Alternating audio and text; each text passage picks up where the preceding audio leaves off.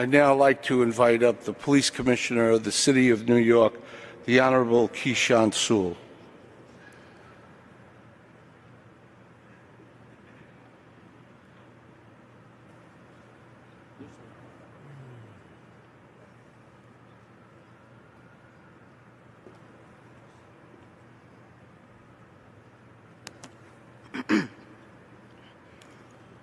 Your Eminence, Cardinal Dolan, and members of the clergy, Mayor Adams, Dominique, Danielle, Anna, Jeffrey, Jason's extended family and friends, members of the 3-2 Precinct and Jason's Police Academy Company 2062, residents of Harlem, Washington Heights, Inwood, all of our communities, and everyone touched so deeply by Jason's life as well as his passing. En nombre del Departamento de Policía en Nueva York, que él amó y por él que dio su vida, les expreso mis más profundas condolencias. This has always been a city of lights, and police officer Jason Rivera was one of its brightest.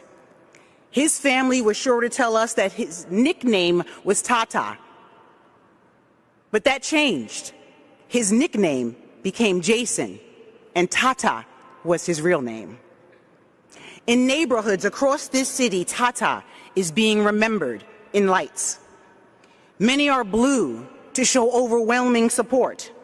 Thousands are candles held at vigils, placed outside of his precinct, his home, and in the place where he and police officer Wilbert Mora answered their final call for service. To do a job that everyone knew was all he ever wanted to do. His father, Danielle, said that it was far too many times that when he was a police officer, he worked late. And every night, his mother, Anna, would stand and look out her front living room window, worrying and watching as Jason found a parking space. She'd then stay in the window and turn on her cell phone flashlight to wave at him in the window, until Jason would turn his on and wave back. She was there every time. Her light would lead him home. By all accounts, Jason was wise beyond his years. His level of maturity at such a young age was noted repeatedly by his colleagues, who remember how much they learned by simply being around him, working side by side. He cherished the company of his colleagues, his brothers and sisters in blue. But wisdom is a process. According to his brother Jeffrey, when Jason was a child, he played multiple sports, and he wholeheartedly loved the New York Mets because he didn't know any better. He said when Jason began to grow up and realize that he wanted to be successful, he became a Yankees fan. The son of an immigrant, he acutely observed a need in his community. He knew that decisions and changes are made by those who show up, so he suited up. With an unrelenting instinct to help others, Jason did everything he had to do to join the New York City Police Department. It was a star to catch, a goal to score. It was the same with his wife, Dominique. He adored her since they were children.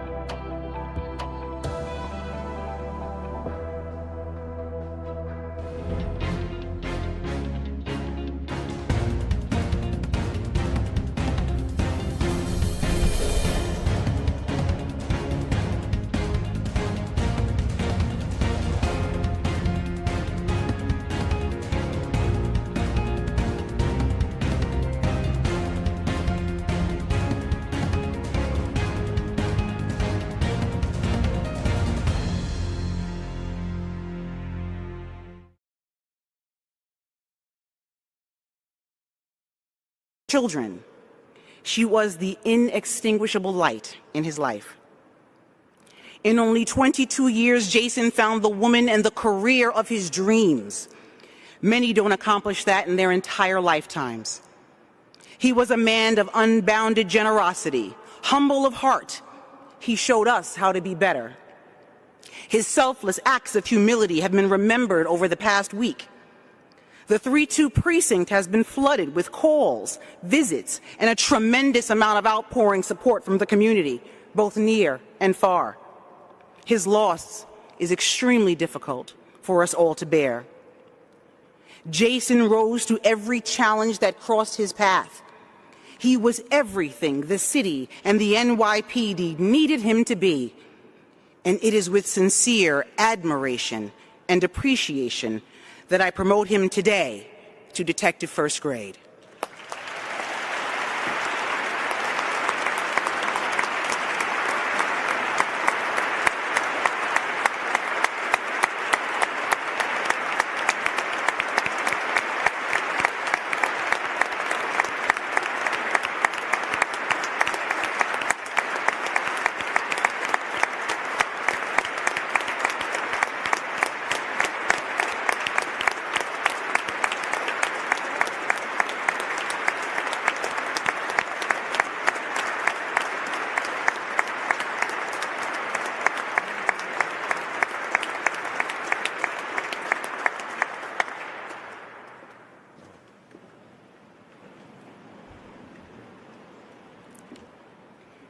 We may not match the sacrifice made by Jason, but we can try to match his incredible sense of service.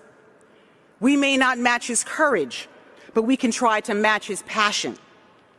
As a city and as a police department, we owe all these things to Jason, Rivera, and Wilbert Mora. We owe it to their families for their sacrifice. The horror that took their lives is an affront to every decent, caring human being in this city and beyond. Their assassinations, the dousing of Jason's 1,000-watt smile that lifted the spirits of those fortunate enough to know him, shocks sensibilities and leads others to despair. The criminals in this city who would victimize and instill fear in innocent people, who would seek to harm any police officer and rip away 2 promising protectors, sons, brothers, and a husband from their families and friends. Those who seek to dim the beacons of hope across these 5 boroughs, look outside. Hear our voices. See the presence in this cathedral. The NYPD will never give up this city. We will always prevail.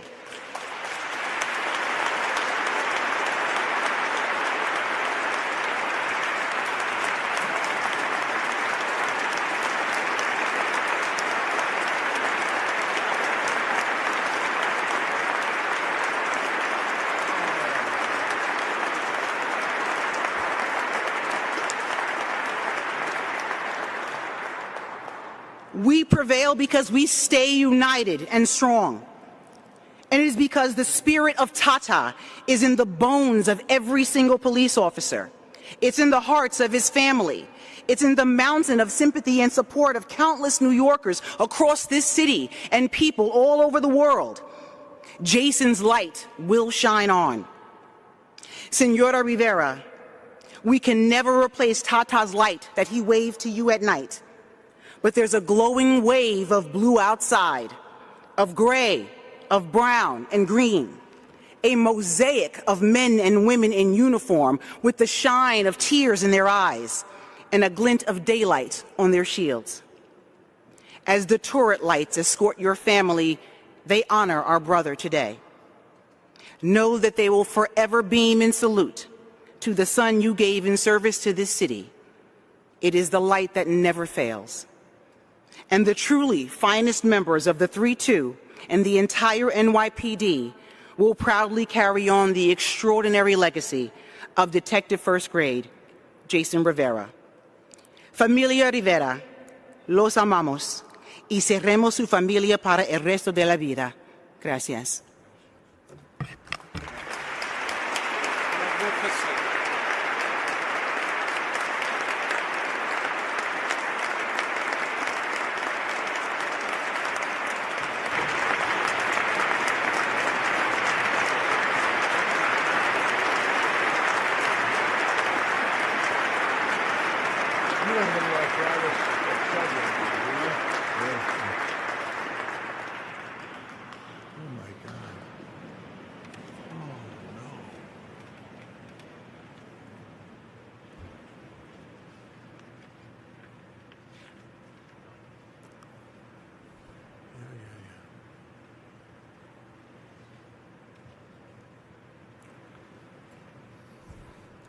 I'd like now to invite Inspector Amir Yakatali to please come forward.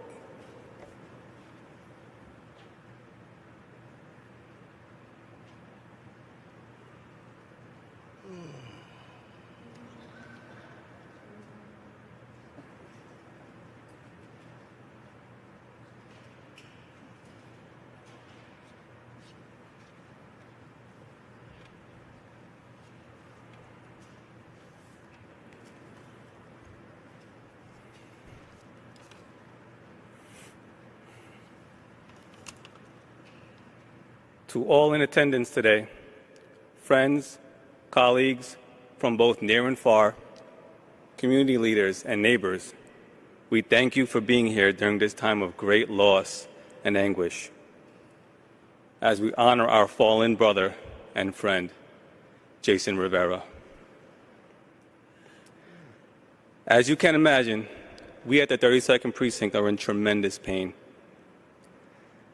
Many people don't realize and can't comprehend just how strong the bonds are between those in our profession. There's something different when it comes to cops. We don't always talk about it. We may not often express it day to day, but it's there. These connections and relationships, they run deep. They go down to the core. We do things for each other because we're family. As much or more so than those related by blood. It is for this reason, and so many others, that losses like this one has brought us here today. It's something we struggle immensely to cope with. Those who come on this job, we don't do it for money or prestige, but out of a pledge we've made, our sworn duty. Our goal, when we accept the great responsibility of both the badge and the gun, is to assist those we serve in the best way possible. To do so every day and with every interaction. We realize and accept the fact that we're not guaranteed to be 100% safe on every job, as we can't control every situation. But we do what we can and take on the countless risks in any given encounter. Risks that most people will not see or know or need to experience during their lifetimes. If we were to allow that fear to control us, we would never leave the station house. We would never fulfill our oath to serve and protect. And so each day, in our promise to fulfill this oath, while acknowledging the dangers of this job, we tell each other to stay safe, get through the tour, go home to your family. Then we walk out that door and into the unknown. This is precisely what Jason Rivera did. Every day he donned a uniform and went out to patrol in Harlem. This is what Jason did on that dreadful day he was taken from us. He went out into the unknown. On that day, 2 of our best were taken from us. And the third, Schmidt, while fighting for his brothers, was forced to make a life or death decision, a decision that no one wants to make. They walked down the hallway with the goal of mediation. They walked down that hallway into an unknown that stole Jason's smile and robbed him of a promising future. The 3-2 then ran into that building, also into the unknown, never expecting to find their brothers fallen. Yet they sprang into action, not skipping a beat, doing everything they could to save our heroes. I'm so proud of you all. And I'm so sorry.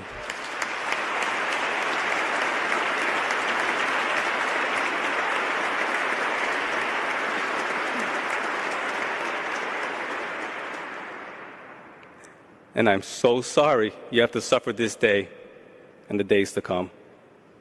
But I'm even prouder when you tell me, after all you've been through, that you can't wait to get back out there. and show Jason that his bravery will be honored.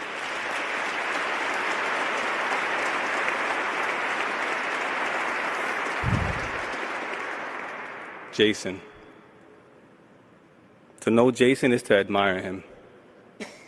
To know Jason is to respect him. To know Jason is to love him.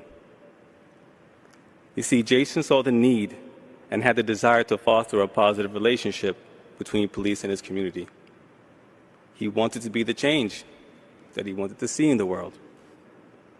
And so, back in November of 2020, he began his career in the middle of both the COVID pandemic and continued civil unrest in the city.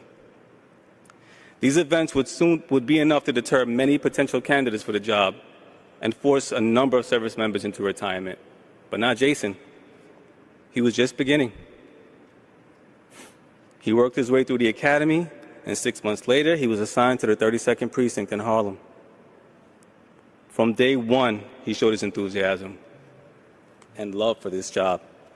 So eager was he to start that first day that he double parked right in front of the precinct on 135th Street. First day. Brought traffic to a complete standstill, leaving the desk sergeant desperately trying to figure out whose car it was. Traffic jam was causing everything.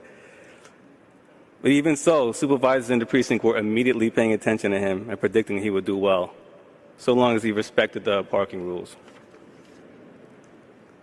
Although he lived about 10 to 15 minutes away, Jason will come to work early every day, a reflection of the sentiment his brother Jeffrey expressed to me regarding how much Jason loved his job and the command. Jason's wife Dominique expressed a little different perspective, though, informing me that Jason used to run to work because he was afraid of the assistant ICO would be at roll call, and he didn't want to get a CD for being late. When actually told one day that he might be getting a CD regarding a minor situation, Jason approached the desk, sported his biggest smile, and asked, "Hey Lou, am I getting a CD?" Needless to say, he didn't get one. Since that first day, Jason will get excited about all the other firsts on the job. Getting his first parking permit, his first police-issued Metro card, his first arrest. Each new assignment brought excitement and anticipation, well, except station house security, which I later found out was his least favorite assignment. That simply was because Jason wanted to be out there, really doing the job and interacting with the public. He would volunteer for any assignment and step up and take the dirtiest jobs and most difficult tasks given, just for the chance to learn and serve. He took his job in earnest as he took his life in general, and he knew what he wanted and strived to get it. Jason's fellow officers describe him as funny, with an infectious personality and smile. But on the street, he was focused and showed a maturity beyond his 22 years. Jason had that focus in every facet of his life, whether it was trying to guide his fellow classmates through motivational speeches in school, marrying his childhood sweetheart, or buying a home where he intended to raise his family. He was proud of his Dominican heritage, of his city. He was a sports enthusiast, a man of faith. He was what we all want in a cop, and he was all we could ask for. As a son, brother, and husband, he was even more. To Anna, Danielle, Jeffrey,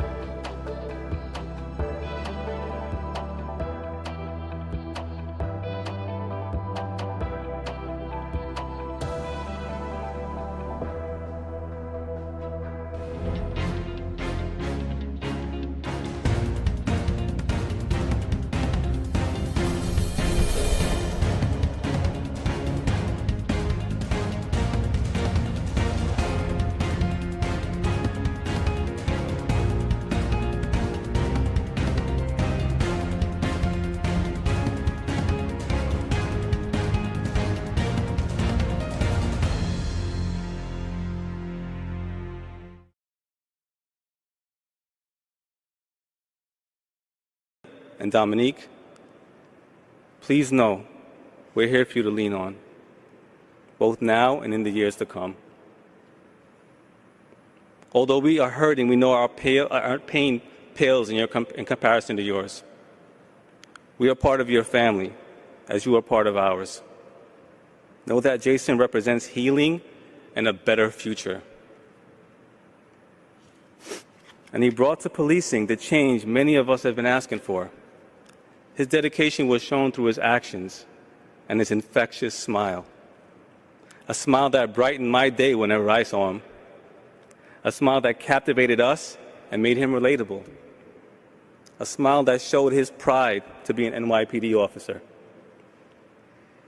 And so I say to our brothers and sisters in the NYPD, as we put on our uniforms and prepare to venture beyond those station house steps to the unknown, I ask that you look in the mirror first and reflect on Jason's vision. As you go through the trials of the day, keep Jason's memory and vision alive through your actions. Even if it's just a smile. Smile as often as you can, so Anna, Danielle, Jeffrey, and Dominique can see the impact he's had on us all. We will keep his memory alive and ensure his sacrifice and that of his partner Wilbert will never be forgotten. Rest in eternal peace, Jason. Your watch has ended. Your duty fulfilled. Our good and faithful servant. Thank you.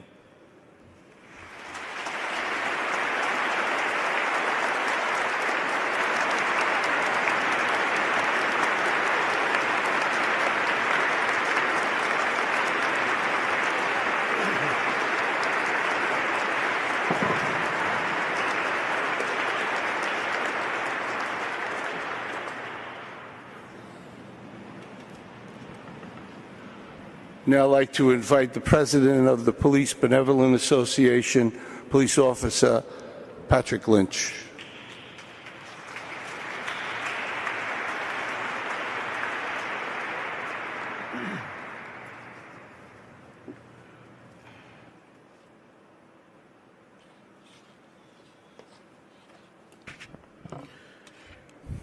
You know, as we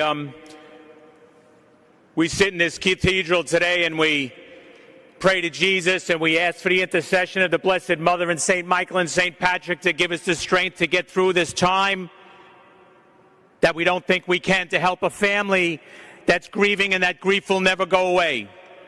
And as we sit in these pews and we think, we're going to think about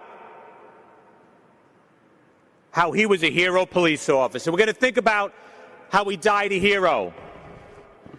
We're going to think about how he went to that call and he gave his life. We're going to think about how he gave his life for others. We're going to think about how he tried to speak to someone that didn't want to be spoken to, but he tried anyway.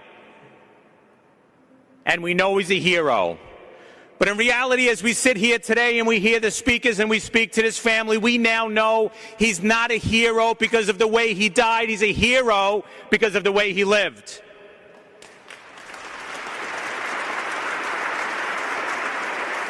He's a hero not because he had a shield in his pocket, but he had a shield in his soul.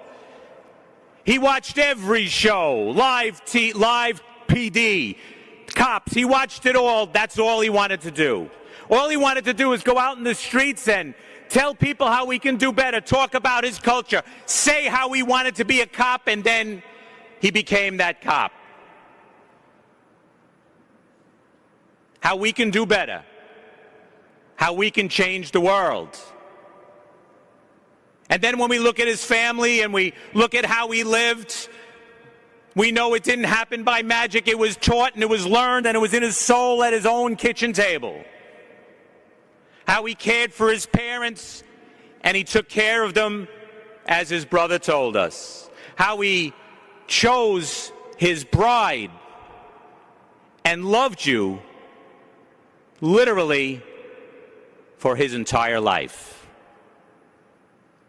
So yes, he's a hero for the way he died, but more importantly, he's a hero. He's a hero for the way he died, but he's a hero for the way he lived. each and every day. So now it's our turn to help him and continue to change the world. And I'm a work in progress, Cardinal. And at times I doubt. But now I have the faith. If he can think he can change the world, well, then we're going to change the world with him and for him.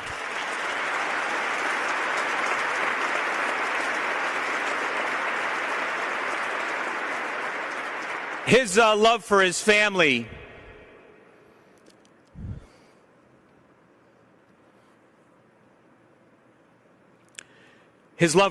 was so strong. I was so honored to be welcomed into your home.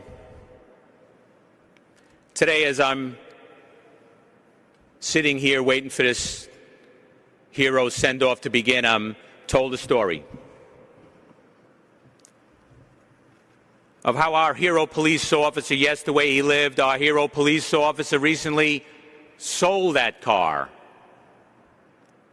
He started taking the bus to work, and he sold that car because he wanted to live the American dream. He wanted to save every penny he can to make your home better, to buy that next home. That's a hero. Yes, a hero for the way he lived. So I want to thank you for sharing him with us. And I believe that we can change the world. And I believe that every police officer here will do it. And remember the smile that's here. Yes, the way he loved you. Yes, the way he loved his wife, his family, his parents, loved you and loved the three too. This is going to be difficult. And it's going to get much worse before it gets better. In my parish on Sunday, there's a hymn that we sing, and it says, "I go before you always, come follow me." And I believe that. I believe Jesus goes before us. But I believe I can speak for the thousands upon thousands of New York City police officers from around the country, people that have come here to show love, to show respect, to show honor. I think I can speak for those police officers who stand patch to patch. Yes, Jesus goes before you, but we're all right behind you.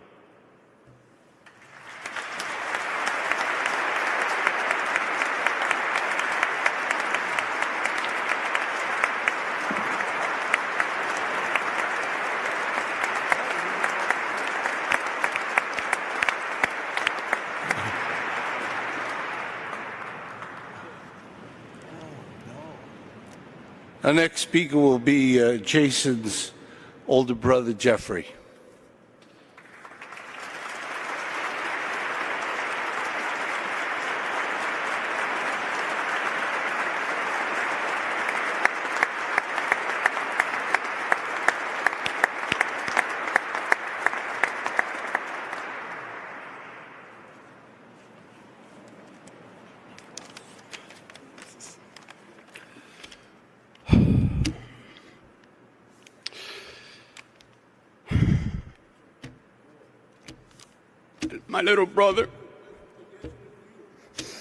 My little brother, police officer Jason Rivera.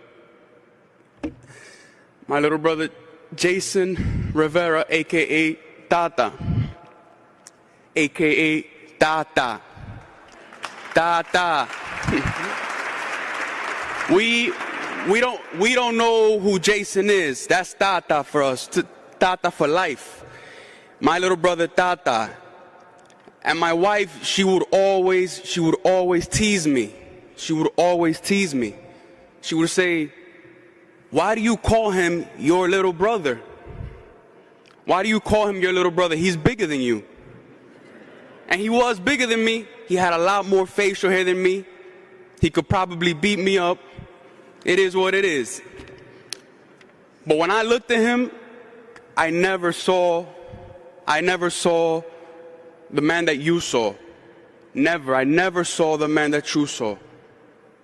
I saw my baby. I saw my baby brother. I saw 10-year-old Tata. That's who I saw. I didn't see police officer Jason Rivera. That was my baby. My baby. everyone likes to say, everyone keeps telling me over and over and over again, oh, you had such a big influence on your brother. Everything that he did, everything. He would come to me, he would ask me for his opinion on all of his decisions, everything. And that was true. That was true. Everything that he did, he always wanted my opinion on it. But, no matter how much I begged my brother, no matter how much I begged him to not become a police officer, I had no influence on that. No influence. No influence. There was nothing that I could say, that my mother could say, to take that burning desire that he had inside of him to become a police officer, to wear that uniform and get that badge. Nothing. My brother's first love was policing. That was his first love. As a kid, as a baby, as a kid growing up, if you had something that you had to watch on TV and Cops was on, Live PD or Chicago PD, good luck. Forget about it. Forget about it. If you had something you had to watch and those shows were on, forget about it. And he would lay on his couch listening to the Citizens app, listening to the radio transmission. I'm like, yo, what are you doing, bro? He would just lay there, just listening to the radio transmissions. He would wake up in the middle of the night, policing. I'm not exaggerating.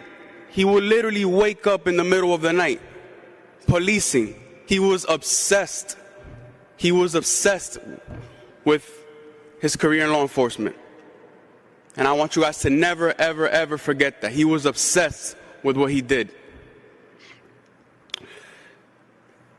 I remember maybe like in the second or third grade, maybe fourth, he had a big crush on Dominic.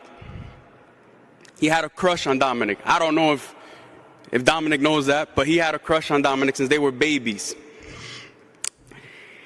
And maybe around the age of 12 or 13, he expressed that deep, serious adult love to her. He was so sure he knew everything about love. My man was ready. My man was a player. He had game. Little brother had game. But that was my brother. You know, he was so ahead of his time. So ahead of his time. He knew there was only two things he knew for certain. Since he was a baby, he knew what he wanted to do for the rest of his life, and he knew who he wanted to be with for the rest of his life. Those are the only two things he knew.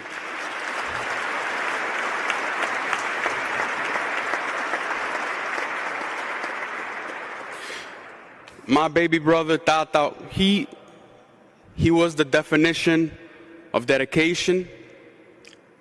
He was the definition of hard work. My brother loved working. He loved working. Tata, I'm gonna snitch on you real quick.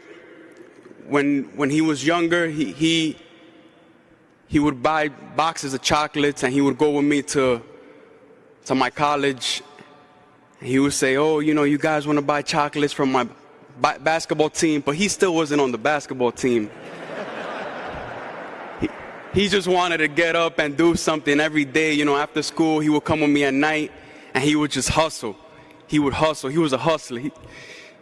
He was driven, you know.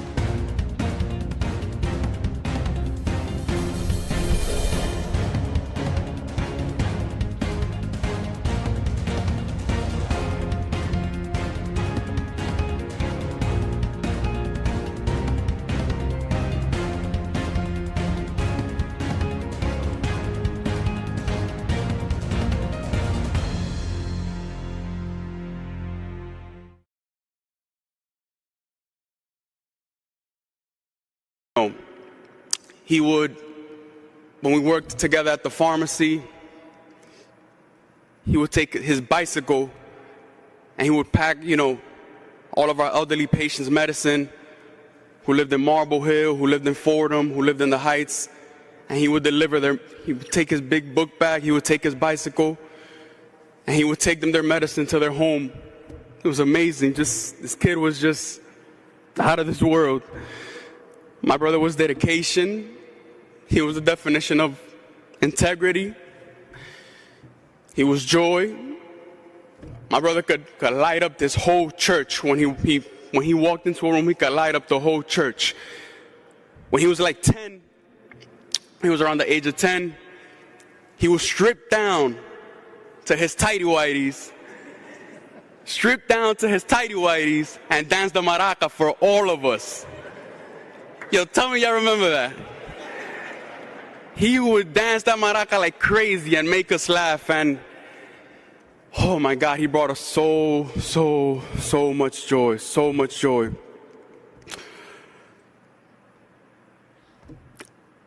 Everyone keeps telling me that I'm strong.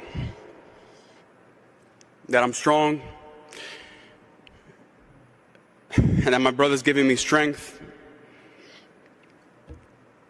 But that ain't it.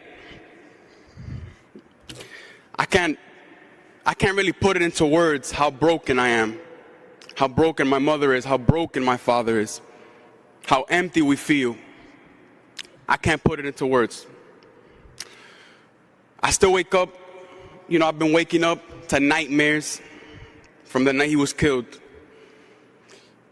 I can't put it into words how shattered my family is. But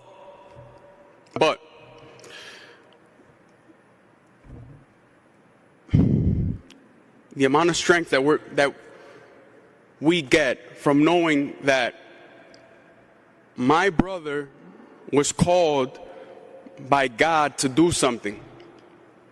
God put something in my brother's heart.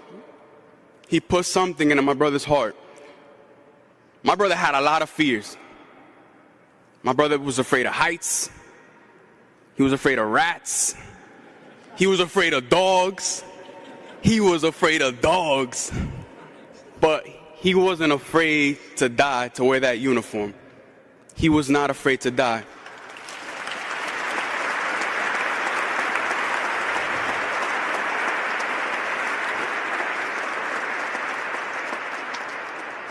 No matter how broken we are, how empty we feel, we get strength from knowing that my brother had that God put a burning desire in my brother's heart, and he called them to do something.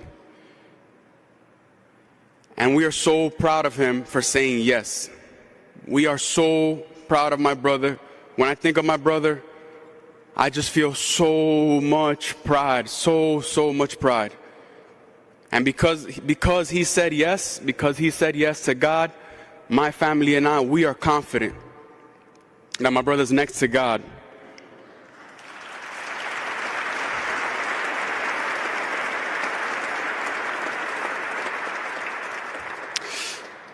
We're confident that my brother's next to God, protecting us, protecting his NYPD family. Tata, we're proud of you. We are proud of you. We are proud of you. We are proud of you. We are proud of you. We love you. Please always protect us. Your big brother's very, very proud of you. Mommy's proud of you. Papi's proud of you. Dominic is proud of you. We love you. Thank you so much. I love you forever, bro. Thank you. Please protect us always.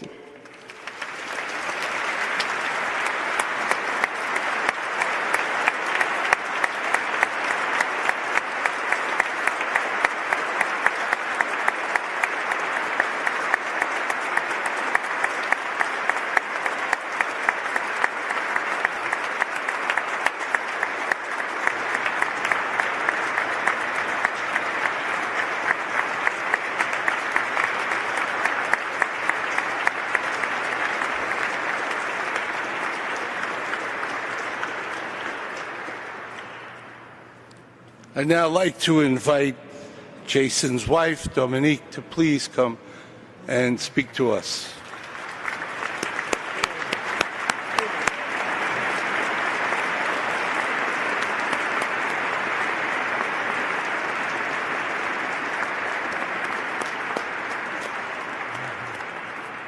Okay?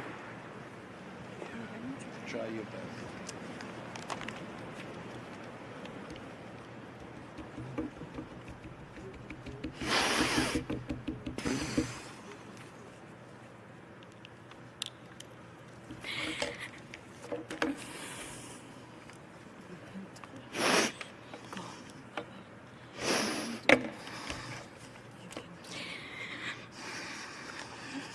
I would say good morning to you all, but in fact, it's the worst morning ever.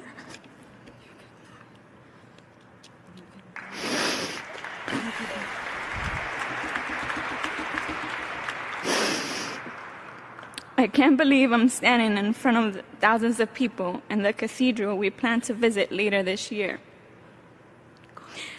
All of this seems so unreal, like I'm having one of those nightmares that you never thought you'd had.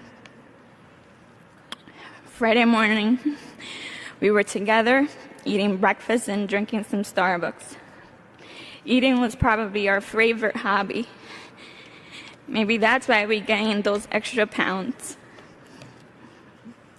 Friday morning began just like every other morning before work. You were always my big spoon, watching Netflix, YouTube law enforcement shorts, read me your emails, and wait for your mom to come home. You packed your book bag because we had to leave before 2, and really, before 2 sharp, because of your ICO sergeant.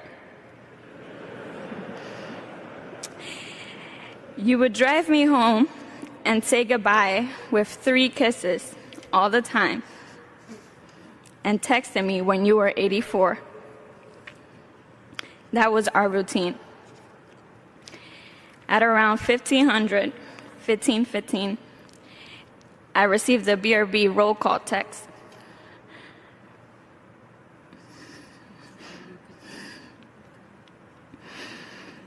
And throughout our day, you told me about your jobs till it was EOT. This Friday was different. We had an argument. You know, it's hard being a cop wife sometimes. It's hard being patient when plans were canceled, or we would go days without seeing each other, or when you had to write a report that would take forever because you had to voucher so many things. So you did OT.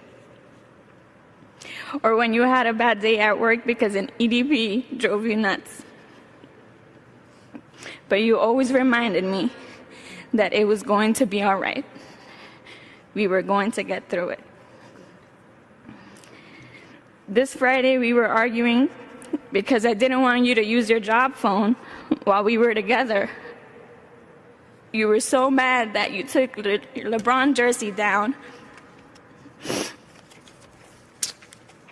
gave me your chain, and put the lotions I gave you for your ashy hands in the bag and said, "Here, take them." We left your apartment, and because I didn't want to continue to argue, I ordered an Uber. You asked me if you are sure that you don't want me to take you home, it might be the last ride I give you.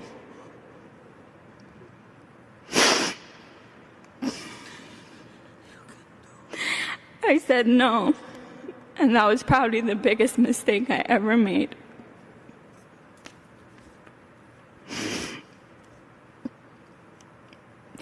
Later that day, I received the call I wish none of you that are sitting here with me will ever receive. I had gotten a notification from the Citizen app, which was my central, and I saw that 2 police officers were shot in Harlem.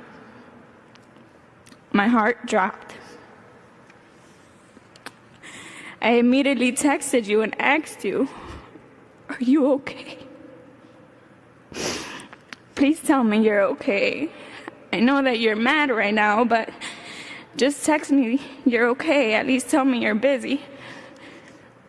I get no response.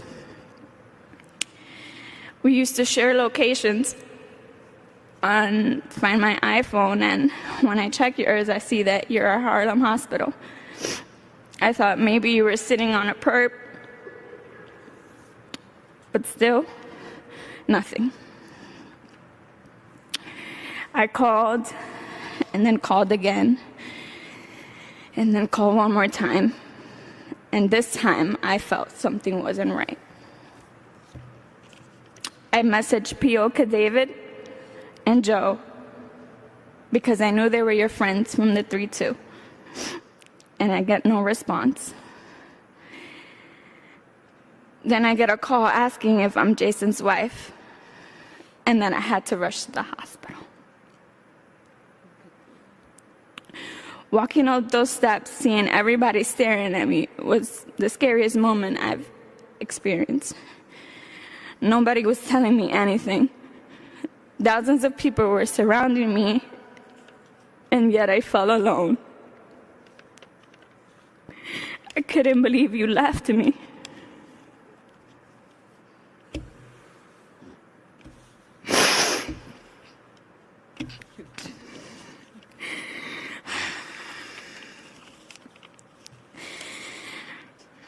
Seeing you in a hospital bed, wrapped up in sheets, not hearing you when I was talking to you, broke me.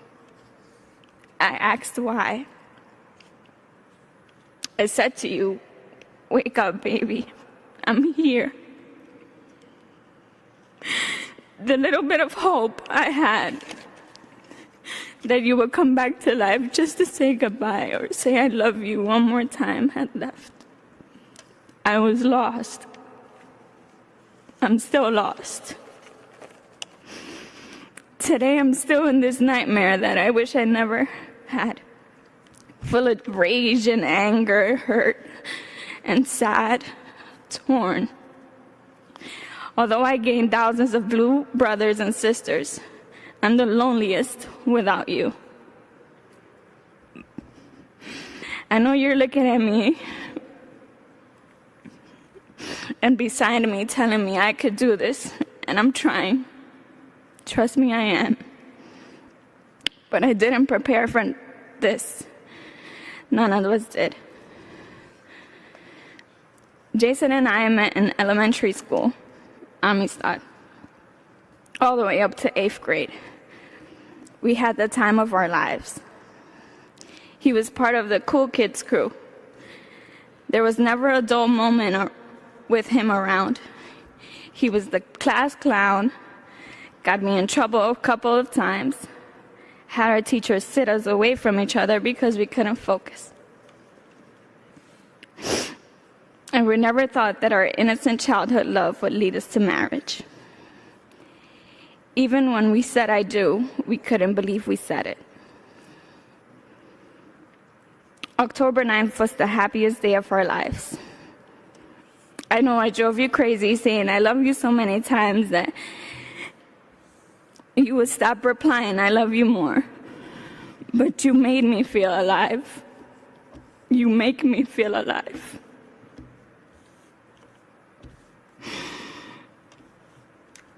And Jason is so happy right now that all of you are here. Through pain and sorrow, this is exactly how he would have wanted to be remembered. Like a true hero. Or like I used to call him, Big P.O. Rivera. You have the whole nation on gridlock. And although you won't be here anymore, I want you to live through me.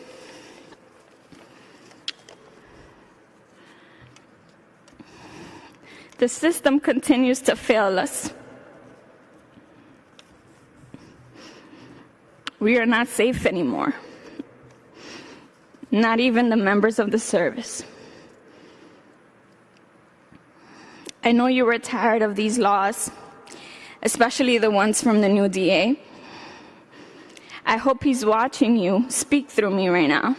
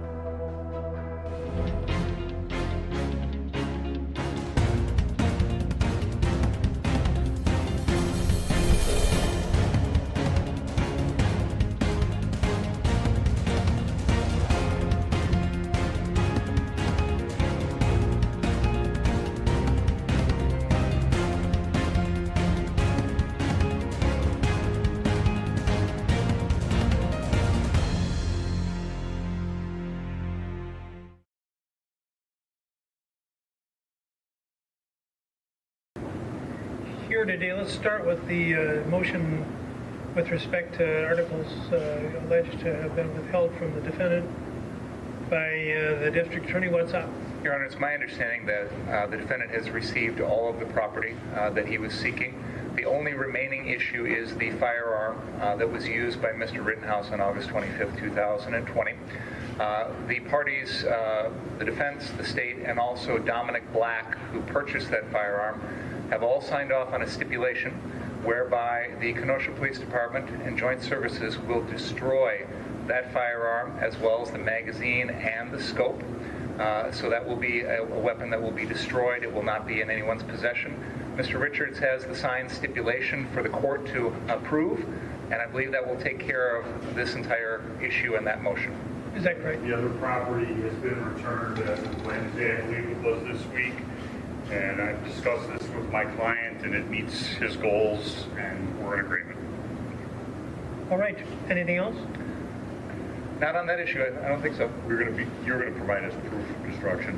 Yes, the destruction will be recorded, and we'll provide that to the defense at that time. My understanding is that Joint Services delivers they gather a number of firearms at a time. They're delivered to the State Crime Lab. The State Crime Lab has the machinery to destroy them. That'll happen probably towards the end of April. And then when that's done, it'll be recorded, and we'll provide that to the defense for them as well. Okay. Yes. All right. Anything else with the state? I don't think there's anything else that I have to be here for, Your Honor, so I'd like to be excused if that's okay. Your wish is my command. Thank you very much. Thank you. All right. Now we have the issue respecting the bond, which had been posted on behalf of the defendant, and apparently it looks like there's a stipulation which has been reached between the Rittenhouses and the Fight Back Foundation. And there's one other claim that's lingering here, and that is... It's the claim on the Patent and Trademark Hedge Fund on behalf of Carish Capital, who was a loaner of some of the money, as well as holds a security interest in all the assets of John Pierce. Mr. Richards. Has this attorney, because it's signed by Mr. King, filed with the court paperwork moving Mr. Resnick in Pro Hoc Vice? She's appearing here. Mr. Resnick's not submitted any paper to me to appear. And Mr. Resnick is the individual who filed the paperwork. And if he's not admitted Pro Hoc Vice, I would ask that the paperwork be stricken and that the stipulation between the parties go forward, not even addressing the questionable merits, to say the least, of the claim. The documents that have been filed with the complaint predate the events in Rittenhouse. They're signed on February 25th and 26th of 2020. The shooting, which is the subject of all these events, happened, as the court's well aware, August 25th of 2020. They talk about being out approximately $3.5 million with costs from an arrangement between the funding and Mr. Pierce to fund Carter Page and some other individuals' lawsuits. Nothing to do with this.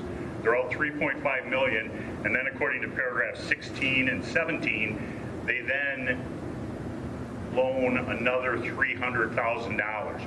There are no documents whatsoever reflecting that. In our pleadings and in Fight Back's pleadings, it shows that all of the monies came from Fight Back to Mr. Pierce's trust account. He has said he has no interest in any of the monies. It was not his money.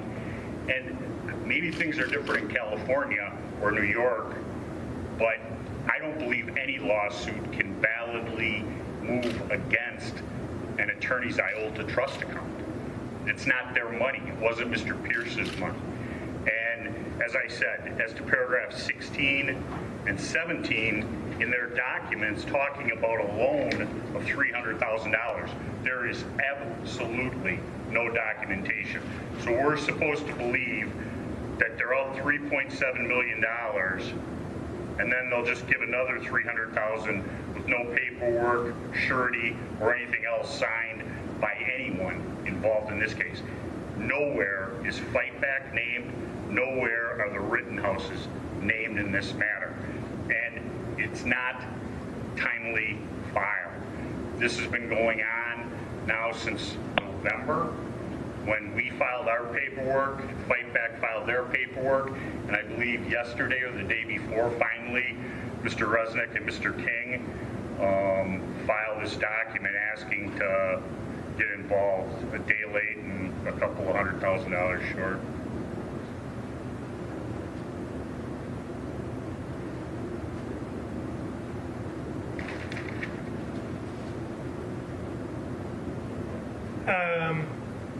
Mr., did you have a comment? Just at the top of what Attorney Richards indicated, that those posted by Mr. Pierce, that money came from the Fight Back Foundation, which was transferred to Mr. Pierce's trust account. Other than that, I concur with Attorney Richards, and I do ask the court to approve the stipulation. Did you want to respond? Yes, Your Honor. I don't have the receipt that the remittance receipt that Attorney Pierce has in his possession or has provided to the federal court in Texas for the interpleader case.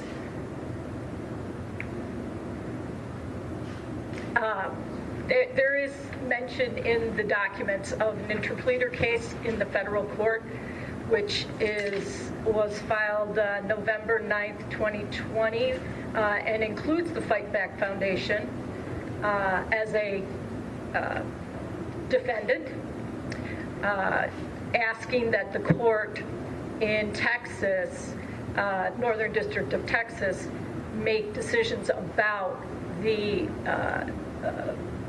this money. Your Honor, that matter was filed, a copy of that, I believe it was by my office, with this court. Also, Mr.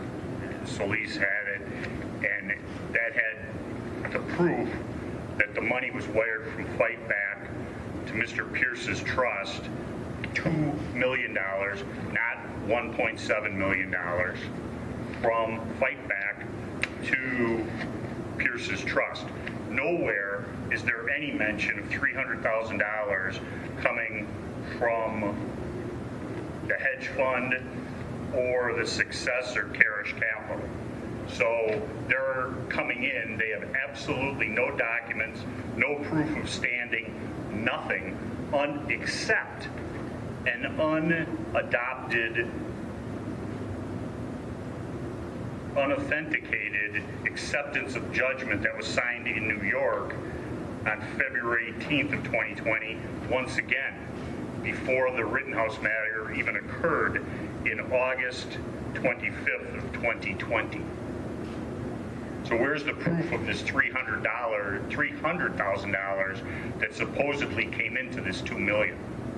Well, I can tell you that the clerk here, Mrs. Lima, who runs this operation, has spent a lot of time on the phone and internet, phone and internet, with California. And they've been asking her a lot of questions that are, some of which she's had to decline to answer because she's not permitted to. But she has told them that she can't accept filings. First they tried to file things by email, which they can't do.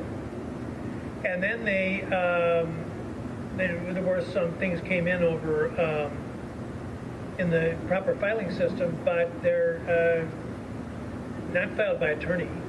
It is the claimant here is, it says it's a, well, I'm not entirely clear. It says it's an LLC. In the state of Wisconsin, a corporation must appear by an attorney. So there was no attorney filing these papers. Then in addition,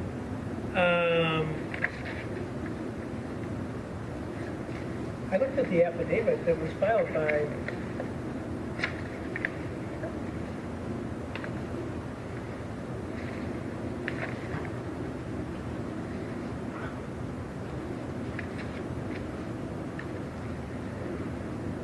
Mariel Johnson.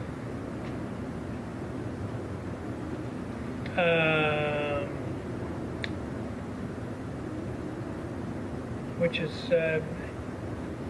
well, I don't know what's going on here. Some of it appears to be out of sequence. Look at page 12, line 23. I don't know what that is. But, and there's misspellings and the like, so it looks kind of haphazard. But the critical thing that struck me was page 5.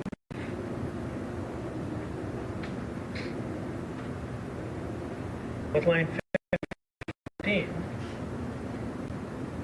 After the events that arose in Kenosha, Wisconsin in November 2020, which is also inaccurate, gave rise to the arrest of Kyle Johnson, determined in her capacity as CRO of Pierce and PB that investing in Kyle's bail fund would be a good investment for the trust because she and the trust believed Kyle would in fact eventually be acquitted. That's quite a leap of faith. In any criminal prosecution, whether it's the Rittenhouse case, where there certainly were suggestions before the trial that it was going to end up as an acquittal, but that would be quite a leap of faith, and to put $2 million on. And then it says, a good investment. Accordingly, the trust contributed $300,000 of its own funds towards Kyle $2 million bail fund, expecting to receive back its original investment plus interest at the legal rate. Who was going to pay the interest? We weren't. This is bizarre.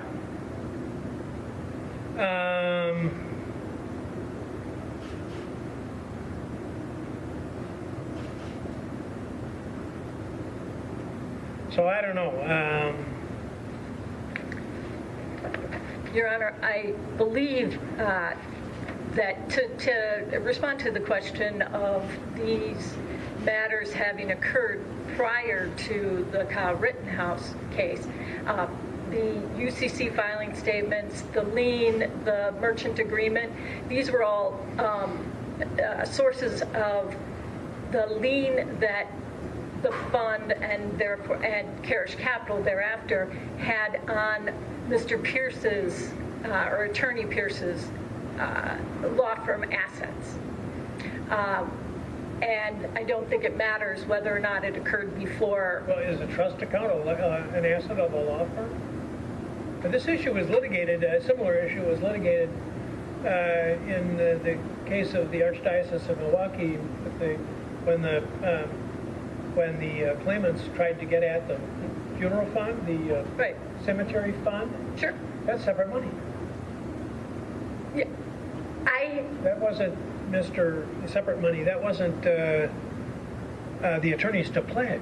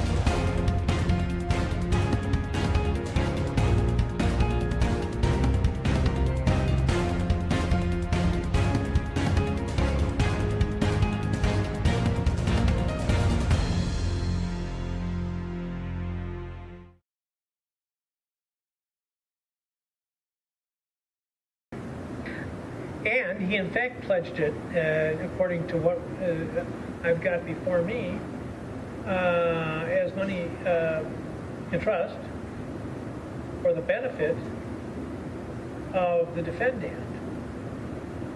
And take a look at 757.34. It's illegal for a lawyer to post bond on behalf of a client. My issue here is that I am not privy to the documents, in particular the remittance receipt, and the statute is clear that the bond or the bail bond would be returned to the person or persons that posted it. The person to whom is entitled to it. Correct. The person who paid the money. And I don't have that receipt to be able to say one way or another that Mr. Pierce posted it personally or on a trust fund. That was filed. It's in the court. Yeah. And if Karish or the other entity wished to get involved in this, they could have joined in the interpleader action, which Mr. Pierce filed in Texas, saying he didn't have any interest in this. The money's posted from Pierce's trust account to Kenosha County. When it's returned, Mr. Pierce has said, it's not mine, I have no interest. It should go to Fight Back, Kyle Rittenhouse. If the money comes back, it does not somehow then turn into non-trust fund money. So they have no interest in it. They don't have the pleadings to support any interest in it. The fact that she doesn't have the paperwork, where's Mr. Resnick? Why isn't he on the phone emailing proof of some debt owed or some promise made which doesn't exist?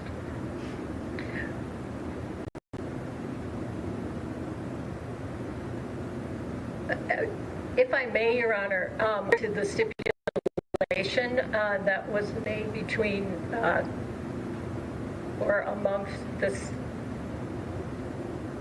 who was the stipulation made between Mr. Richards? You're not a party. I just want Between Fight Back, as has been stated, Kyle Rittenhouse. but not the state. The state has no interest in the bond. Well, I'm not here to.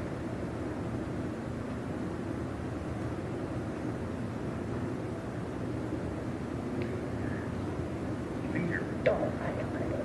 The court. They're telling us.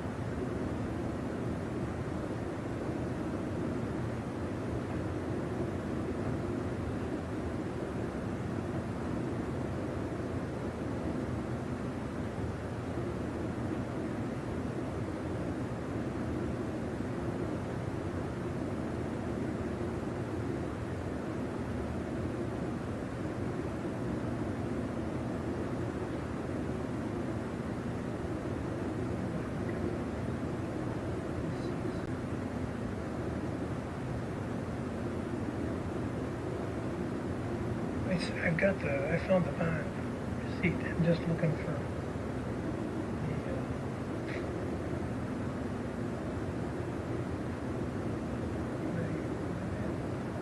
in the system.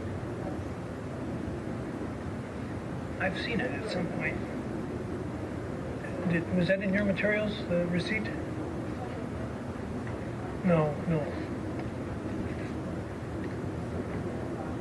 The $2 million, yeah. But is there an actual photo of it? Or an image? I swear to Pete I saw one.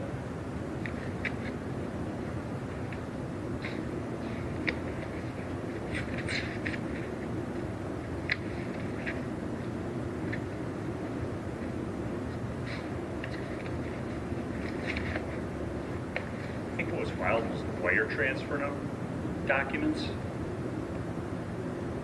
Your Honor, the remittance receipt is available and was filed in the Northern District of Texas. And we filed a copy of the interpleader action with our documents, which is the Northern District of Texas.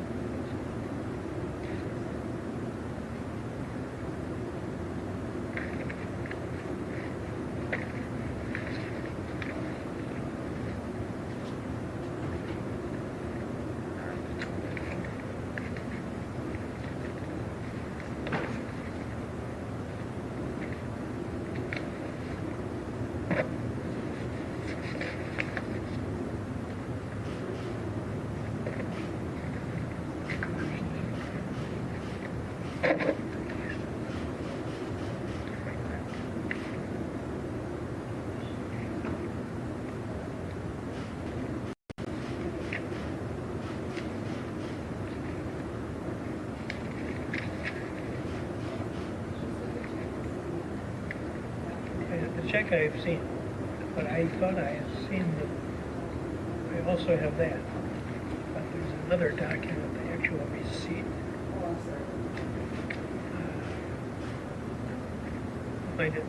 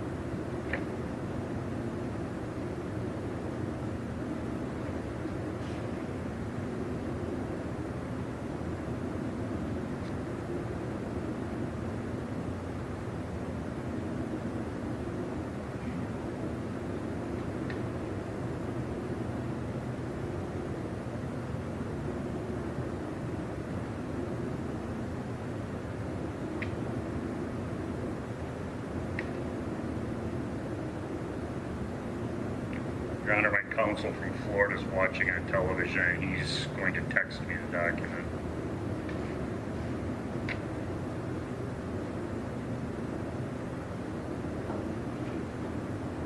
My associate says that the wire transfer receipt is e-file document 441. I think 441. I don't think that's the one I'm talking about there. I don't know. I can't locate it now, but I've been looking through this over the last few days, and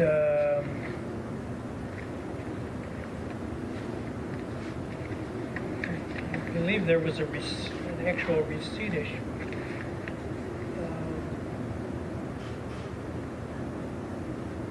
With the signature of, maybe I'm wrong about that, with the signature of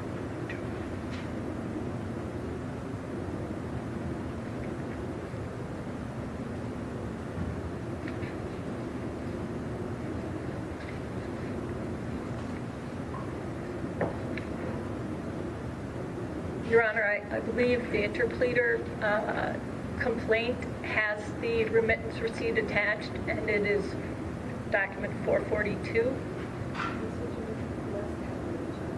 No, that's not what I'm looking for.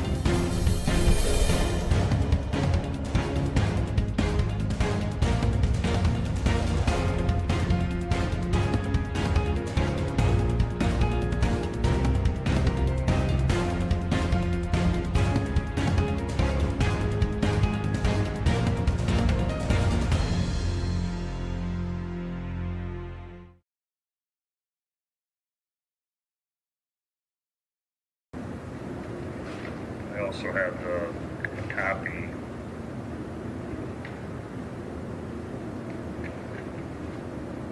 Copy of, John Pierce being given a receipt for $2 million.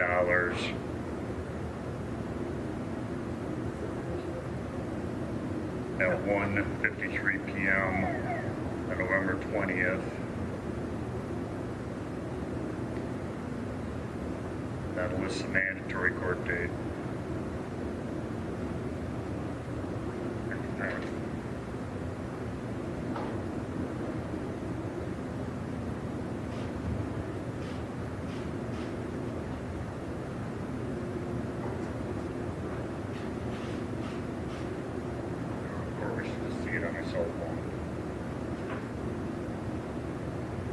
yeah, if you want to show it, and then bring it up. Just don't display in sequence. Title Exhibit A in our document. That's, I think, what I'm looking for. That's Exhibit A on your, on which document? Should be, I believe, in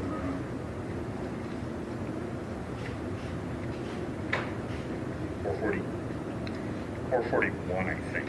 441 or 442.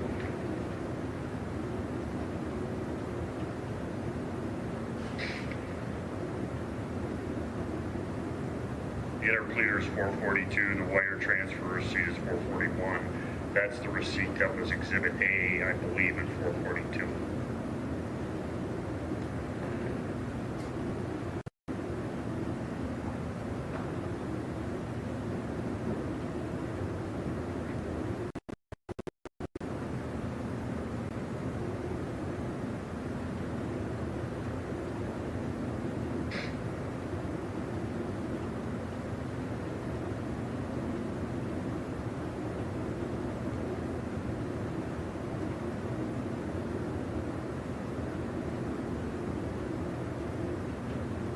What was the date you filed it?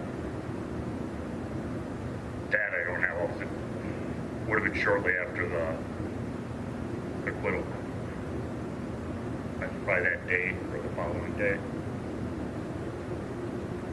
When the motions were filed, I think they were the next day. Double check.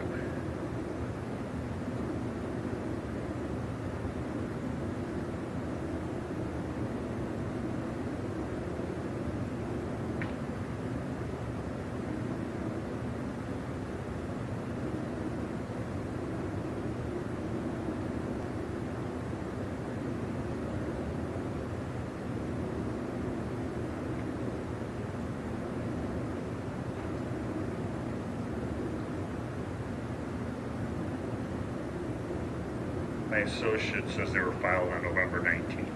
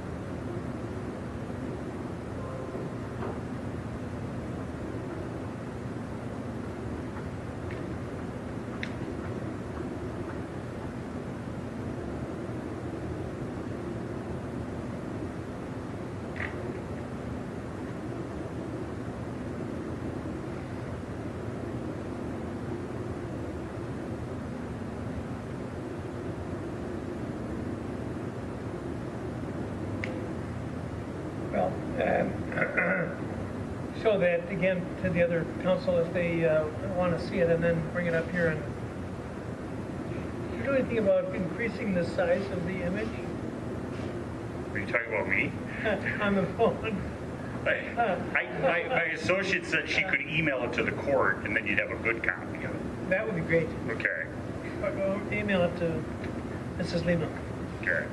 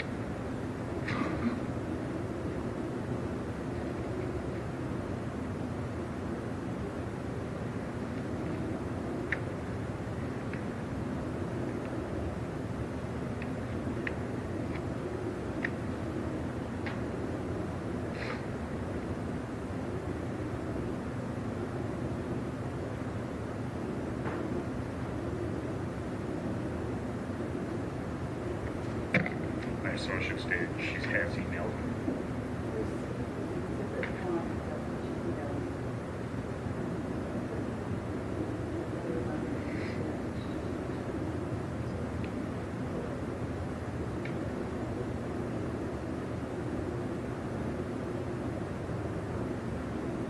I'm just getting her on speakerphone. Yeah, that's not what I'm looking for. Do you have Is there another receipt on there? the one that Shane? What I'm looking for, there is a document which I recollect with the signature of Mr. Pierce, which also... Wire transfer one. You're looking for the one that the court gave to Mr.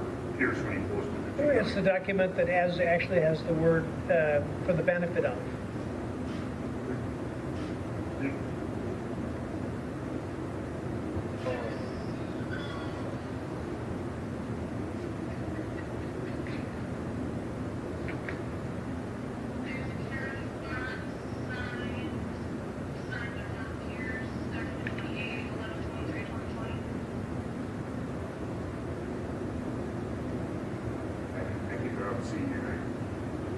I know what document he's talking about. Yeah, at the bottom it says for the benefit of Kyle Rittenhouse's boss. Yeah, that's the paper I'm talking about. Which document is that? Let me grab it.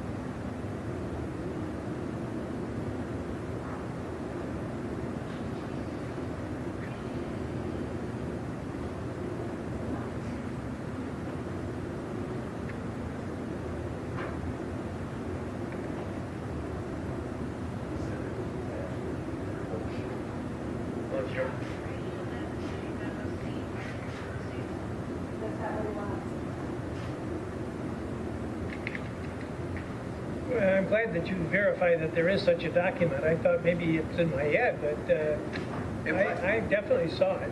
It might have been the...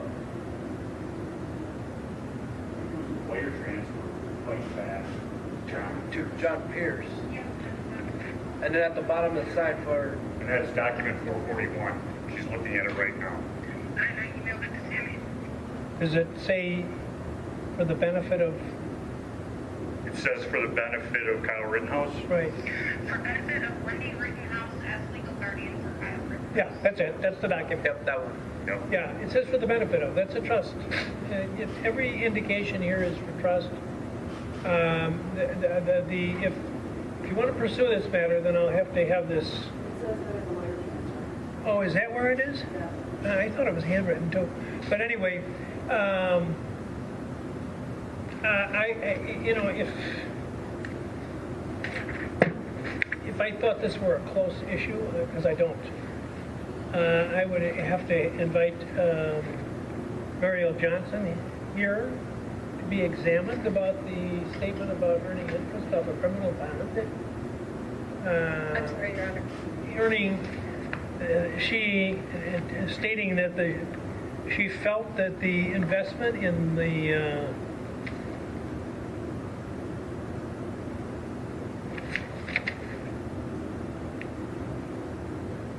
investing in a criminal bond would be a good investment for a hedge fund. I understand they take some risks, but that would be something I would want to hear testimony on. Not only that she felt that it was a good risk, and she was confident of the outcome of a criminal case when there are 7 counts, and of course that the defendant won't flee, which is always an issue in every criminal case, or get arrested for some minor crime, which under Wisconsin law justifies forfeiture of the bond, or and thinking that it's going to draw interest from the court.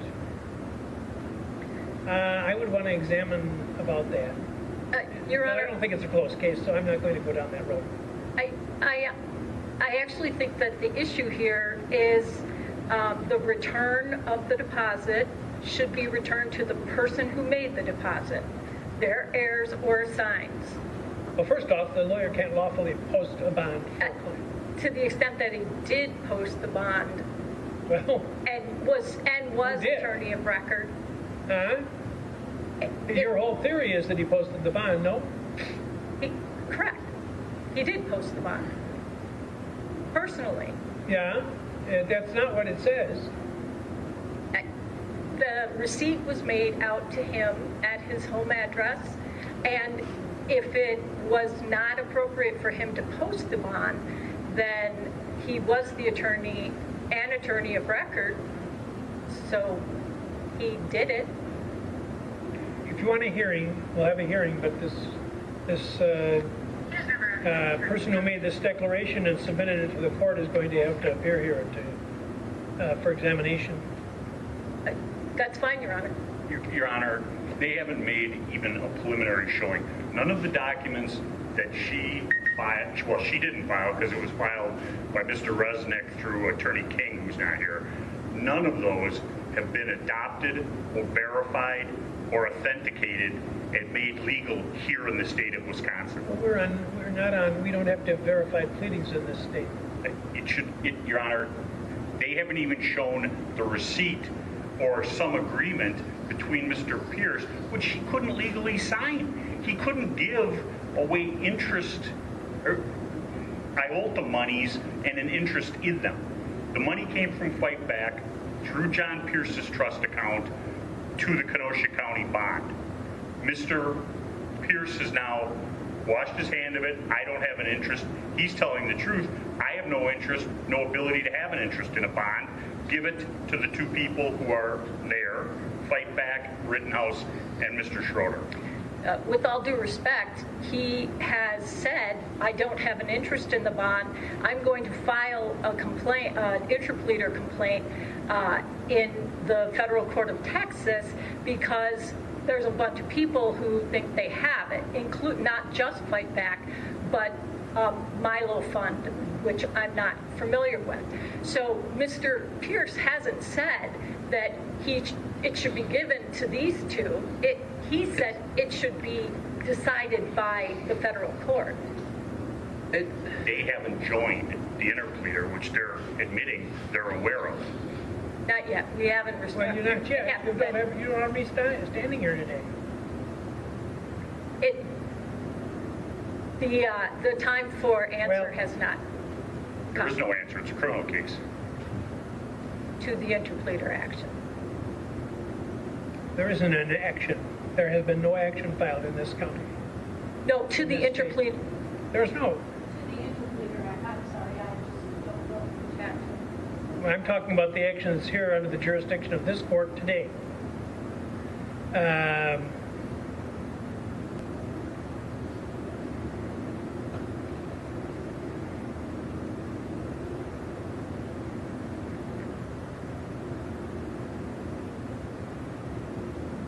There's this document filed, motion of assignee of judgment creditor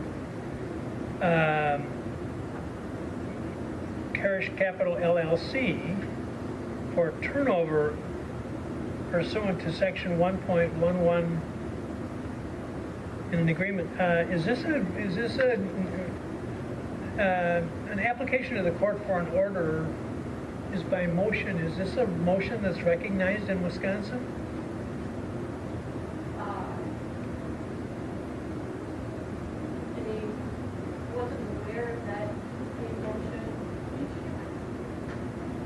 I just don't think a request is being made for this hedge fund to intervene in an action in which it has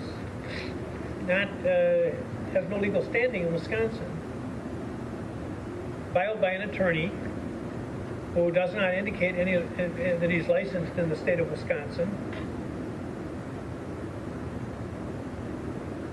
And it doesn't have your signature on it, so it doesn't have any sponsorship by any licensed attorney in this state.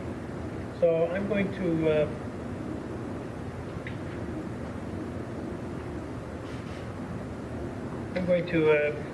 order that the bond be distributed in accordance with the stipulation which has been agreed to by the other parties. Anything else? No. No, thank you.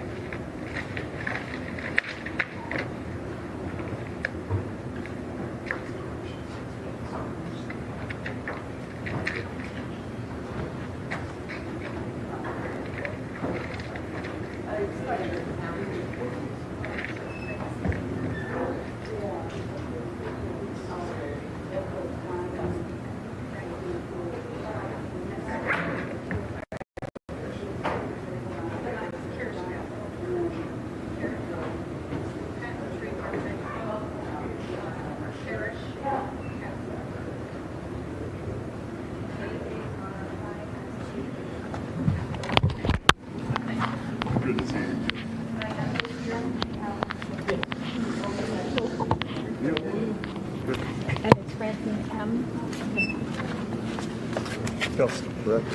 Correct, with an E. Yes.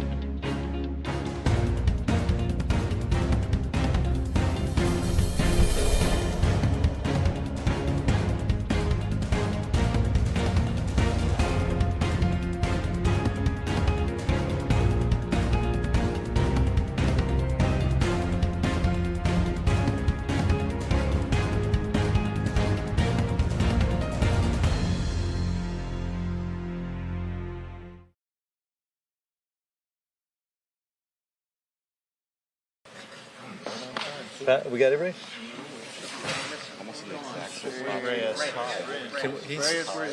There he is. He's finishing up his prepared speech. I did not spill it. You can give my comment. That would be fun. That would totally freak you out, wouldn't it? Yeah, no, I'd be fine. All right, we're gonna do it. What's that? Not what it is. Okay, you want to check your Well, good morning. Thank you all for coming here today. Obviously, this was a trip related to the illegal immigration problem we have in Texas and really across the nation. It's been a struggle for the last year. We had made great progress under the Trump administration. Illegal immigration has increased over 300%, which has meant obviously more drug trade, more human trafficking, more COVID spreading around the country, many negative consequences for border states as it relates to property damage and crime, but also all of that is being exported, which is why you see drug overdoses up 30% in the United States. It's why you see the spread of COVID. It's why you see border agents exposed to COVID, and the death rate among border agents, I was told, was up 275%. A lot of really bad consequences. I wish I could say it was an accident, but this is man-made disaster. This is not like a hurricane. This is something that has been planned. We knew the results would come when the Biden administration decided that the rule of law, that federal law, doesn't apply anymore as it relates to immigration issues. And so my office, along with many of the attorney generals here, have been involved in many lawsuits fighting the Biden administration, trying to get them to enforce federal law.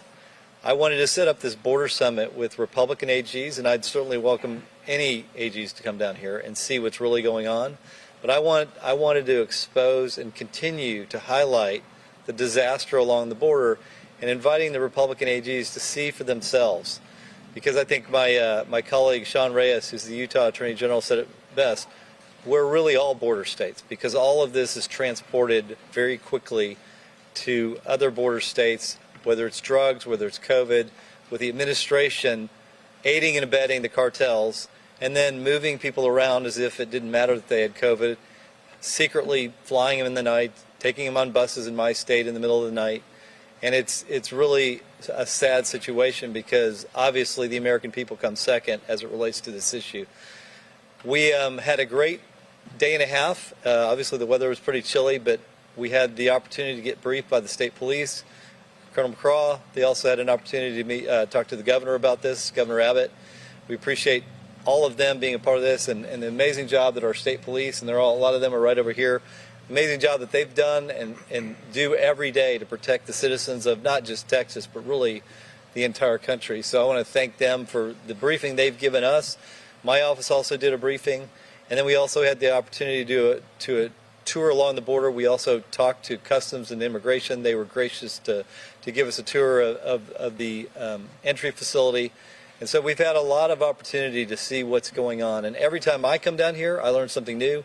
And by the way, we just got off the state police boats going up and down the river, seeing again kind of what's going on along the border and how easy it is and how porous it is, given that we don't have the wall that should be built. At this time, I would like to give my fellow attorney generals an opportunity to say a few words. And so after we do that, we'll open it up to questions related to immigration. So let me start off with Leslie Rutledge from Arkansas. Well, thank you, Ken. What an incredible experience we've had over the last couple of days with our good friend Ken Paxton, who's been a leader on the immigration issue for all of us. We're all the chief legal officers and chief law enforcement officers of our states. From the state of Arkansas, we see the impact of illegal immigration every single day. Whether it's human trafficking, the influx of drugs coming through our state. Earlier this week, we had someone arrested in Tennessee, which is right over the line, in Shelby County, Tennessee, who was carrying $1 million worth of fentanyl. Enough fentanyl to kill 4.5 million people. That's more people than the entire state of Arkansas has.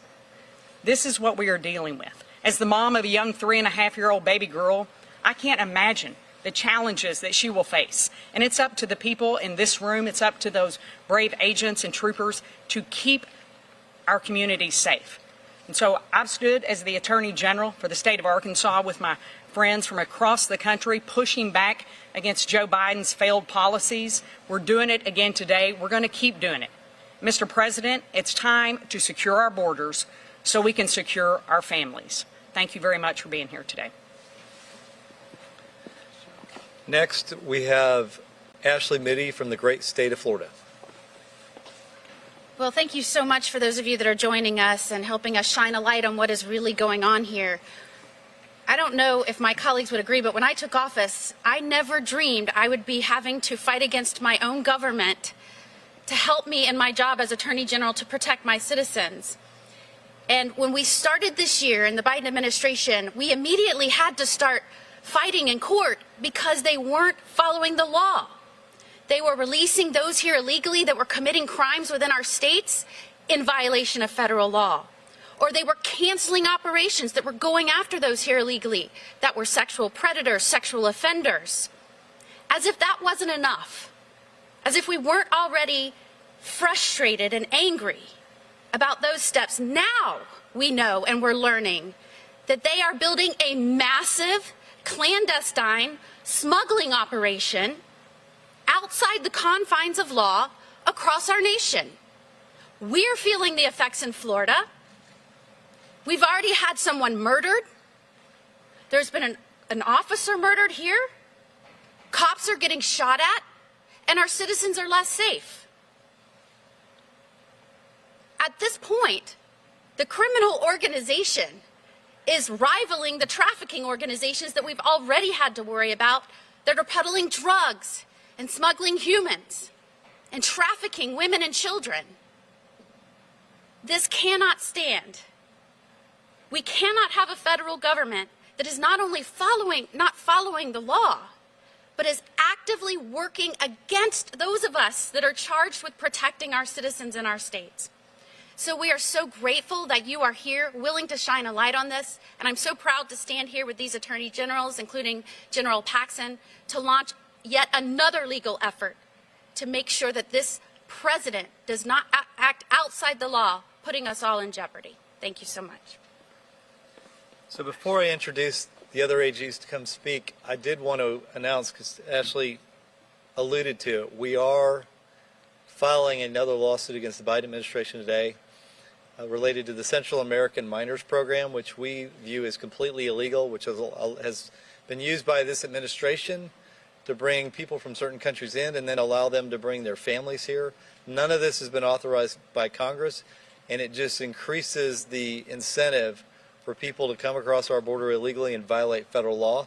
And so we have now filed a lawsuit with many of the states standing here with me today. And so if you have any questions later about that. But at this point, I'd like to have Todd Rokita from the great state of Indiana. Thank you, Ken. Thank you, Ken. Todd, 2Ds, R-O-K-I-T-A, state of Indiana. Still started my second year of my first term as Attorney General. And the first thing I want to say is all credit goes to Ken Paxton. He cares about his state. He wears Texas on his sleeve. And he gives me a lesson every day in how to better serve Hoosier constituents. So I'm grateful that he's invited all of us down here again. This is my second time to the border. The first time, with the help of Texas troopers, I saw illegal immigrants hiding in trains, hiding in new cars coming across the border. I went on to Arizona, and I saw more evidence of gotaways. And then with this trip, I'm pleased to have learned even more about gotaways, but also about the drugs, the human trafficking, the smuggling going on. And it is true, this is not a border problem.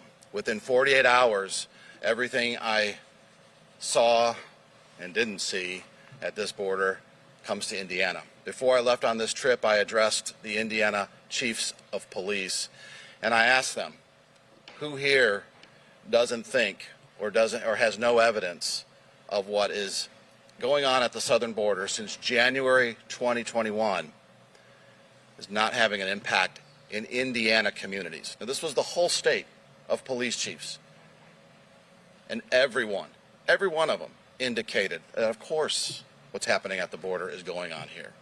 So I'm here to gather evidence. We've gathered it. I've joined the Texas lawsuit that Ken just mentioned on behalf of Indiana, and we're going to continue fighting against this. Yes, some of the folks that come across the border, I'm sure, coming for the American dream, coming for our way of life. But the cartels are holding many, perhaps most, of these people hostage, or they're committing crimes themselves. They're not here for the American dream. They're here to take. And I'm not going to let America or Indiana be used as a doormat any longer. Thank you. And now we've got Eric Schmidt from the great state of Missouri. Thanks, Ken. And I thank Ken for his leadership. Look, the American people are tired of being lied to.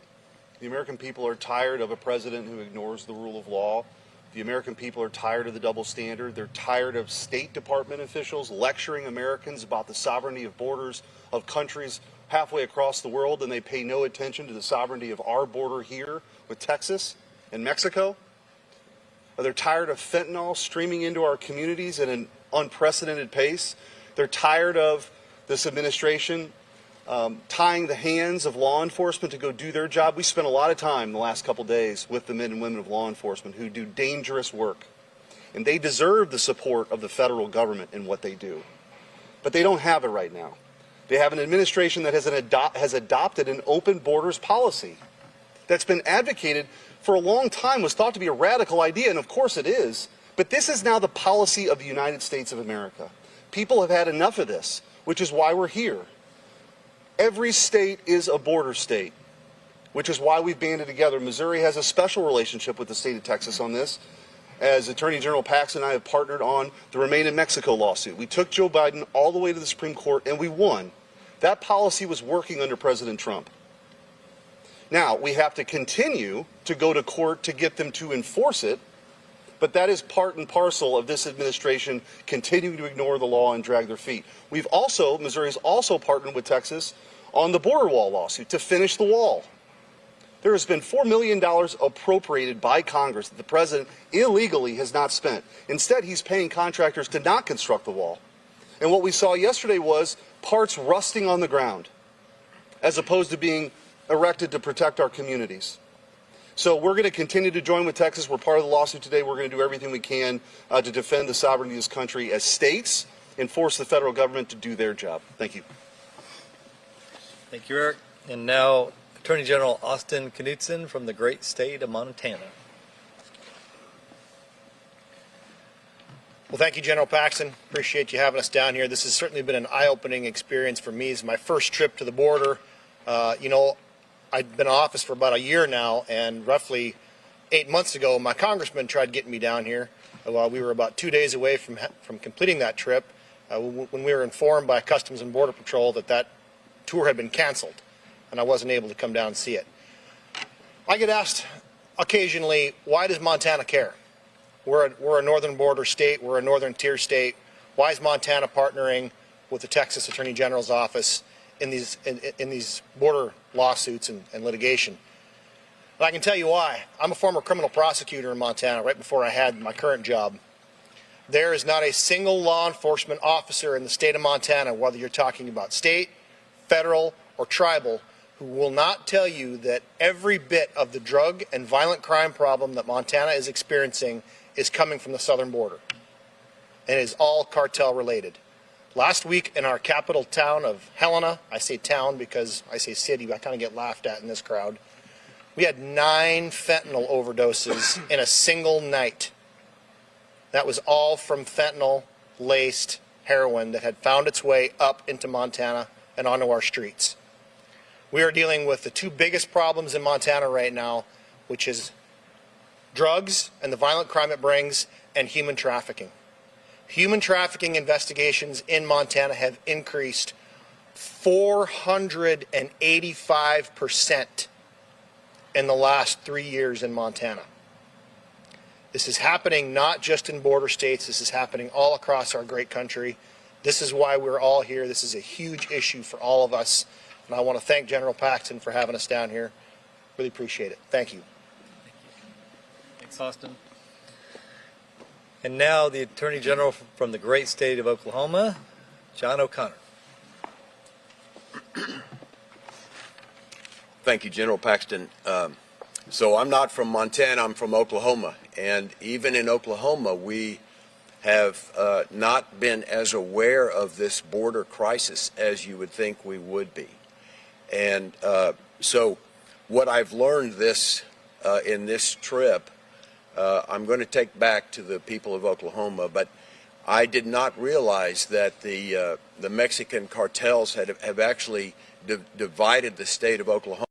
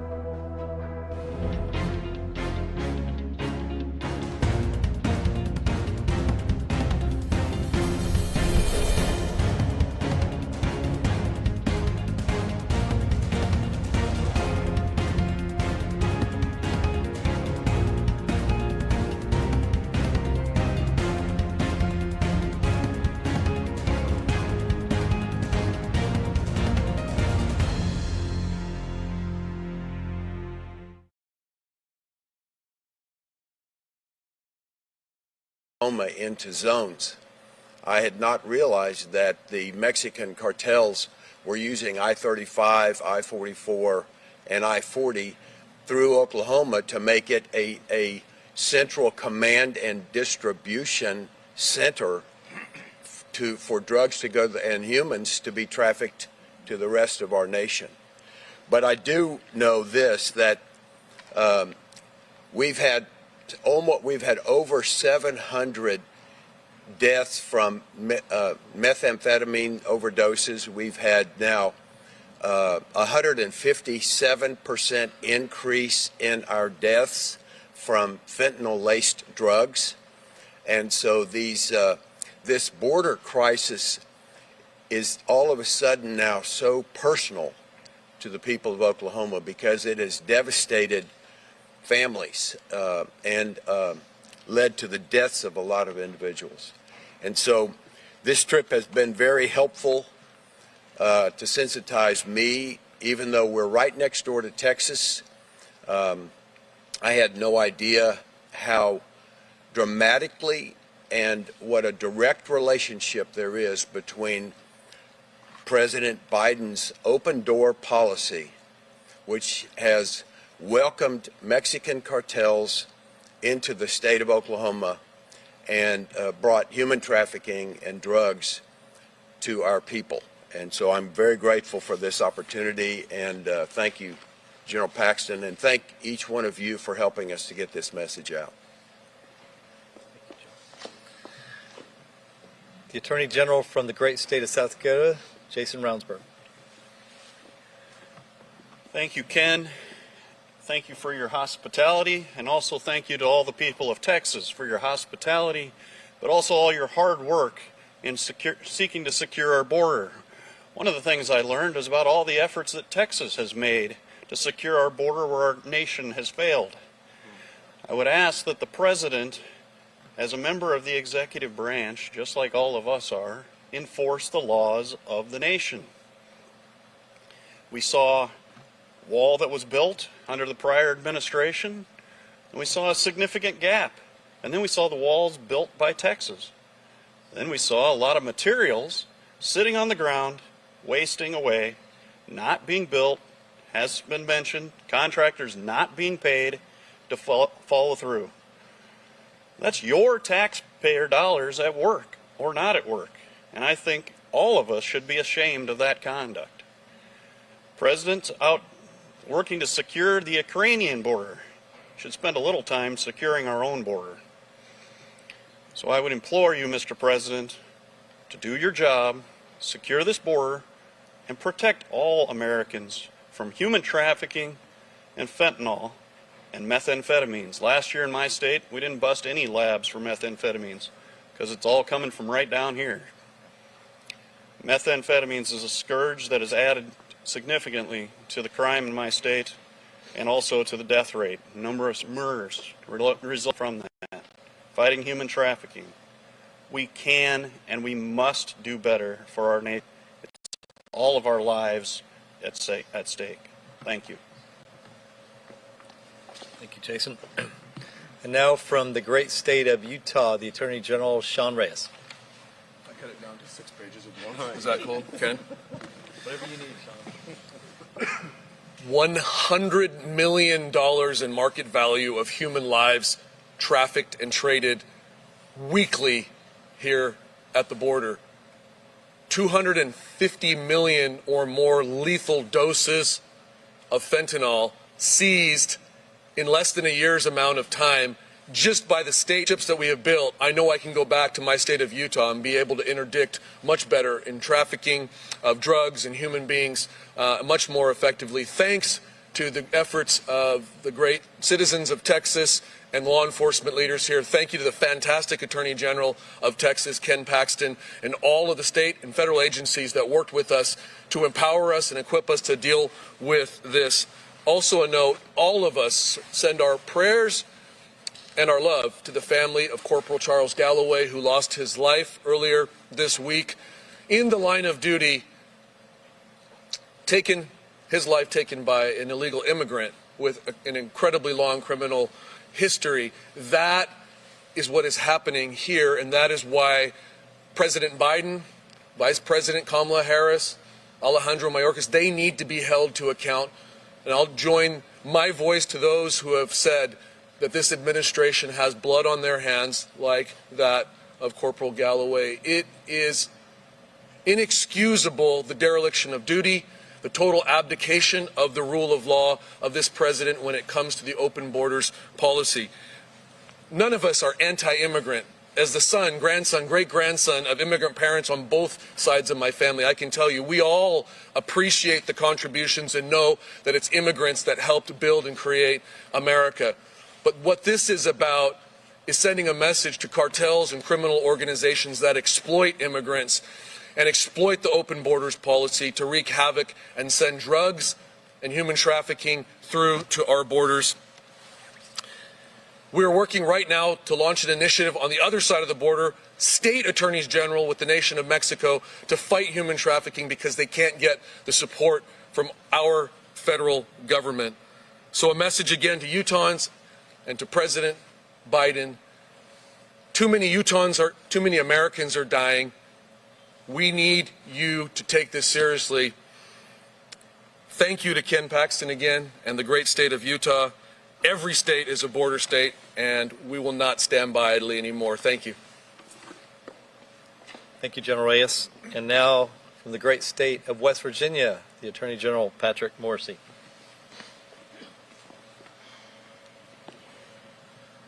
First of all, I want to thank Ken Paxton for his incredible leadership and for bringing us all down to the border today. This has been very revealing, and I plan to go back home to West Virginia and apply the lessons of this trip.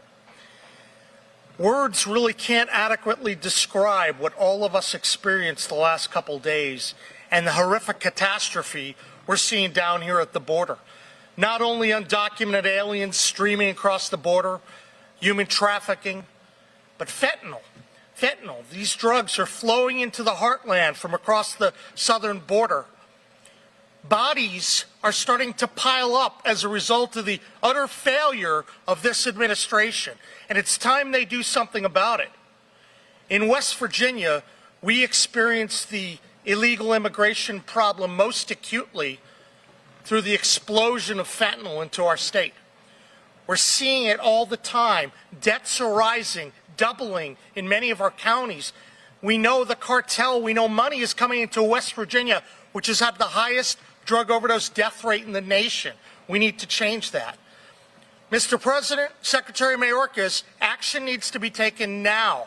First, uphold the rule of law. You're abdicating your duty as Commander-in-Chief. That needs to come to an end. Second, it's time to fire Secretary Mayorkas. He's failed miserably at the highest level of government. He needs to go. Third, we need diplomatic pressure on the government of Mexico now. We have to put pressure on the drug cartels because they've literally taken over parts of the border.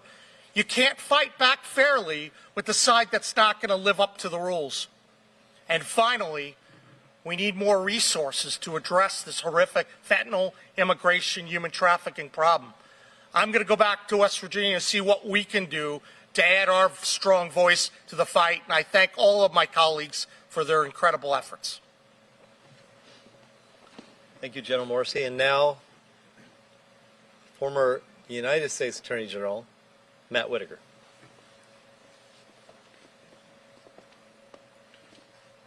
Good morning, everyone, and thank you so much for being here. It is my honor to join General Paxton and all of these attorneys general in speaking out and talking about what we've seen. For the last 20 years since I was a U.S. attorney, I've been coming down to the southern border all the way from California to Texas, and I have seen the challenges, but I have never seen what we are seeing now.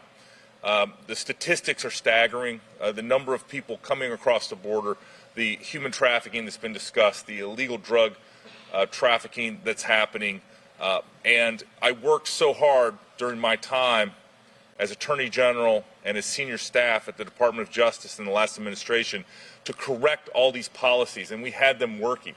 The statistics show that in the last full month of the Trump administration, December 2020, that we had 17 people released by the federal government into the interior of the United States. And this last December, we had 50,000 people released by the federal government into the interior of the United States. I stand shoulder to shoulder in working in this new lawsuit with the attorneys general, and I also stand with them in defending the sovereignty of the United States, defending the citizens of the United States, and standing up for the rule of law. So God bless you all, and thank you for being here, and thank you especially, Ken. General Whitaker, two final comments. One is to note that while we have such a great relationship with the local Border Patrol and the ICE officials normally take great care of us, they were going to brief these Republican attorney generals. We had it worked out for over a month. The night before, they were told by somebody in Washington, we don't know who, to cancel those meetings, and so they did not brief the attorney generals at the last minute, bailing out. So you should know that. And second, I want to thank my fellow attorney generals because they took 2 days of their lives and made a trip down here in cold weather to see what's going on. And I really appreciate the fact that they were willing to do that, that they care enough to do that when they have so many other duties and responsibilities. And I know this, we stand united in our belief that the rule of law matters, that the Constitution matters, and that the President of the United States should be held accountable for doing his job and for not doing his job, and for his lack of understanding or lack of caring about the American people and the consequences that his policies and his illegal actions are bringing to the American people. We're not going to stop talking about it. We're going to keep highlighting it until the American people are safe and secure.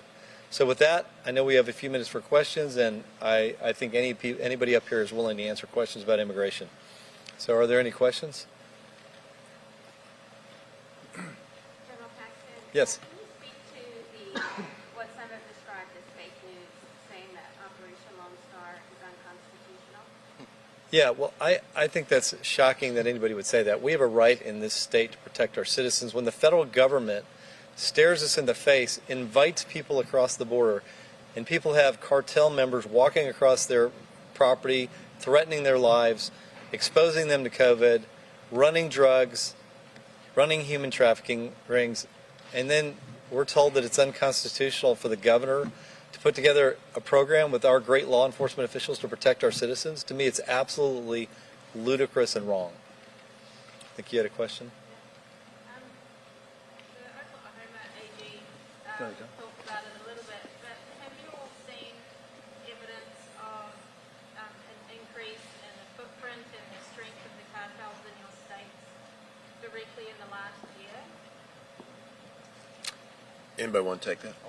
Sure, I'll take it. Go ahead, Ashley. You know, I was down here not too long ago with Governor DeSantis from Florida, and we came here because after the beginning of this year, we started seeing record numbers of folks flowing over the border, record numbers of drugs that were being detected at the border, and that doesn't count all of the ones that they didn't catch. We know now just what they've intercepted enough to kill the entire U.S. population 6 times over. In Florida, we have a record overdose death rate from fentanyl. Everyone standing up here is experiencing higher deaths from fentanyl.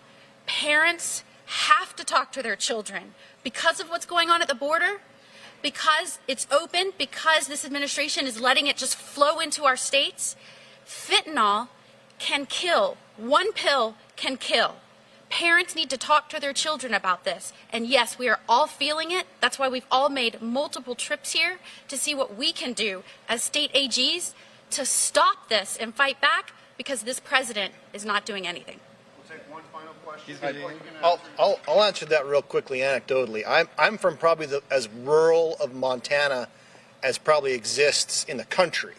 And I was the county prosecutor there, and this was just 2 years ago. In little old Roosevelt County, Montana, we had the FBI show up and tell me I had 3 known Sinaloa cartel associates sitting in my county jail that we had just arrested in our little itty-bitty hometown. If that's not evidence of more cartel activity in the U.S. and even in Montana, I guess I don't know what is. So absolutely, the cartels are the problem. We know it. That's not even a question anymore. One more question. Attorney General Paxton, I don't think it's Spectrum News 1. I spoke to several county judges in Stark County and others, and they tell me that there's been an increase in the number of tickets issued along the border, and some unwanted brushes with the local population. What is your comment about that? So you're talking about our local operation? Yeah, so I know that there's been a huge effort by our state government to stop people that are crossing on state property and arrest them for trespassing. It's just our way of being able to deal with it. If they're violating state laws, we are starting to have more forces down here that can arrest those people. And of course, we've been, we're getting sued left and right from the federal government over doing things like this. But the reality is, if they're not going to protect us, we're going to protect our citizens. So thank you all for coming, and thank you all for coming so far to see the border. Thank you all very much. Thank you, Ken. Thank you, Jeff. Good job. Good job. Good job. Hey, good job. Hey, you're great. Hey, Charlie.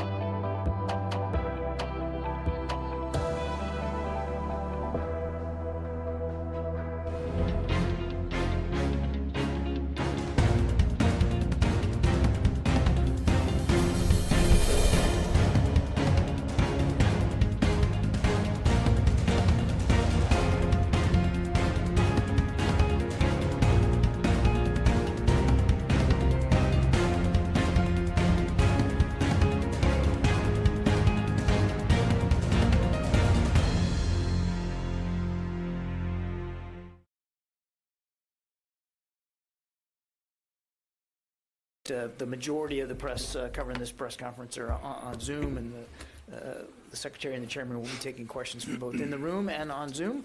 Given the unique circumstances and, of course, their pressing schedules today, I'd ask you to please limit your follow-up questions so we can get a chance to get through everybody. And I'll be coming back to call it towards the end of it here as we get ready to close.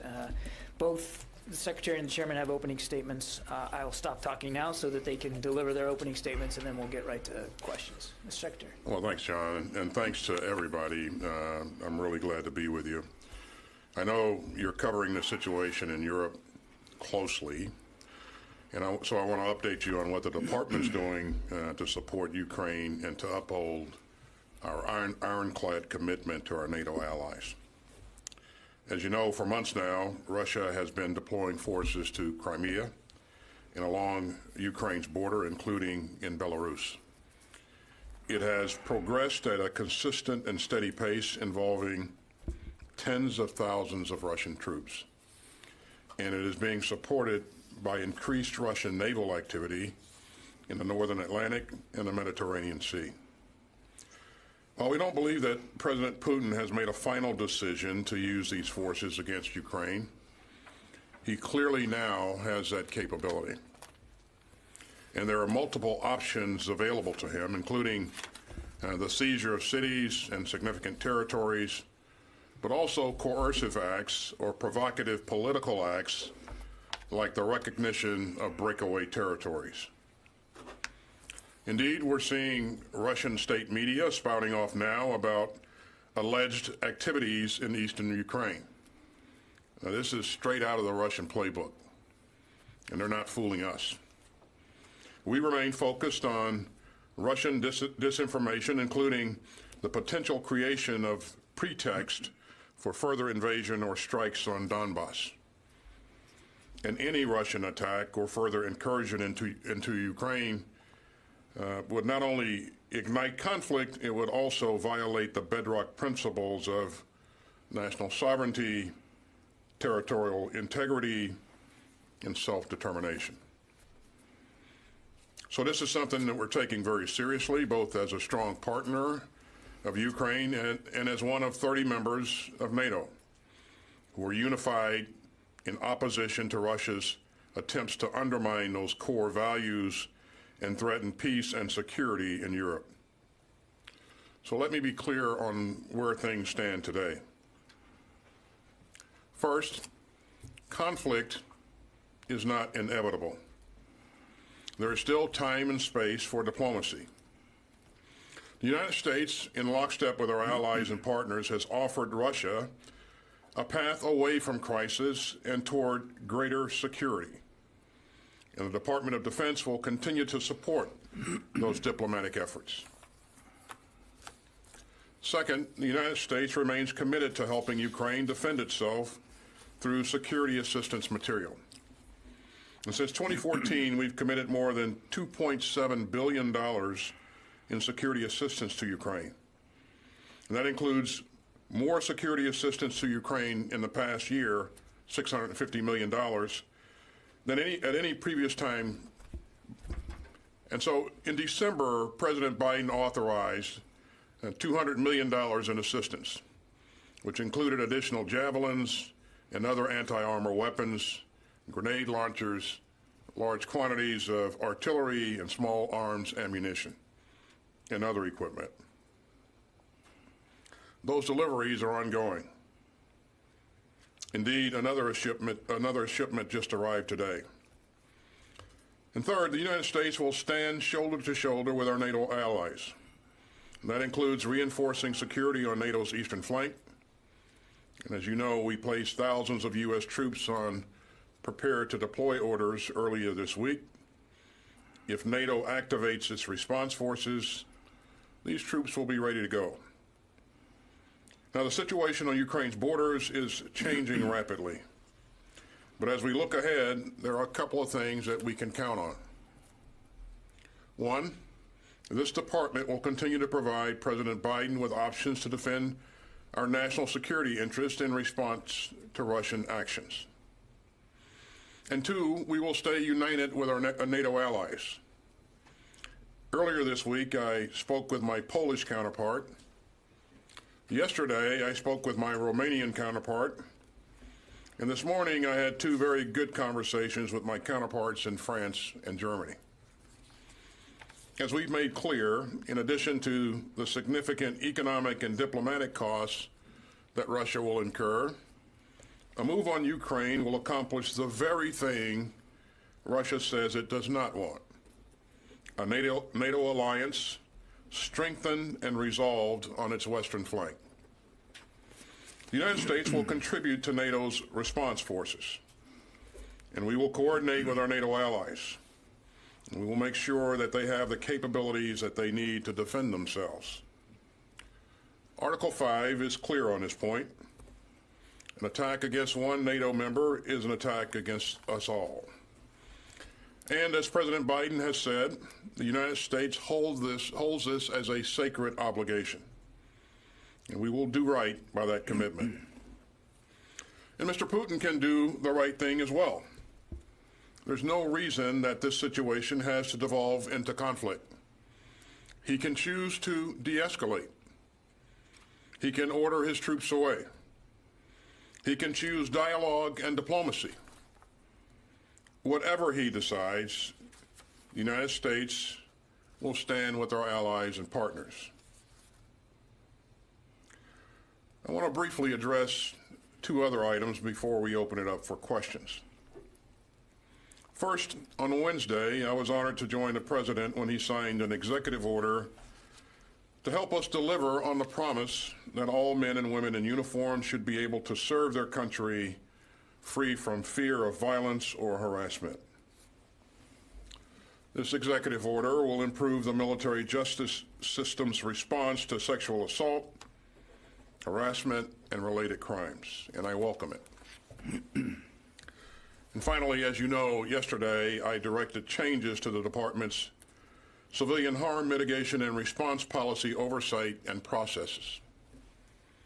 Within 90 days, we will unveil a plan to specify the range of actions that we'll take on civilian harm mitigation and response, including important steps building on knowledge and best practices and tools for preventing and mitigating and responding to civilian harm.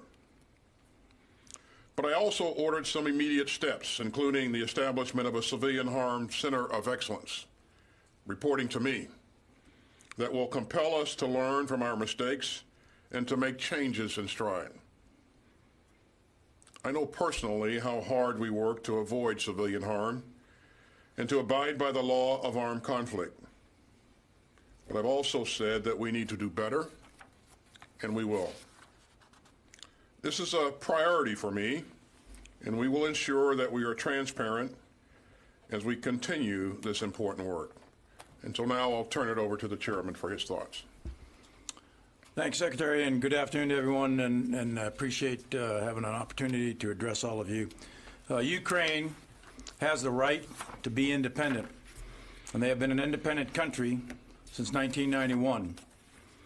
Russia signed the Budapest Memorandum in 1994 with the United States and Great Britain that guaranteed the territorial integrity and sovereignty of Ukraine. It's the policy of the United States government to continue to support an independent Ukraine in their goals, and we are continuing our effort to enhance their ability to protect themselves. We strongly encourage Russia to stand down and to pursue a resolution through diplomacy. Armed force should always be the last resort. Success here is through dialogue. The Russian Federation has amassed upwards at this time of over 100,000 ground forces, air forces, naval forces, special forces, cyber, electronic warfare, command and control, logistics, engineers, and other capabilities along the Ukraine border. Ukraine is the second largest country in Europe with a population of 44 million. It's divided in the middle by the river Dnipro. Prominent terrain includes flat, open plains, and there are abundance of rivers and lakes, and there's a high water table. And when that high water table freezes, it makes it for optimal conditions for cross-country tracked and wheeled vehicle maneuver. The city of Kiev has a population of nearly 3 million people. Other major population centers include Kharkiv or Kharkov, Donetsk, Odessa, Dnipro, and Lviv in the west. There are many people and highly dense population centers throughout Ukraine. And if war were to break out on a scale and scope that is possible, the civilian population will suffer immensely. The Ukraine military has about 150,000 active duty service members, with many more in the reserves. They consist of multiple units, sea, air, land, and they are currently disposed and arrayed throughout Ukraine with a high density on the eastern section and a line of contact in the Donbas region. Ukraine has other units, and they maintain artillery, air defense, airfields, bases, depots, and they have a highly regarded territorial force and people's militia. Their combat capabilities have improved since 2014, when Russia annexed illegally Crimea. But they need additional help to defend themselves, especially from an invasion force the size that Russia is currently massing. If Russia chooses to invade Ukraine, it will not be cost-free in terms of casualties or other significant effects. There is a small contingent of U.S. and NATO advisors and trainers currently in Ukraine. The United States has zero offensive combat weapon systems, nor any permanent forces nor bases in Ukraine. Our role is limited in that we help train, advise, and assist with tactics, techniques, and procedures. We participate in institutional development of the Ukrainian Ministry of Defense. As the Secretary of Defense has noted, we continue to provide military material support to Ukraine, along with many other countries from NATO. And we are ready, capable, and prepared to uphold our obligation under treaty to NATO. As mentioned by the Secretary, an attack against one NATO ally is an attack against all. NATO has significant military capability. NATO has approximately 130 plus brigades of maneuver forces, not including U.S. forces, 93 squadrons of high-end fighters, 4 carriers, many more surface combatants. The military capability of NATO is very, very significant. In addition to bordering Russia and Belarus and Moldova, Ukraine has a border with 4 NATO members: Poland, Slovakia, Hungary, and Romania. The President and the Secretary of Defense have authorized the United States military to increase our readiness in the event we have to reinforce or assist our NATO allies. War is not inevitable, as the Secretary said. The right answer here is a diplomatic solution. I look forward to your questions. Thanks, Chairman. We'll turn to questions now, and we'll start with Lita. Thank you. Thank you both for doing this.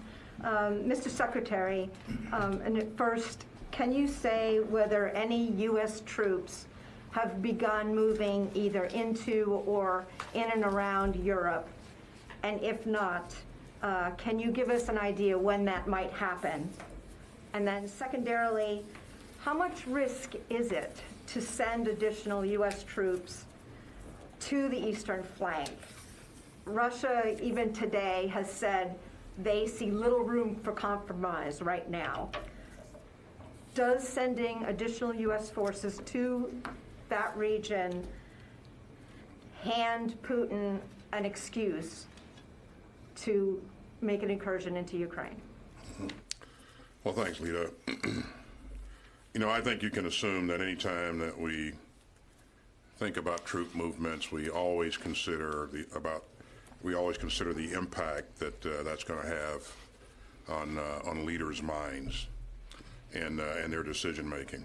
I'll just make 2 points, and you raised this earlier. We haven't actually moved any troops. We put troops on higher alert.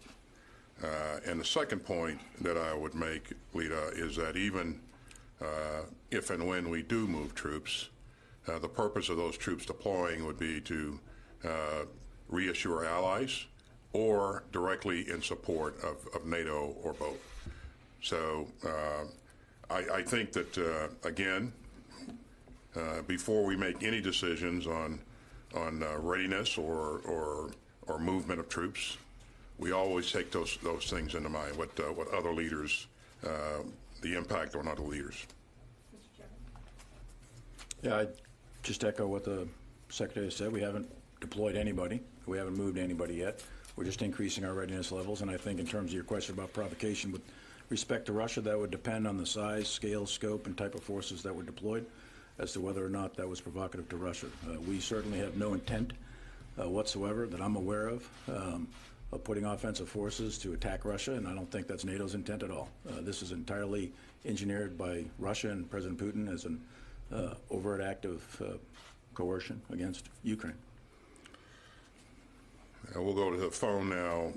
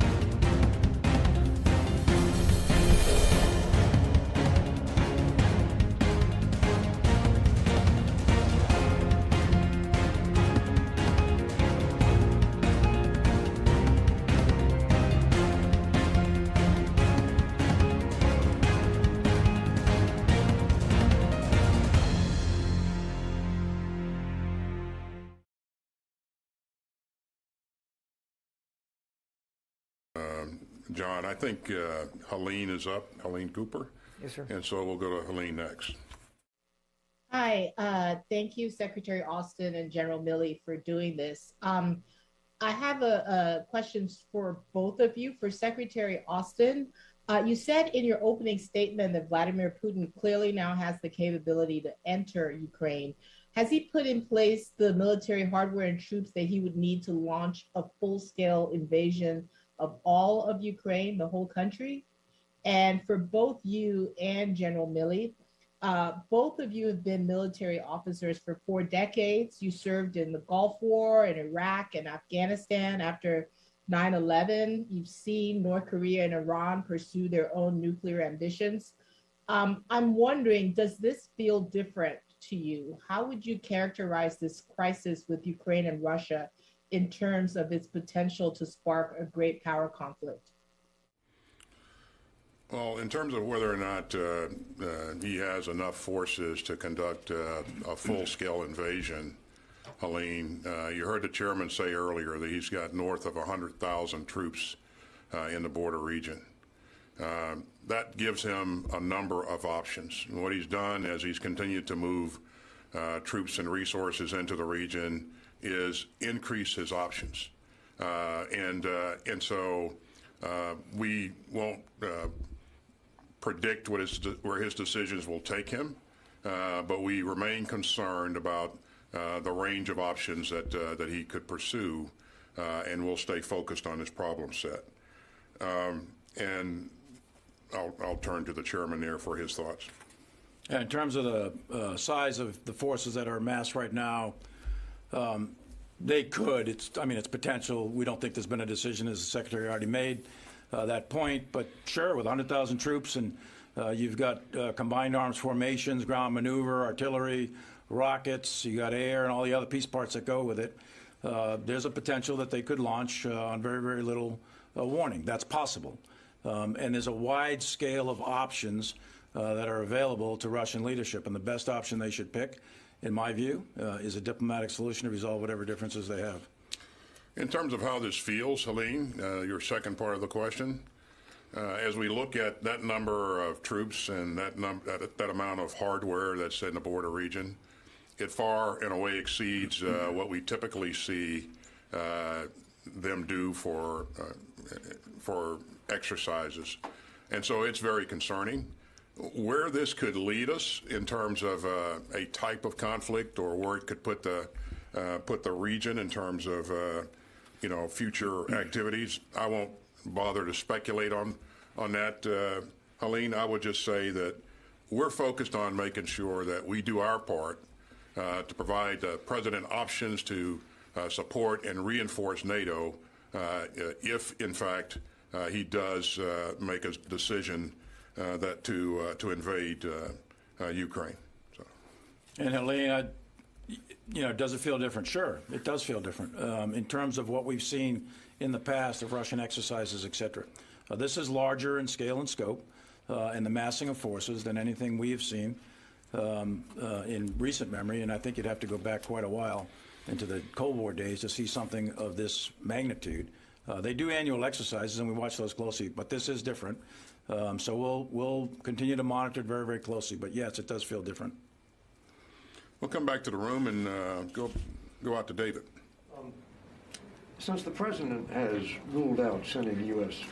troops into Ukraine, does that mean that the U.S. military would not be used if an evacuation of Kiev became necessary? As you've indicated, David, the president's been real clear that he does not intend to put combat troops into Ukraine for the purpose of conducting combat operations. Any troops that we deploy, if we deploy troops to the region, or those troops that are already in the region, have multiple capabilities. And so as we conduct our planning, we always look at a range of options that we may have to pursue. But again, to the point that you made earlier, David, the president has been clear about not employing troops in Ukraine for combat purposes. Does that rule out using U.S. troops for evacuation purposes? I won't speculate, David, but I would say that we prepare for a range of activities and options. That's what we've always done, and that's what you can expect us to do going forward. And David, the State Department has issued out travel advisories. Those are in effect right now. And those advisories say, what's the effect of don't travel to Ukraine, if American citizen, and if you're in Ukraine, you should consider leaving Ukraine. And you can go to the State Department website and see what they've put up. There were similar advisories before Afghanistan, too. And it didn't forestall an evacuation crisis. That's also correct. Rest assured, David, that whatever task the United States military is called upon to accomplish, we'll be prepared to do it. Let's go back to the phone and reach out to Phil Stewart. Phil? Yes, hi. I have a question for both of you. To Secretary Austin, President Biden's decision to rule out deploying U.S. forces to combat Russia early in the crisis must have impacted Putin's calculus in some way. How do you assess that it's impacted his calculus? And do you have any concerns about pursuing a strategy other than ambiguity as far as deterrence goes? And to Chairman Milley, if President Biden responds by deploying U.S. troops in NATO's eastern flank or with economic sanctions, how do you anticipate that Russia will retaliate? How are you preparing for potential retaliation in Europe, and how are you preparing for potential retaliation against the homeland, perhaps by Russian use of cyber warfare? Thank you. Thanks, Phil. I won't speculate about what or how President Putin is thinking. I think that's been the question that everybody has. You know, what if he did something like this? What would he possibly want to achieve? So I won't speculate on that. I would say that our focus is to make sure that whatever happens, we're prepared to reassure our allies in the region and support NATO's efforts. And of course, this is about NATO and the alliance. And I would remind you that NATO is a defensive alliance. Again, you've heard the chairman talk about the resources that NATO has, and I think they are considerable resources. And again, it's important to make sure that we keep the alliance united. And Phil, I would just echo that, you know, the uniformed U.S. military is prepared to do whatever we're directed to do. And we are increasing our readiness postures for units, and we'll be prepared to execute whatever the President and Secretary of Defense require of us.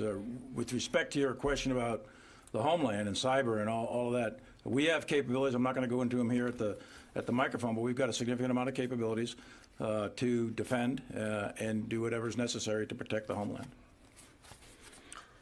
Okay, let me stick with the phone here, and I think Nancy Youssef is out there. Nancy? Thank you, sir. I have a question for each of you. Mr. Secretary, this week we heard about military commitments from Denmark, the Netherlands, and Spain, among others, to defend the alliance. I'd like to talk to you about one decision in particular, and that is Canada's decision to keep as many as 400 trainers in Ukraine. The U.S. has half that amount now. Would the U.S. consider sending more trainers or advisors, or does it believe they're enough there to deter Russian aggression? And Chairman Milley, do you believe that the Ukrainian armed forces have taken all the necessary steps to defend against a large-scale Russian invasion? Or do you fear that in their push to not provoke panic, the Ukrainian government has not done enough? Thank you. Thanks, Nancy. Let me, at the top, thank Canada and our other allies for what they continue to do alongside us to support Ukraine. I applaud their efforts, and certainly we have had advisors and trainers there since 2014, as the chairman indicated earlier, and we remain focused on providing all of the assistance in terms of training and advising that Ukraine feels it needs, and we work that issue with them on a consistent basis. I would also say that it's less about the specific number, but more about the capability that you bring and what you're focusing on. And in some cases, it may take several more types of trainers to train on a specific event or skill. In other cases, less so. So rest assured that we are in constant communication with Canada and the UK and everyone that's providing assistance to Ukraine at this point in time. And for me, I'm not going to comment on the composition and the disposition and the readiness of the Ukraine forces in any kind of detail. I don't think that'd be appropriate for me to do that, given the current situation.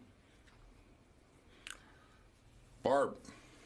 A question for both of you. Mr. Secretary, you've talked a bit here today about U.S. troops providing reassurance and deterrence to the eastern flank of Europe. Can you help people understand a little bit more about what that means in terms of what U.S. troops would be doing to fulfill that mission?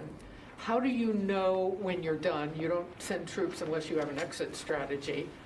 What would it take for you to ever trust Vladimir Putin? And General Milley, you laid out some pretty dire scenarios if the Russians decided to make that full move. Could you explain a little bit more? You mentioned, for example, the capital of Kyiv. How disastrous could it be in your assessment? Are you looking at massive civilian casualties? Are you looking at massive refugee flows? The impact on the security of Europe that has existed for so many decades, if the scenario you're laying out were to come true? Thank you both. In terms of our reassurance efforts, Barb, as you know, we have had a number of forces in the region, training with the Eastern European countries.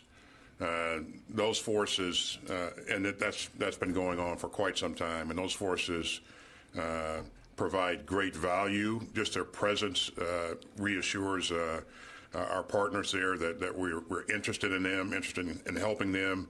The types of things we do with them routinely is train with them and enable them and really increase their level of readiness. And so that's been very helpful to them. And it has strengthened our bonds with our allies and partners in the region. These are temporary deployments, and so again, we will continue to sort this out as we go forward. But again, we are focused on NATO. We're focused on reassuring our allies, and that's what this is all about. In terms of trusting Putin, I don't think this is about trusting Putin. This is about our allies trusting us. And so that's really what we're focused on. And we, Mr. Putin, at some point in time will reveal what he's thinking. But again, I'm not sure that he's made final decisions on what he's going to do yet. So. And Barbara, let me first say that as the Secretary said up front, right now we don't think final decisions have been made to conduct any sort of offensive operation into Ukraine by the Russians. And we firmly believe there's still room for diplomatic outcome here. Having said that, given the type of forces that are arrayed, the ground maneuver forces, the artillery, the ballistic missiles, the air forces, all of it packaged together, if that was unleashed on Ukraine, it would be significant, very significant, and it would result in a significant amount of casualties. And you can imagine what that might look like in dense urban areas, along roads and so on and so forth. It would be horrific. It would be terrible. And it's not necessary, and we think a diplomatic outcome is the way to go here. Can I just very quickly follow? Do you have a view? Can you, either of you, can you keep U.S. forces from having to deal with Russian forces directly? If you're reinforcing Eastern Europe, for example, will U.S. forces potentially be in missions against Russian forces? Can you keep them away from Russian forces? Again, our presence there helps to reassure our partners in the frontline countries there. And you know, Barb, that we have an Article 5 commitment to our NATO partners. And so if Putin were to attack one of those countries, then of course that commitment, that's an ironclad commitment. The president has said a number of times that we will live up to that commitment. And so, but again, our focus is not on fighting in Ukraine. It's on reassuring our NATO partners and allies. Sir, we've got time for just one more. One more, sir. Sir? Can I follow up You on got time for one more. Yeah. So let's go to Louis from ABC. Hi, sir. Thank you to both of you for doing this briefing today. I'd like to go back to something that Lita asked at the top and the way that you framed the response about provocations and how they're perceived by Russia. Typically, you do not disclose prepare to deploy orders, particularly when you're talking about large numbers of forces like the 8,500 that you put out this week. What was the calculus in doing that? Are you sending a message to Russia? And is it possible that the way they see that, they may see that themselves as a provocation? Again, our focus is on making sure that we're ready to live up to our commitment to NATO should the NATO response force be activated by NATO. This putting our forces on a shorter string enables us to get there in a shorter period of time. And again, I think that provides reassurance to NATO that we're ready to live up to our commitments. In terms of what Putin thinks and the way he feels about things, again, it's hard to predict. We take those kinds of things into consideration, but again, if you look at the forces that he has moved into the region and that he continues to move into the region, there was no provocation that caused him to move those forces. So, we'll continue to listen to what he says and watch what he does. Chairman. Yeah, I would echo all of that. With respect to the PTDO forces, for 20 years, Iraq, Afghanistan, et cetera, we've announced when forces are rotating, et cetera. We attempt to be transparent with you and with Congress and with the American people on the use and the deployment of military forces. We alerted, based on the direction from the President and the Secretary of Defense, we increased the readiness status of these forces. So the forces themselves have been told, and we think it's a better, from a transparency standpoint, better to inform you, the media, the American people and Congress of the forces that are out there that are being alerted. In addition to that, the piece about assuring and deterring with respect to our NATO allies. But we think it's also important to be transparent with you and the American people about what we're doing with your military. Thank you all. We have to get going. Thank you so much, gentlemen.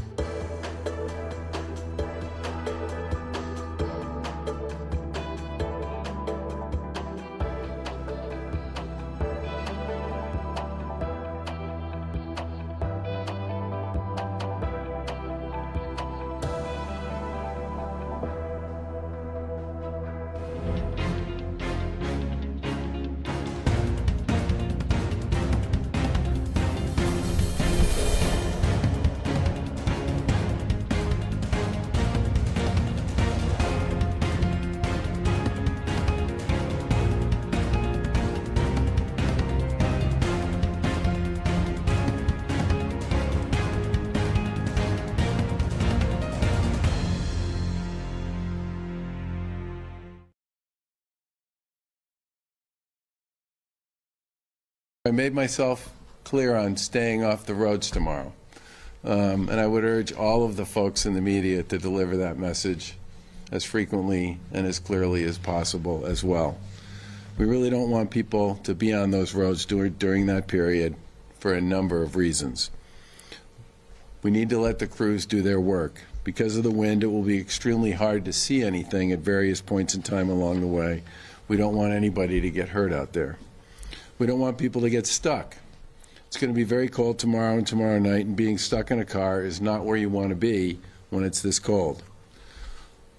we'll see well below 0 wind chills in many parts of eastern Massachusetts, and getting stuck in weather like that is dangerous. So please stay off the roads. The MassDOT folks are implementing a tractor-trailer travel ban on all state highways starting tomorrow at 6 a.m. and continuing all day Saturday until midnight. Can't have trucks jackknifing and shutting down roads during conditions like this. Crews can't clear the snow when that happens, and anyone else out there is put at serious risk of getting stranded.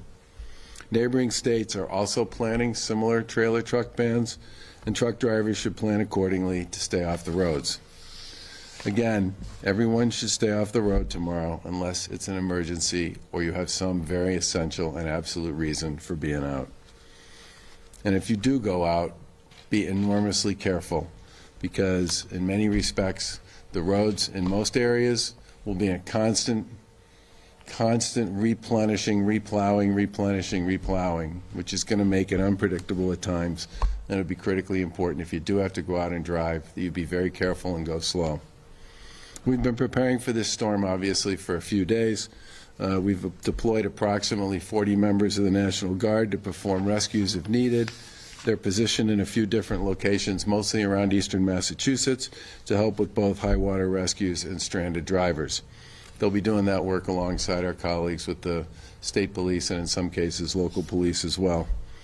This should hopefully not be necessary because everyone will be staying off the roads. But if we do have stranded drivers, the Guard has high-profile vehicles that are better equipped to get through the drifts to reach people.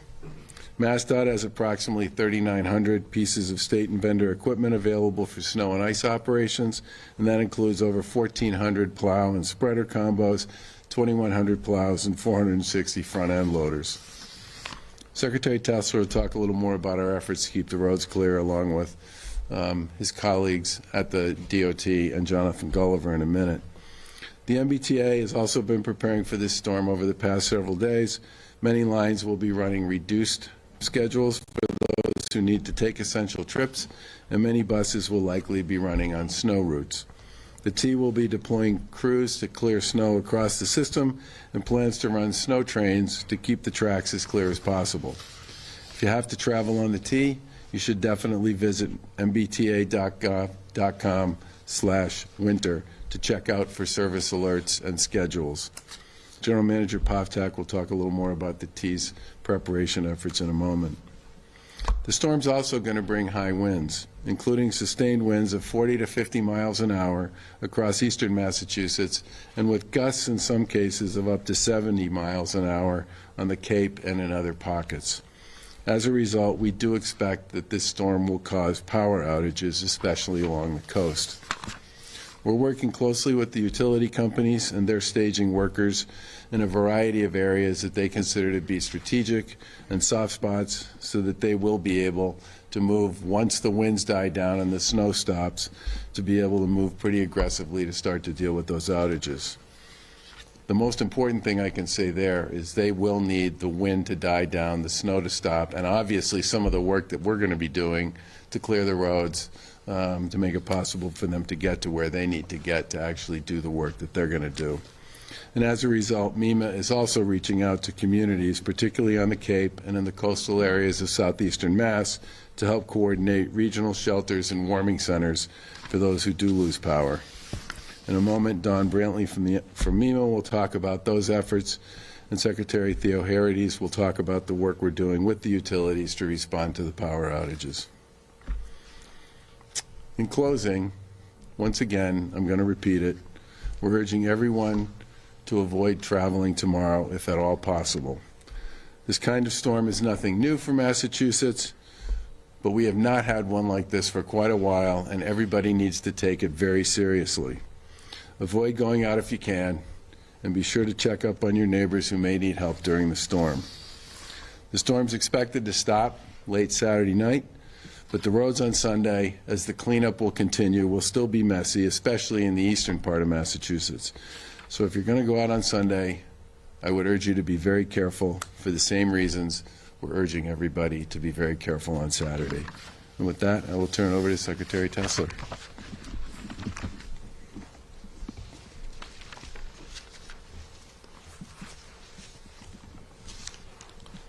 Thank you, Governor. I'd like to discuss the steps Mass DOT and the Commonwealth's transportation agencies are taking to prepare for this weekend storm. First and foremost, we encourage everyone to think of their safety and make smart decisions Saturday to stay home if you can. This will be one of the most severe winter storms we've seen in a while. Eastern Massachusetts will be especially hard hit in some areas, getting 2 to 4 inches of snow per hour and heavy wind gusts of more than 40 miles per hour, making challenging travel conditions throughout the day where it will not be possible to see the road ahead. Starting late tonight and tomorrow, Massachusetts will experience blizzard-like conditions lasting into Saturday night. Some areas of eastern Massachusetts may have snowfall totals in the range of upwards of 24 inches, and coastal areas may have mild to moderate flooding due to the high tide late on Saturday. High wind gusts along eastern Massachusetts, along with the heavy snowfall, will limit visibility and blow snow onto road surfaces, quickly covering pavement that was previously cleared.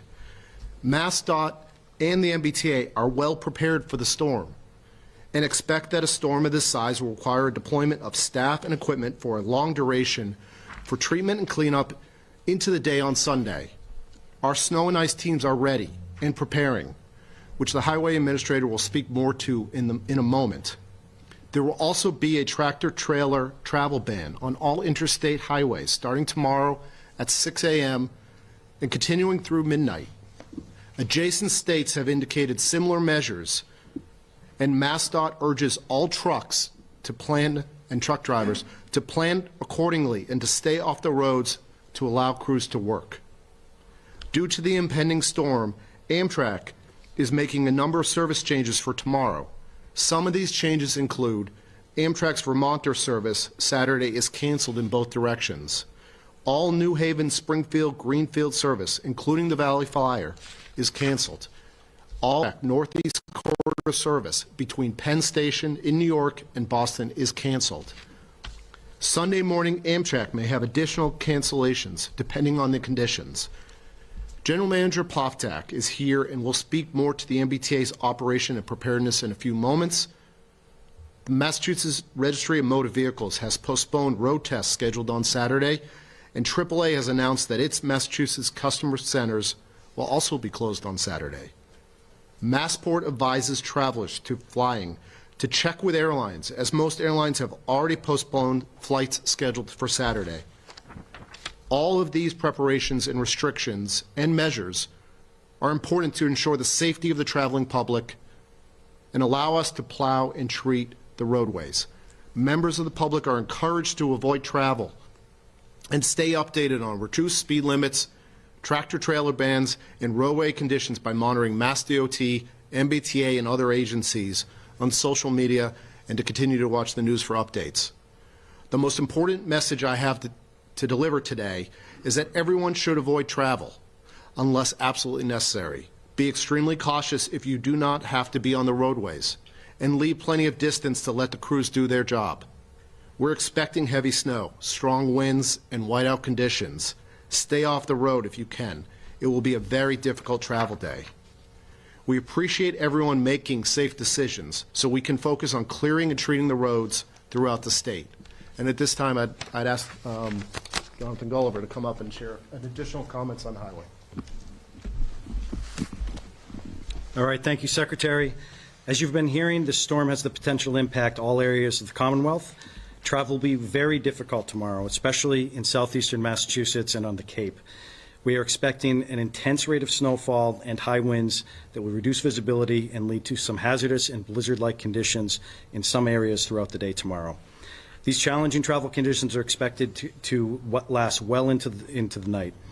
The current forecast indicates that snow could fall at a rate of up to 4 inches an hour, and as you heard, when it falls at that rate, our snowplows cannot keep up. Travel will be greatly impacted, and we expect that roadways will be at sometimes dangerous to travel on and even impassable. In any case, you should expect hazardous conditions on the roadways.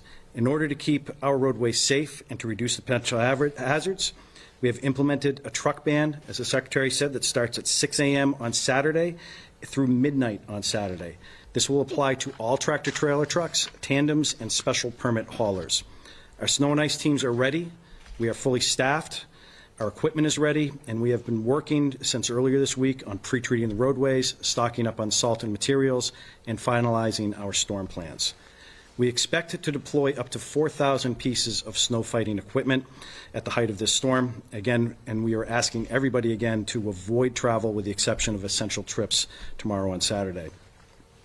This storm has a very long duration, and we expect that cleanup is going to take some time after the snow stops falling. So we expect that we will also be prone to drifting with the winds that are expected and because of the nature of the snow. So travelers should expect slippery conditions that will persist well into Sunday and even into Sunday night. We thank everybody and really appreciate everybody who's going to make safe decisions tomorrow. And again, can't reiterate enough that you should avoid travel except for essential trips. And with that, I'm going to turn it over to General Manager Poftak about the tea.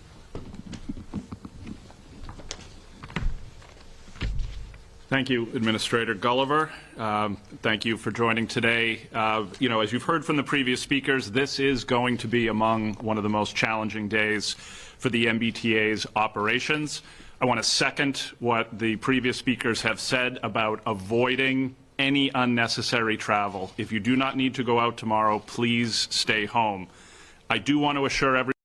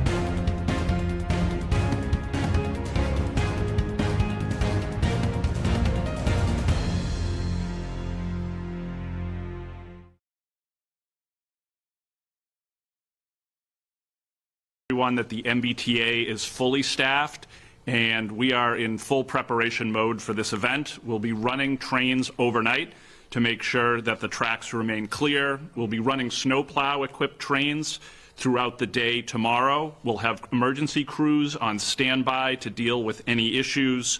We'll also be running ice cutter trains to make sure we care for the overhead catenary should any ice develop. And we'll also have increased staffing, and we'll have a number of MBTA staff and contractor staff deployed to remove snow at our stations and other facilities. In terms of specific service impacts, we will be suspending the D branch of the Green Line at the end of service tonight, and we will not run any main service on the D branch for the entire day tomorrow. However, we will have replacement bus service available that will run from Riverside to Kenmore. We'll also be suspending the Mattapan line tomorrow, and again, we will replace it with bus service. We're also going to suspend the commuter ferry to Charlestown. The Hingham and Hull ferry does not run on the weekends, so there will be no ferry service tomorrow, and that specifically impacts Charlestown. We're removing all of our 60-foot buses from service, at the end of service tonight. They have they struggle relative to our 40-footers in the snow, and as a preemptive move, we're going to take them out of service. Many of our bus routes will operate on snow routes as needed during the storm. Both commuter rail and subway will operate on a regular Saturday schedule tomorrow, so no real service impact there. We are canceling 3 pieces of weekend work that we had planned to do. We had planned to do work on the Silver Line, the D branch of the Green Line, and the Fitchburg Line. We will not be doing that work, so it will not have an impact on service. Again, I want to reiterate, travel will be very difficult tomorrow. You should not be out traveling unless you have something essential to do. As you've heard from the administrator, and we've talked with our several of our municipal partners, at the snow rates we're looking at, it is going to be very difficult for them to keep the roads clear throughout the day. We anticipate that there will be delays, particularly on bus service. Anyone who is out traveling should take that into account, leave extra time, and also expect that there may be delays as the day unfolds. I want to encourage people to continue to monitor mbta.com as well as our various social media feeds for specific information on schedule changes. And we will continually monitor this storm throughout the day, and obviously make any announcements as needed about any additional changes in service. So with that, I will close and invite Secretary Theohardes to join us. Thank you and good evening. Our team at the Executive Office of Energy and Environmental Affairs and our agencies are actively monitoring this significant storm and preparing for the snow and wind and other impacts that it will bring. We're fully staffed to deal with the impacts across our system. Particularly concerning are impacts from the storm that include impacts to coastal communities with coastal floodings and roadways, and potential down power lines from the wind and snow. The Department of Public Utilities is continuing to work with the utility companies on their plans for storm preparation and response. With an expected large amount of snow as well as high winds, with gusts particularly on the Cape and Islands and along the eastern coast up to 70 miles an hour, we are expecting that power lines will be under great stress and there will be outages. We're expecting the outages to be concentrated especially in eastern Massachusetts, including the coast, the southeastern portion of the state, and on the Cape and Islands. To prepare for this effort, utility companies have secured additional external crews from outside of the state to assist our crews in repairing any damage to the system and restoring customer outages. These crews have been staged across the state in critical locations, so they're there before the snow starts falling, including on the North Shore and in the Cape and Islands. Importantly, the utility companies issued notices and were, beginning yesterday, have been in contact with critical care facilities across the state and residents who are dependent on life-saving equipment and need to prepare for those outages. We'd like to remind the public that with forecasted winds, there is a potential for downed electrical wires. Please do not go near downed wires. When sustained winds are below 35 miles an hour and crews are able to get out on the roadways and the snow is not at whiteout levels, crews will be able to get up in the bucket trucks and begin making these restoration efforts. It is going to be cold Saturday night, and so for those who are impacted by power, you may need to seek assistance with emergency shelters, and Don Brantley from MEMA will talk more about that. Please have an emergency kit prepared, flashlights, batteries, things you need in the event of an outage. Compounding the storm's impacts will be astronomical high tides, which will likely cause some coastal flooding and erosion during Saturday morning and evening's high tide, and again on Sunday morning in places that tend to experience coastal flooding. Additionally, while DCR's parkways remain open to vehicle traffic, they may experience temporary closures due to flooding and hazardous conditions, and I would echo all of my colleagues here who have said, please avoid travel. Please also don't go to DCR parks during this event. Many of our parking lots at our coastal facilities will be closed, and I have a list of other closures as well. This is not a time to go out looking to spend time in the snow at a park. DCR is also mirroring the parking bans issued by its municipal partners throughout the entire parkway system. Parking bans along agency roadways will be going into effect at various times starting this evening, in line with the municipality that they're located in. And they will be in effect until shortly after snow operations and removal is complete. In addition, as I mentioned, DCR will be closing all of its coastal parking lots, and beginning tonight, at the end of normal operations, DCR will also be closing agency-managed recreational facilities, including ice rinks in the city of Boston and the Leo J. Martin ski track in Weston, to be able for us to fully focus on snow removal activities. We anticipate the reopening of these facilities on Sunday. However, times of reopening may vary based on snow removal efforts, so please check in with the department's website before heading out. Lastly, oftentimes cleanup efforts can take several days depending on the severity of the storm, and so we appreciate your patience as we work to clear parkways, pedestrian routes, sidewalks, and parking lots. Thanks, everyone. Please stay safe, and I will turn it over to MEMA Director Don Brantling.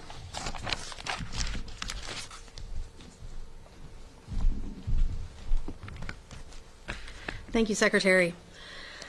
As the Governor said, MEMA is activating the state's Emergency Operations Center and both of our regional operations centers beginning Saturday morning and continuing for the duration of the storm in order to monitor the impacts, coordinate response efforts, and provide support to impacted communities. In addition to coordinating with MassDOT and the Department of Public Utilities, we are coordinating closely with all of our state agencies, local officials, and other response partners. While we are used to winter storms in Massachusetts, this storm is expected to have significant impacts tomorrow. We're seeing a lot of stories on the media about folks taking steps to be prepared for the storm, and this is a really great thing. We want everyone to take some basic steps to prepare today so that you are safe tomorrow. Power outages are a concern, particularly in eastern Massachusetts and the Cape and Islands. Please keep your cell phone and laptop and other electronic devices fully charged.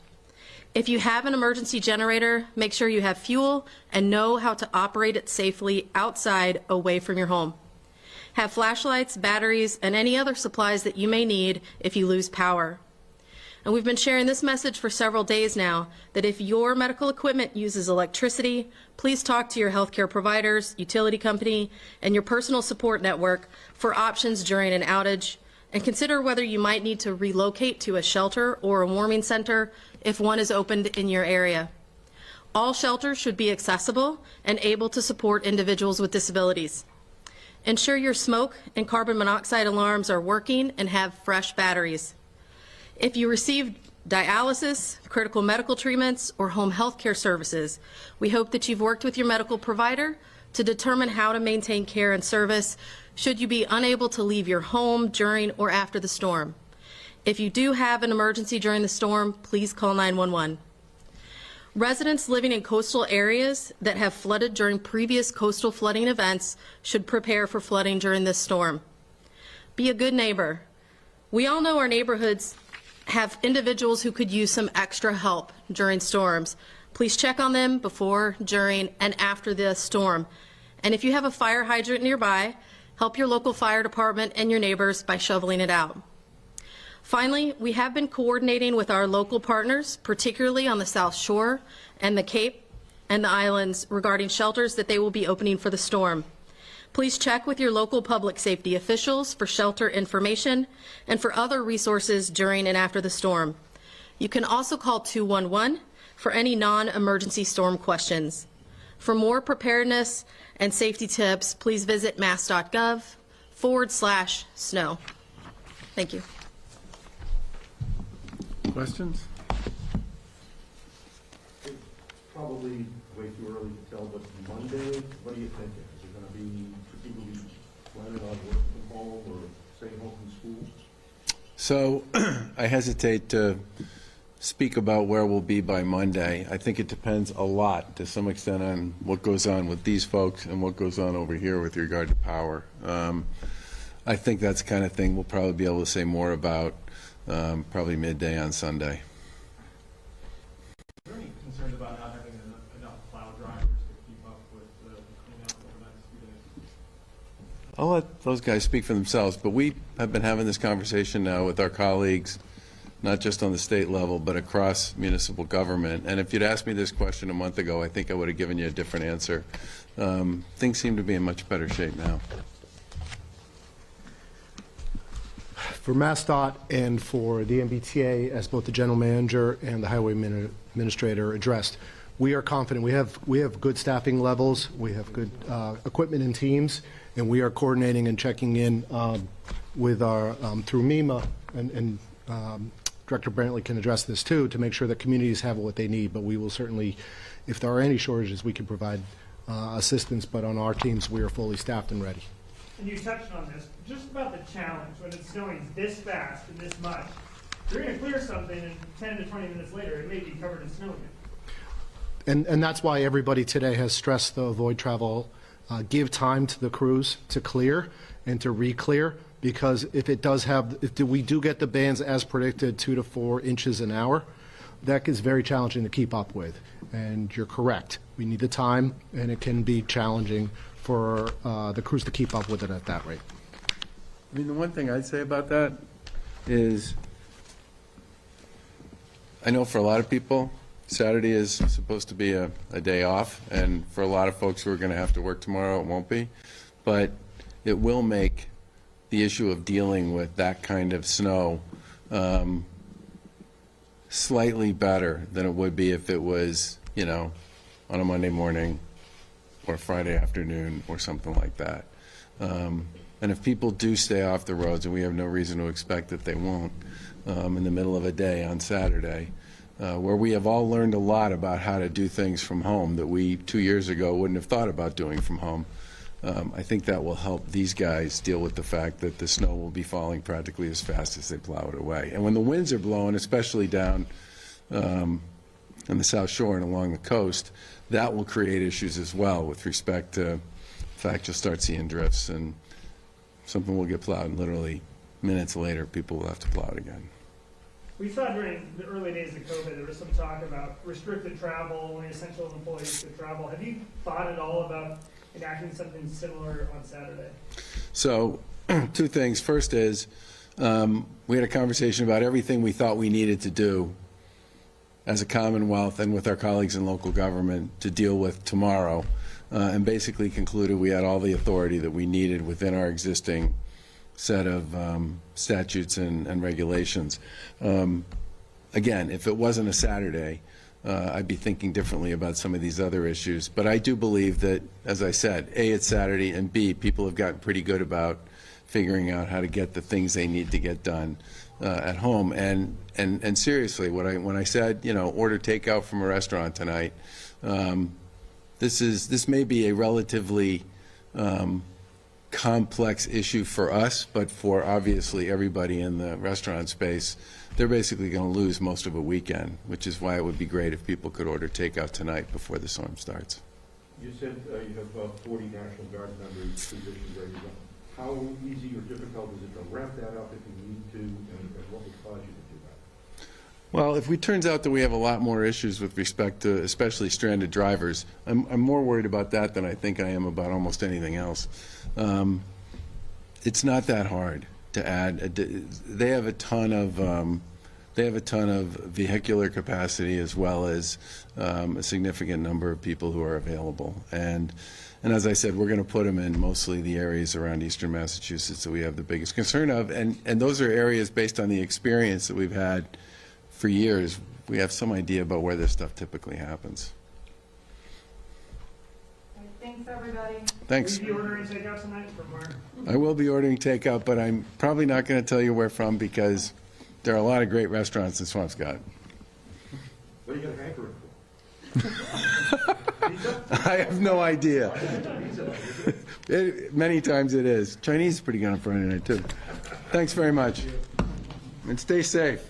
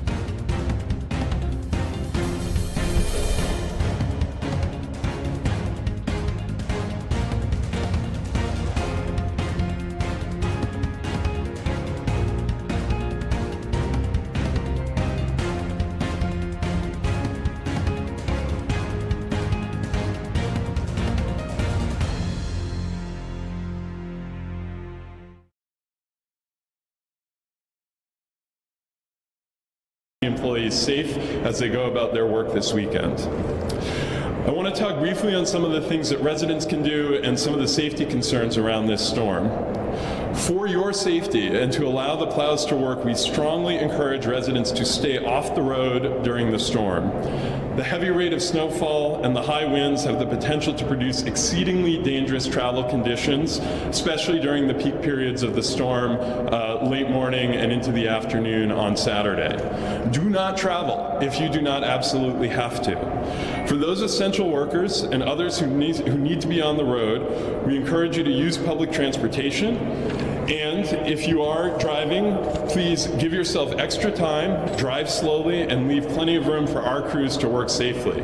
Do not crowd the plow. No matter how you travel, you should expect significant delays during the height of this storm. Once the storm is ended, it's your responsibility to shovel the sidewalks and to keep them clear. They must be kept clear of snow and ice after the storm. We require a 42-inch wide path of travel along sidewalks so that people who are using wheelchairs, strollers, and other mobility devices can travel safely.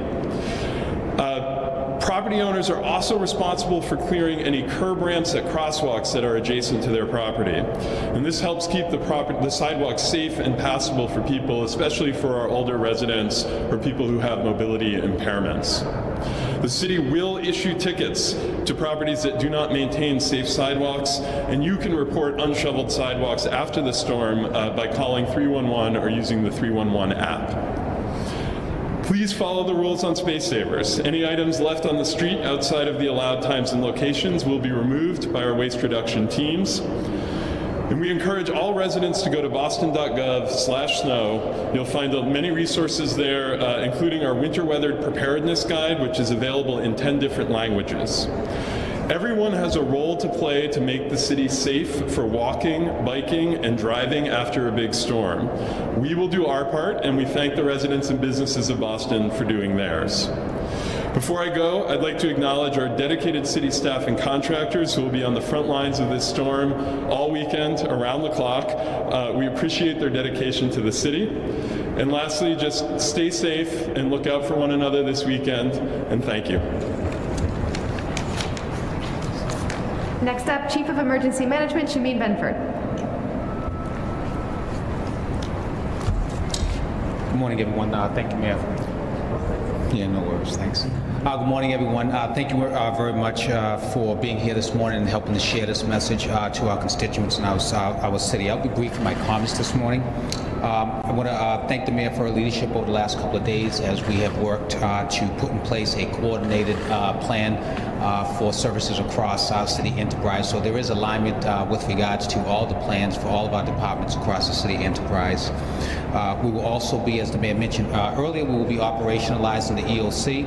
And the main purpose of operationalizing the EOC is to ensure that we maintain a readiness posture and the ability to coordinate across city departments. So we will be activating tomorrow the EOC. We have points of contact for all of our major departments and cabinets across the city, and we expect to be in communication, as the Mayor mentioned, with the National Weather Service to keep up to date with regards to changing weather forecast and the patterns as the storm progresses.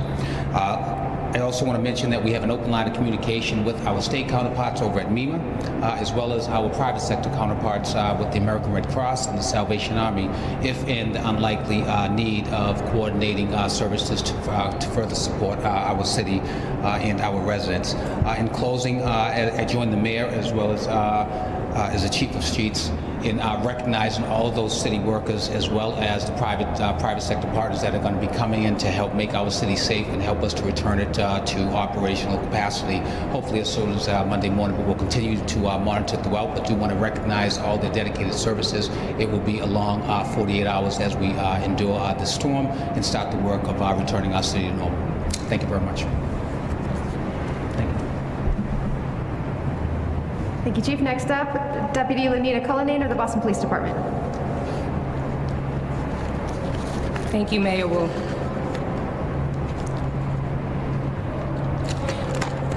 Hello, I'm Lenita Cullinane, Deputy Superintendent with the Boston Police Department under the Bureau of Field Services.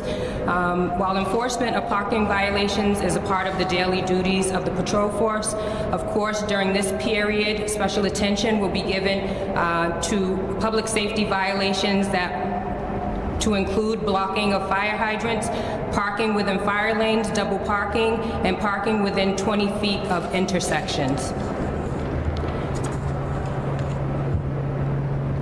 All on-duty personnel will be alerted to traffic control problems, flooding, trees down, broken windows, and they will pay special attention to businesses in the area of the various police districts for the prevention of vandalism or looting that may occur because of opportunities presented during this emergency.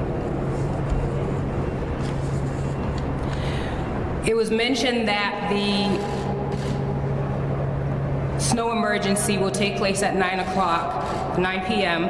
Prior to that, there will be public announcement operations made throughout the city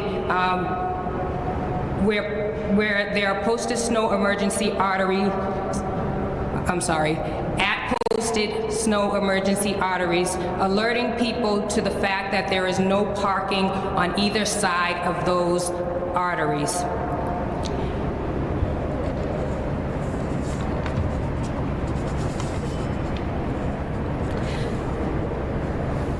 In the midst of the snow emergency, all of the district captains will also ensure that all of the arteries remain clear. While we will be towing motor vehicles, the aim is not to tow motor vehicles, and we want to minimize the towing. So what we ask is that people comply with the parking ban and the restrictions that are in place so that there's less inconvenience to them as it relates to their motor vehicles being towed, and it keeps the roadways clear for the various agencies to do what they need to do as it relates to snow clearance. Thank you so much. Thank you, Deputy Cullinane. Next up, Commissioner Jack Dempsey of the Boston Fire Department. Thank you, Mayor. Morning, everyone. So as the Mayor mentioned, you should check your smoke detectors and carbon monoxide detectors. Make sure that all the snow is cleared from the vents. Snow piling up can prevent the operation of your heater or whatever system that may be trying to vent, and that could cause a carbon monoxide danger. So make sure you periodically go outside and make sure those vents are clear. Check on your neighbors. If you're young, then shovel for your elderly neighbors. The snow is heavy, and your act of kindness can truly save a life. Stay away from any down wires. Boston Fire Department will have additional resources working through the storm.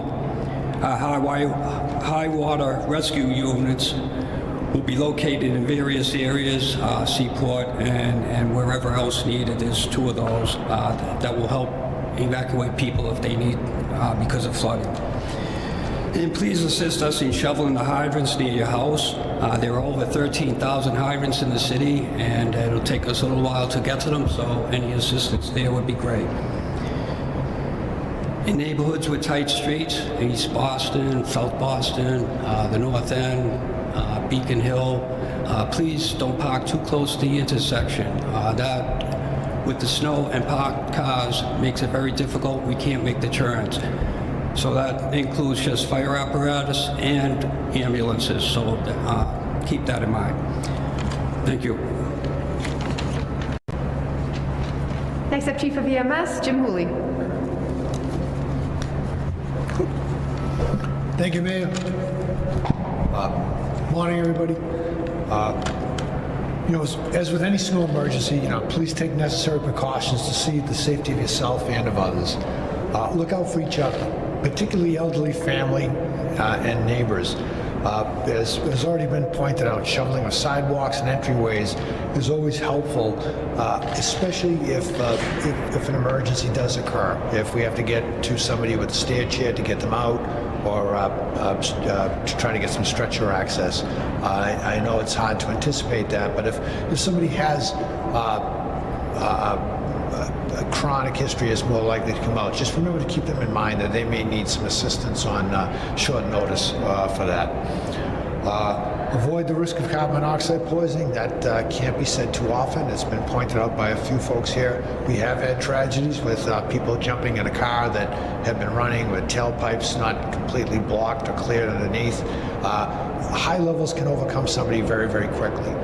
It can also be problems in homes now with the more efficient heating system sometimes as the vents get blocked, as the commissioner said.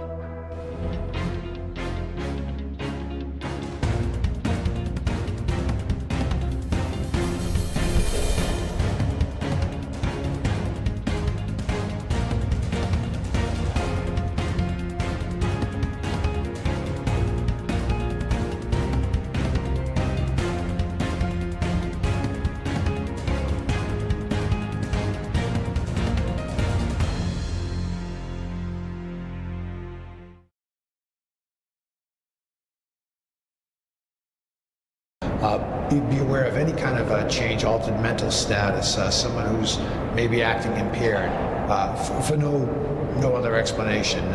If you suspect that there's CO poisoning, if an alarms are going off, don't think it's a false alarm, get to fresh air.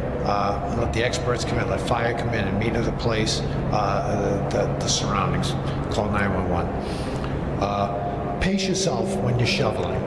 As the mayor pointed out, we have, some aches and pains can be normal, and you can take it easy on that. But stop if you do experience chest pain, shortness of breath, lightheadedness, and if it persists, that doesn't go away, then I have to call 911. Better still, if you do have underlying medical issues, and even though it's supposed to be light and fluffy, there's supposed to be a lot of it. So consider hiring a neighborhood kit if that's possible. Might be a good time to make those arrangements now ahead of it.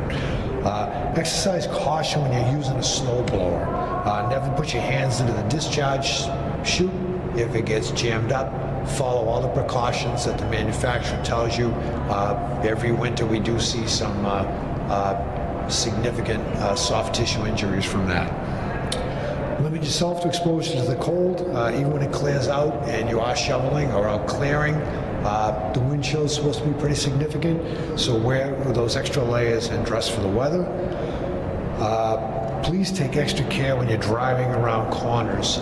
As the streets are getting cleared, sometimes we'll get some piles on corners of snow piles, or some private lots, snow gets pushed out, things build up on corners. It's not always easy for pedestrians or drivers to see around these snow piles, and we want to make sure that someone doesn't inadvertently get struck by a vehicle because they're not being aware of that.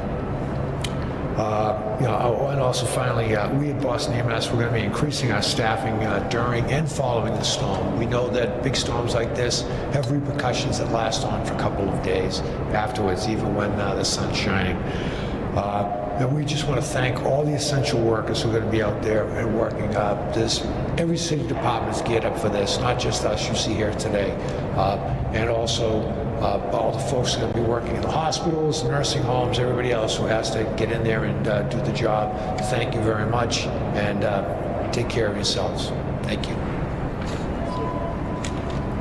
Next, our Chief of Housing, Sheila Dillon. Thank you, Mayor, and thank you to the people behind me are doing such a fabulous job. I'll be brief, but we want to make sure that all of our residents during the storm are safe. I just want to highlight two things. If you are having problems with your heat, you're losing your heat's not working, you're a homeowner or you're a tenant, please call 311. Especially if you're a senior and you are having problems with your heating unit, call 311. We have contractors lined up to assist, and we have very good programs too. So please do not hesitate to call 311. The contractors will be available 24/7, and we're going to be monitoring those calls very, very closely. I just want to say one other thing. For those that are unsheltered, the mayor mentioned it, I need to emphasize it. We have over vans that go out during the day and at night, Pine Street and both Boston Public Health Commission. The vans do wonders. They really work with our unsheltered populations to get them into shelter. However, there's sometimes resistance for lots of reasons, mental health issues and others, for folks not wanting to come in. Those vans will be operational unless they can't be. So we are prepared if the vans go down, people are going to try to get to the hot spots in other ways, but it's going to be on us all to be, really keep our eyes peeled for people in our neighborhood that might look vulnerable. Do not hesitate to call 911. We need to get people to them to make sure that they come in and be safe. So the vans will be operational unless it becomes unsafe, and then we're going to have to rely on the general public.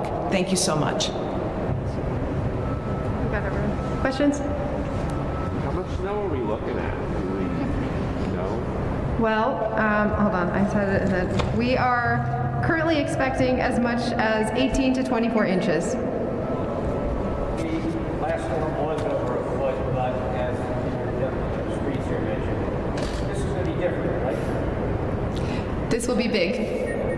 But I mean, not like the last one, which was over a foot. What more challenges with this one? Well, I think there are a couple factors here, and I'll invite up Chief Franklin Hodge as well. I'm very relieved that this is happening on a Saturday. It means that our school kids and teachers and many of the workers around the city who are able to be at home on weekends will hopefully be home and be able to stay inside. But we do know that this is going to not only have very high levels of snow, overall high accumulation in total, but it will come down very quickly too. And so over the period that we're expecting to see the most intense snowfall, it will be coming down fast and furious. And so especially in that Saturday morning window, 9 to 11 or noon or so, if people can really try to stay inside and check on their neighbors, that's very important. Thanks, Mayor. Yeah, I think one of the big challenges with this storm is it is a complicated weather pattern, and we have access to multiple forecasting services. We follow the National Weather Service and others. We've been reading the sort of detailed forecaster guidance over the past week, and what's been very clear is that there is still, even as of this morning, a fair amount of uncertainty about exactly where the intense bands of snow will set up in terms of the east-west trajectory of the storm.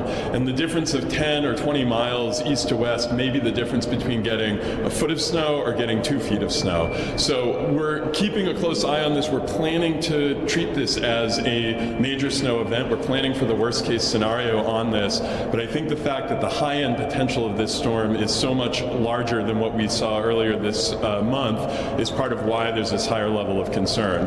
As the mayor mentioned, the other big factor here is the winds. We're expecting wind gusts in excess of 50 miles an hour, and in some cases sustained winds up to 30 miles an hour. That's going to create intense whiteout conditions. This is a very light, fluffy snow that's also going to result in snowdrifts and accumulations in certain places that may exceed the actual snowfall total. So all told, this is a blizzard. This is not just a big snowstorm, and that comes along with it some additional concerns, and that's part of why you're hearing, I think, a different tone today in terms of the risk and the response that we as the city are mounting. And I'll just add, as our Chief of Environment and Energy and Open Space has mentioned, the potential for the high winds to line up with high tide means that there's risk of flooding as well. That was going to be my question, the high tide and flooding. Last time we had a storm like this, it was spectacular. Can you talk a little bit more about the flooding, water, concerns about that, seaport, things along those lines? Yep, I've been in touch with Massport this morning and want to thank Lisa Whelan, who says that over there they don't anticipate significant issues and they are ramping up just alongside the city of Boston. But if you think about our coastal neighborhoods, we're going to be watching very carefully, and I know EMS and others will be on hand to respond quickly. Is there any expiration date or expiration time on the snow emergency? Why don't you go on expiration time? Yeah, sure. I'll answer that, and I'll also just add a little bit about the flooding potential. So the concern with this storm is that you have two things happening at once. You have a major storm with high winds alongside a king tide. And so when those two things sync up exactly, that can create the potential for substantial flooding, especially in coastal areas. We've been monitoring the timing of those two things, and at this point, the trend has been in a positive direction. So we think that the peak level of the peak water levels that we're likely to see are below our thresholds for some of our more intense flooding preparedness activations, deployable barriers, that sort of thing. But this is something that we're keeping an eye on. As the mayor said, our Chief of Environment, Reverend White Hammond, has been monitoring this as well and providing updates to the team. So we'll see how things play out in the next 24 hours, but we think that we're hopeful that we'll avoid the worst potential flooding scenarios. And I'm sorry, you're not asking people to get out of the way or anything along those lines like some other communities. No, not at this point, but people who do live in low-lying areas or in areas that are flood-prone should pay attention to the news. They should pay attention to the forecast. It's never a good idea if you are on the road and there's water on that road, do not drive through it. You do not know how deep it is, so people should take all reasonable precautions. But at this time, there's no specific warnings beyond that. The question as to when the snow emergency is expected to end, it's really going to depend on conditions on the ground. The snow emergency exists so that we can clear our major arteries and keep them free for travel. And depending upon how much snow we get, how quickly it comes, how much we're able to maintain roadway throughout the storm, that's going to dictate when the snow emergency gets lifted. People should sign up for Alert Boston, boston.gov/alertboston. That will offer notifications when the emergency is lifted and give people time to get their cars. If they're parked in one of the discounted garages, they will have 2 hours after the end of the emergency to get their cars out. Okay. I know this isn't really the city's purview, but are you worried about the MBTA's ability to handle this? We are always worried about the ability for our residents to get around, and again, because this is a Saturday, the hope is that there will be less need. Of course, we know our very, very hardworking essential workers will still be commuting to work to make sure that everyone is safe, but the hope is that people should give themselves plenty of time if they need to go out. It's always safer to be on public transportation than to be out on the roads by yourself, especially in such conditions. But if at all possible, please stay home, check on your neighbors, and try to stay safe and warm inside. Good. Thank you, everyone.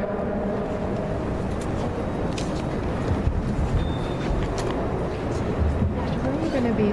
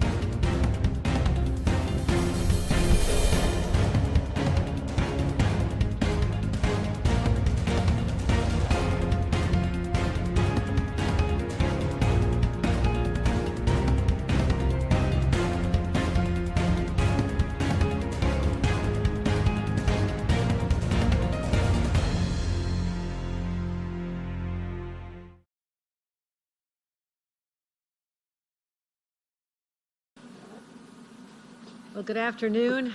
I am apologetic for the delay in time, but it was for a worthy purpose. I just came from St. Patrick's Cathedral, where I shared in the grief of not just the 8.2 million New York City residents, but also 20 million people from the state of New York. It's been a heartbreaking day, and I wanted to stay and show my respect as the procession left with the mayor and the chief of police and the commissioner.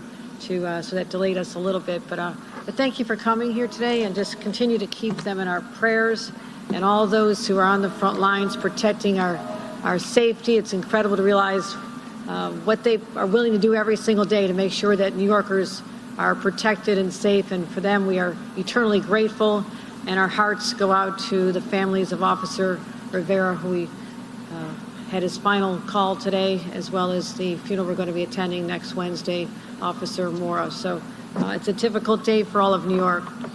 And also, we have a little bit of challenge before us. I just told the county executive, I said, what's with Suffolk? I thought Buffalo had the most unusual weather patterns, and it seems like you're always on the front lines lately. So it's fascinating, and those who love to study weather, like my commissioner here, this is an exciting time for you. Commissioner Braid, our Commissioner of Homeland Security and Emergency Services, was once the Chief of Staff of the National Weather Service in Washington, so she gets very excited on days like this. So unlike the rest of us who dread it, she looks forward to it. So we're going to look at some numbers on the storm, and I want to make sure you have a full briefing on what we're doing in anticipation of the storm, because storms can be devastating, they can be deadly, they can be dangerous. And we are on call right now with the warning we've seen coming up the East Coast and this confluence of an incredible storm.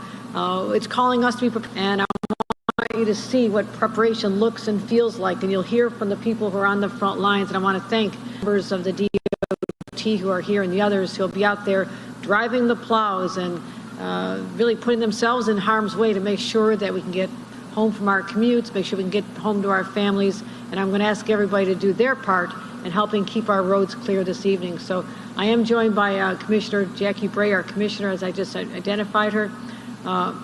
Rita Dominguez, Commissioner of Department of Transportation. We've been at events like this from Buffalo to Albany here in Suffolk County, so she is a seasoned pro. Feel very comfortable with her leadership. And Jan Oliver, because we're going to be talking about the impact on the MTA, newly named the permanent, the no longer acting, but the chair and CEO of the Metropolitan Transit Authority. Also, we have Patrick Ng, who's the president of the MTA Long Island Railroad, which is an important lifeline for our commuters here on Long Island, so he'll be joining. He's here as well. And Steve Malone, our county executive, who you'll be hearing from about the county's preparation. So let's take a look at what we're doing here. These are the maps we wake up and dread when we see them in the morning news. The orange is the blizzard warning, so there you go. It's coming our way. We've not seen any deviation from what we're seeing here. Sometimes you hope that it goes further out east and actually dissipates over the ocean, but I don't foresee that tonight. So what we're expecting is hopeful that doesn't really hit during the commute this evening. We're tracking the timing of this, but we do believe that the highest totals will be coming tomorrow, which is actually, given that it's a Saturday morning, it's very good, given that it could have happened during prime commuting hours tonight or even this morning. So, but the point is, we're on notice, and so there's no excuses. People should not be on the roads unnecessarily, and we have that evidence right here. So we have been upgrading this blizzard warning. Suffolk County is under a blizzard warning right now, and the storm effect is in effect now from till 7 o'clock Saturday, and then it gets even worse. Here it's going to be Nassau, New York City, Westchester, Putnam, and Rockland County. So that's what we're looking at. And we think Long Island's going to be one of the hardest hit. So 10 to 16 inches across Long Island, and it also comes down. If that happens over a course of a few days, you can handle it. That happens in a few hours, 1 to 2 to 3 inches an hour, that's when it becomes very treacherous. So we could end up with anywhere from 6 inches to 2 feet, but it's also the wind. Take it from someone who lives on the shores of Lake Erie during winter blizzard. It is all about the wind factor. It affects visibility. It is dangerous to be on roads when you can't see the vehicles around you, and common sense has to prevail here, and I'm asking people to take heed of those warnings. We'll have sustained winds of 25 to 35 miles an hour with gusts, and this is what really gets dangerous, when it's a complete whiteout condition, and you do not want to be in your vehicle with your kids in the back seat and go off the road during those conditions, and that's what can happen. So 50 to 50-mile-an-hour winds.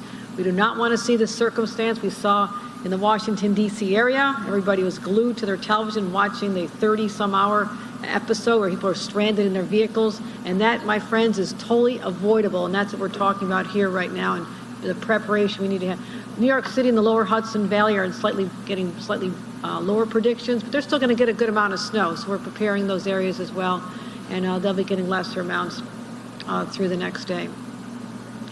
So these regions, northern region, minimal snow, but it'll be very cold. Also, that cold is dangerous.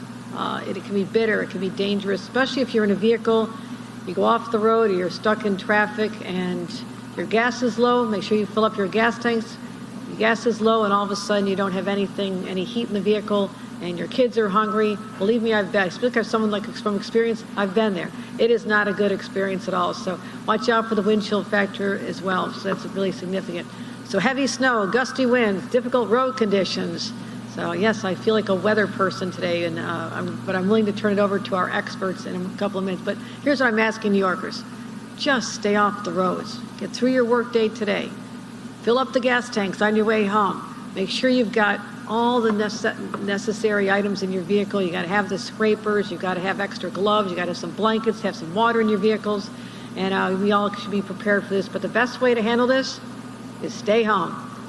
Famous mayor of Buffalo once said how to handle the blizzard: sit home with a 6-pack of beer and wait it out. So, you could have a nice bottle of Long Island wine. I don't care what your preference is here, but stay home, everybody.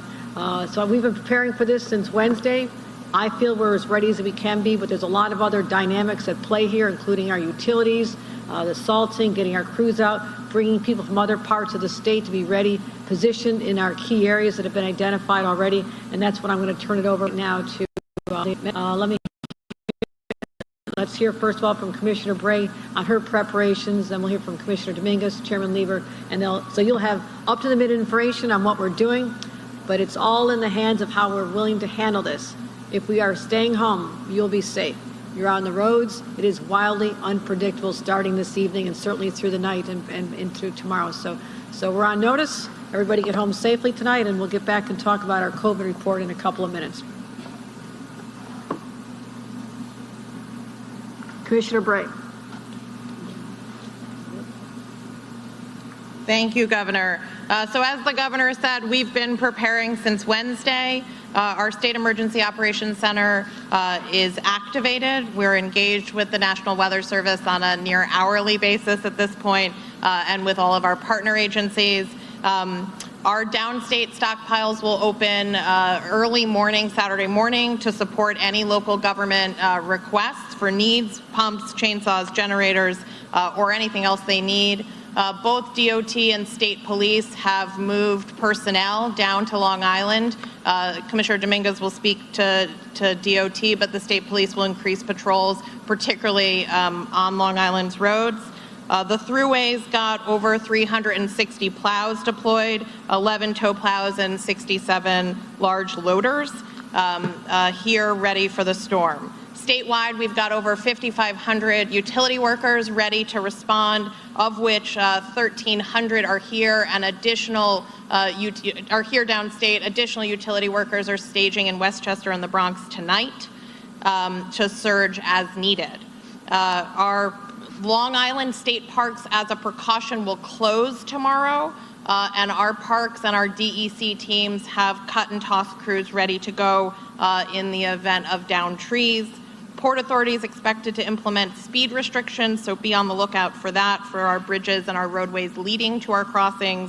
And just want to reiterate the Governor's message to stay off the roads if you don't have to be out there after about 8 p.m. tonight. We really want you home through the day on Saturday. Our Office of Emergency Management has been in touch with every county emergency manager in the affected region over the last 24 hours, and will stay in touch to respond as needed over the course of the storm. Thank you. Oh, I'm sorry. Commissioner Dominguez will speak now to DOT assets. Thank you.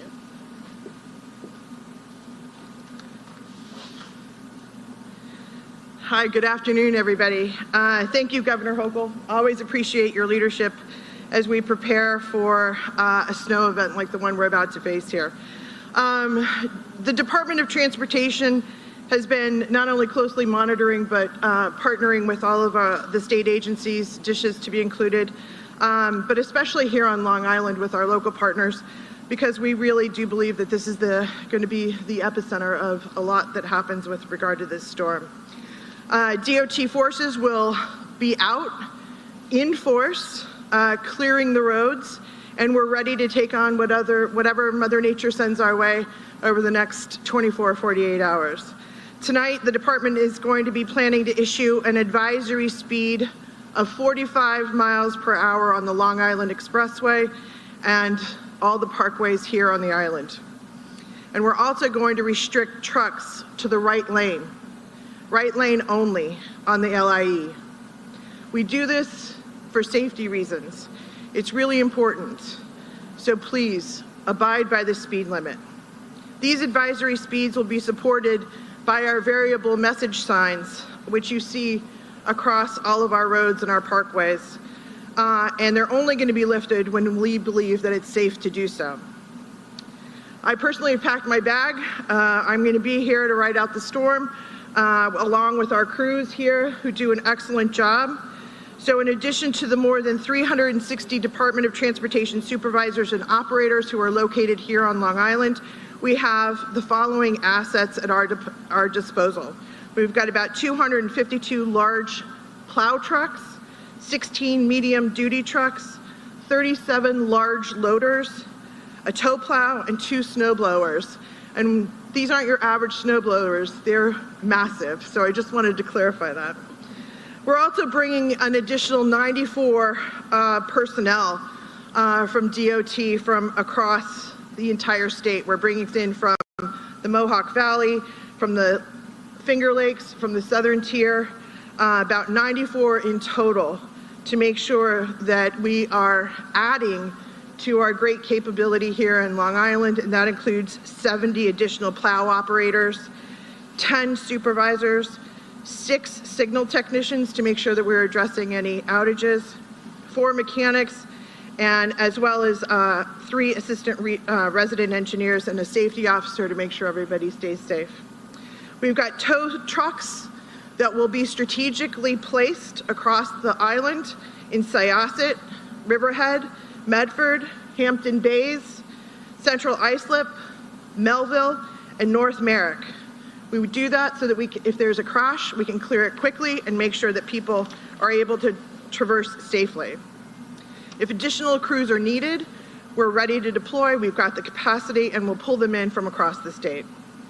We're also, as Commissioner Bray said, we've also got chipper and tree crews ready on standby in the event that there's any downed trees, or we've obviously got some high winds coming. We're making sure that we're ready to go. DOT will remain staffed 24/7 for all of our operations throughout the duration of this event, as well as afterwards, so that if there's any cleanup that needs to be done in partnership with the localities, we will make sure that we do that. Our fleet mechanics are ready to go. We've staffed all of these residencies. These buildings that you see here are full of people that really make our operational capability happen. They're ready to perform any repairs that need to take place, but we're going to be on it. New York has some of the harshest winters, as we know, in the country, and DOT employs some of the most elite snow fighting teams in the entire nation. So we're really, really grateful for their efforts. They're dedicated professionals, they know what they're doing, and they're up to the operational challenge that's ahead of us. We prepare for storms like this all year round, and we'll be out there helping maintain our roadways and keeping them safe. I want to take one moment, a very important moment, and talk a little bit about safety, because this is a serious storm.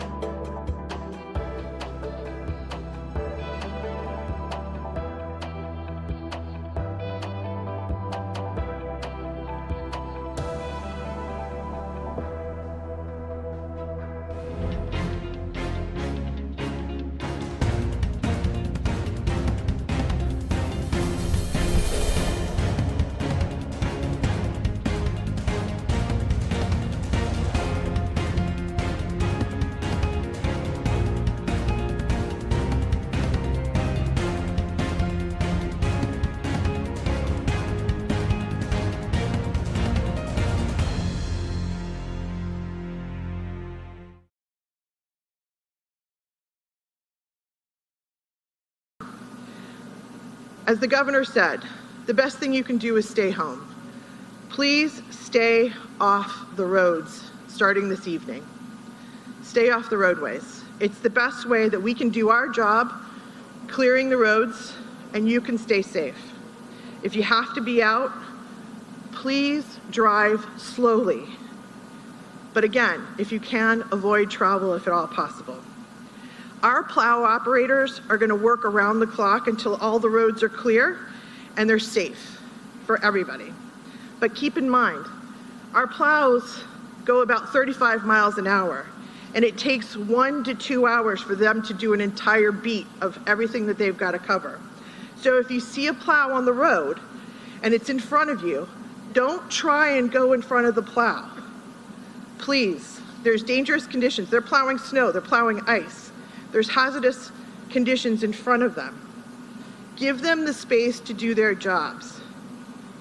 Don't crowd the plow, all right? It keeps the plow operator safe, keeps you and your vehicle safe. Again, please, everybody stay safe. We're ready to go. Governor, thank you very much for your support and your leadership. We greatly appreciate it. Governor Hochul, there's nobody that knows snow like Governor Hochul. Let me take a moment and introduce my colleague, Jano Lieber, the Chairman and CEO of MTA.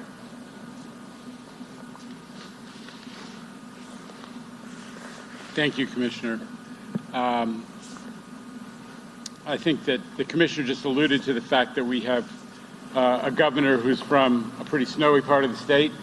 Governor and I got to know each other in weather emergencies and operational emergencies early in her governorship.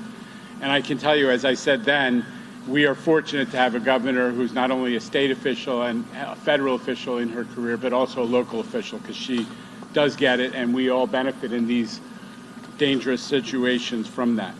I have to start with a shout out to the incredible MTA workforce, because a lot of them are coming back to work for the weekend, and they are going to be all out, whether it's in the city, in Westchester, in the northern suburbs, or here on Long Island. So thank you to them. We've been preparing for this storm for days, and there are, in these circumstances, a whole set of protocols and procedures that we follow, and we are implementing them. This is not our first rodeo. Our personnel and our equipment are ready to go so that service can be continued safely to the extent that it can, and that when we if we do have a shutdown, and we're likely to have a shutdown tonight on the Long Island Railroad, so be prepared for that, that we can restore service as quickly as possible. Our goal is to get everybody safely through the weekend and then restore morning rush hour service on Monday. That is obviously a centerpiece of our strategy. But the key is, through the weekend, as the governor said, as the commissioner says, if you can avoid travel, please avoid, do so. Avoid unnecessary travel, and if you have to travel, please exercise extreme caution. The Long Island Railroad, as I said, is about to take what is sure to be the biggest hit this weekend of the MTA properties and MTA operations. We are preparing to suspend service early tomorrow morning during the worst of the storm, which could drop 2 inches of snow per hour. So that we're, just so you know, in the middle of the night sometime, we're going to be suspending service, and there's probably not going to be service as of tomorrow morning. My colleague Phil Eng is here to explain more if need be. We do have all of our snow fighting trains and tow trucks and de-icers ready to go, just as we do on the subways in the city and on Metro North in the northern suburbs, to protect the tracks, the switches, and, as I said, to put us in a position to restore service promptly. We're bringing in hundreds of personnel. They're already at work sanding and salting platforms and getting all the other facilities, walkways, driveways, parking lots ready as well. Metro North, and I'm going to cover that as well, is expected to see less of an impact. They are going to an hourly snow emergency type level of service on the 3 main lines, but we are suspending all service between Southeast and Wassaic in the northern reaches of the Harlem line. And in Connecticut, there are going to be suspensions. There are discussions with the state of Connecticut, but our expectation is that there are going to be suspensions on the New Haven lines New Canaan, Danbury, and Waterbury branches as well. And Amtrak, in case it hasn't been made clear, has suspended all of their service to the north of New York City. As snow levels increase, customers can expect to see impacts to the bus, paratransit, and subway operations as well, particularly as the roads become impassable in the city.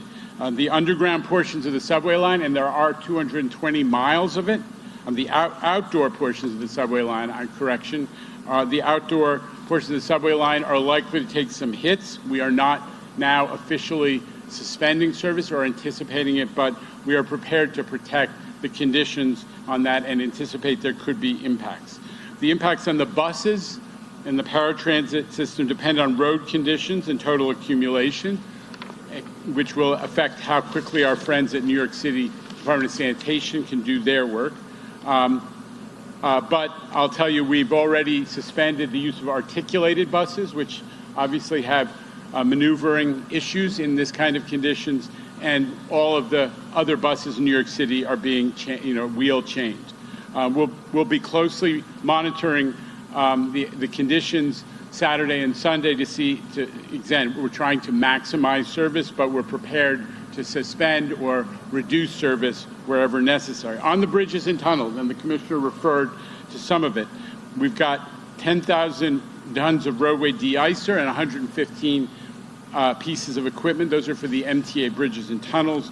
Roadway sensors in the MTA district are going to be giving us real-time updates on conditions which could impact on our decisions about closures. So there's going to be a soft ban on empty tractors and trailers and tandem vehicles on the MTA bridges in anticipation of the wind conditions. And there's going to be plenty of signing and messaging on the highways to let motorists know what to expect. We work closely with all the other agencies who do the operations statewide.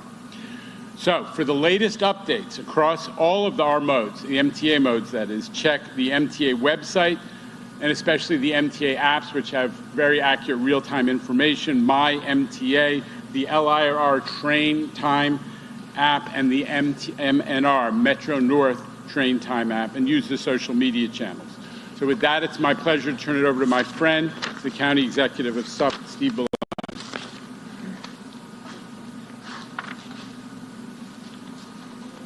Thank you, very appreciate it. And I want to first start by thanking the governor and her entire emergency management team.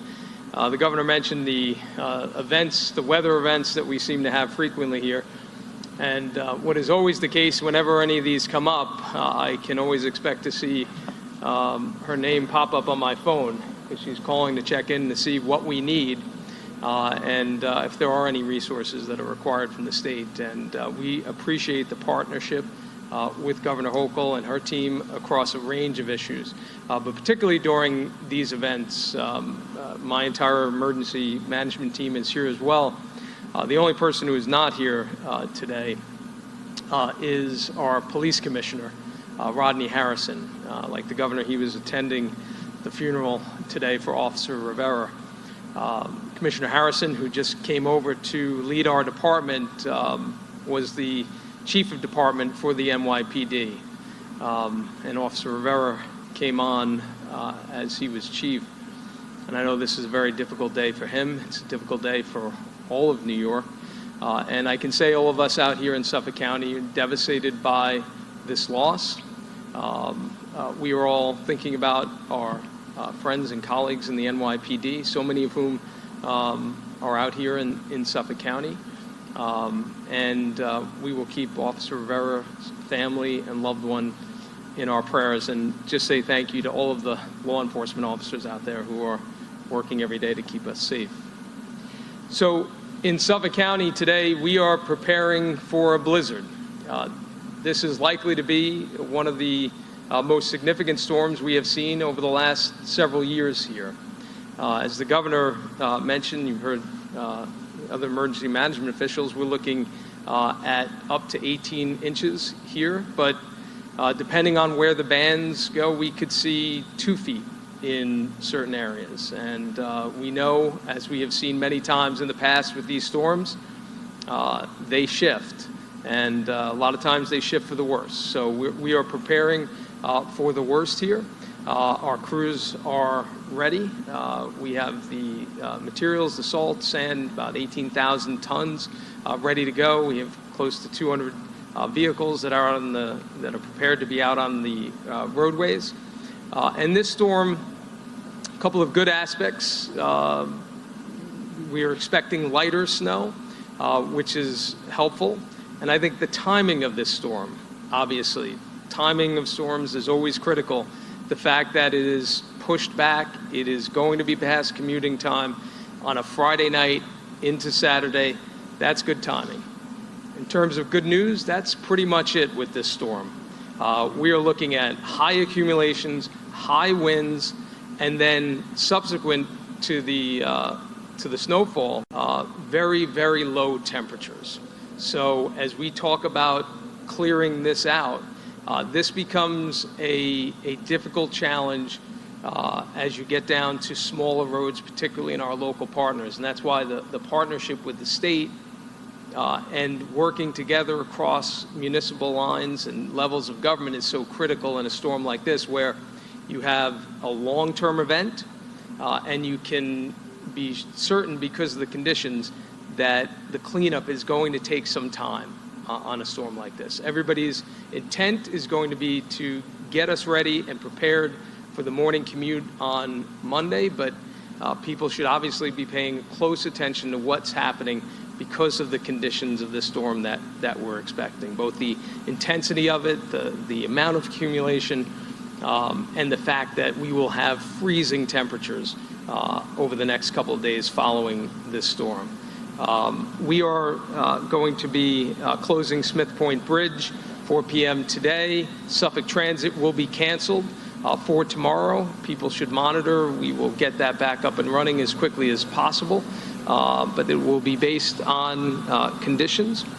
Right now, we have teams from our Department of Social Services who will be out looking to take the homeless off the street to provide shelter. Those who may be out there, we have the teams out there, because the temperatures that we are looking at, they are dangerous, they are life-threatening for people who are out in these conditions. We also had a tornado, speaking of strange weather events out here, around Thanksgiving, that ripped off the roof of one of our main facility for salt on the East End, and the East End is going to be hit the hardest, it appears, here. We have a temporary location. Commissioner Joe Brown has that set up, so we will be able to deliver the needs with salt and sand out there on the East End as we get hit with this very difficult storm. If anyone has issues with heating this weekend, given these temperatures, call 311 right away if you have any storm-related issues that are not an emergency.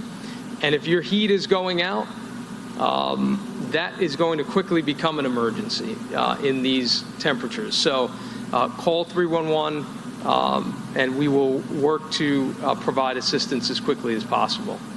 The last thing I'll say, and you've heard all of the speakers say before, there is no reason to be out on the roads on Saturday as this storm is hitting.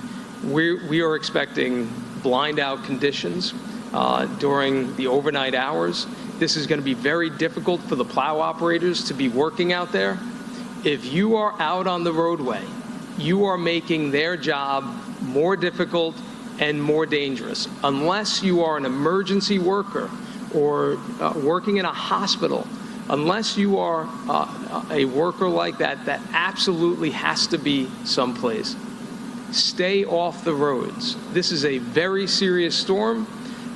It is going to be difficult to clear, and if you're out on the roadway, either interfering with plow operators or getting stuck. I cannot tell you how many storms I've been through where I've pulled off on the side of the road with our truck to help motorists who are stranded, who are in cars, who should not be out on the road driving in those conditions, but they get stranded, and then they're blocking the plows and they're taking up the time of emergency service operators. So please stay off the roads. Good day, good weekend to watch some movies, relax, stay at home. I wish I could do that, but I will be out with our crews and our teams. But please do that so that we can get this, get these roads cleared as quickly as possible. And again, thank you to the governor for her partnership and her leadership during storm events like this. Thank you, County Executive. It is great to have partners on the ground like you. I'm a former county official myself, so I understand what it's like and how you're always waiting for help from the state. And I want you to know that the cavalry has arrived. We're right here to partner with you, your incredible county teams and highway.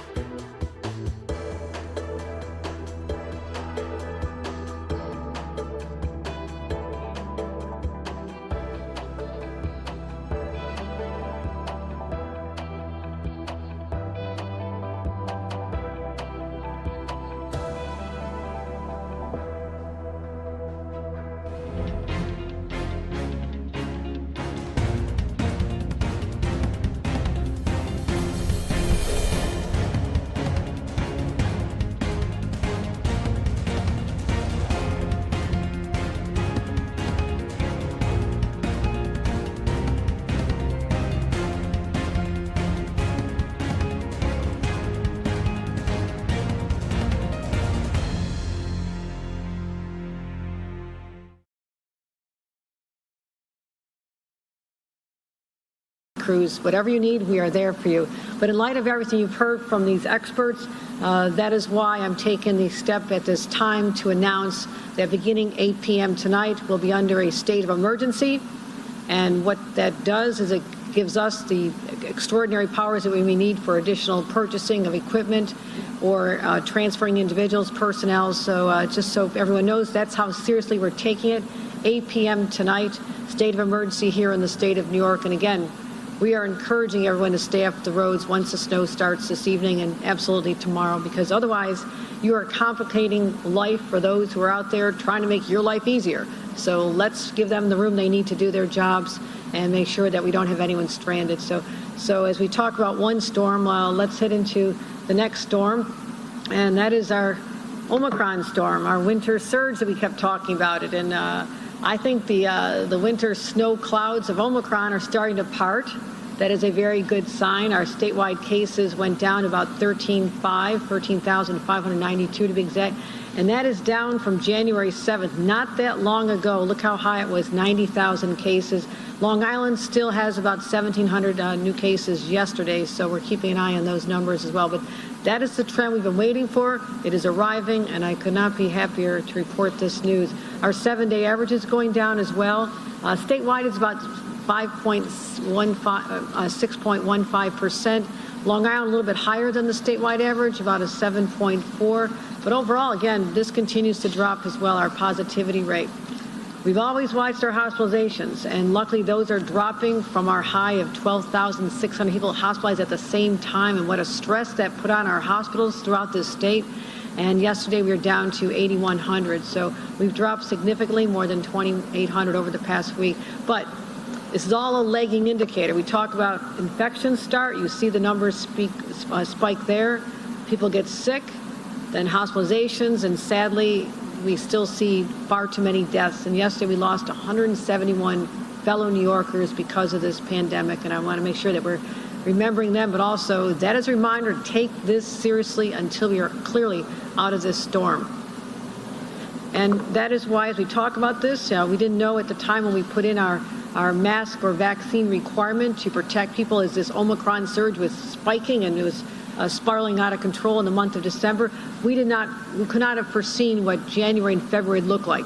We still don't know much beyond where we are right now, but again, the trend is much more positive, and that is why I want to talk about the fact that we'll have a temporary extension of our business mask or vaccine policy, and that has been a critical tool in driving those numbers down. They could be even more out of control, but we're going to continue doing this not by month, not by 3 months. We're going to do it every 2 weeks now, so we can be ready to suspend, give businesses the notice they've been waiting for. But again, I want to thank all the businesses and the people who followed these policies. You are the reason our state is going to come out of this far sooner than other states. The numbers are still going up in other states, and we've been smart here. I thank the people. I thank the counties for their partnership. So we'll be extending that just through February 10th.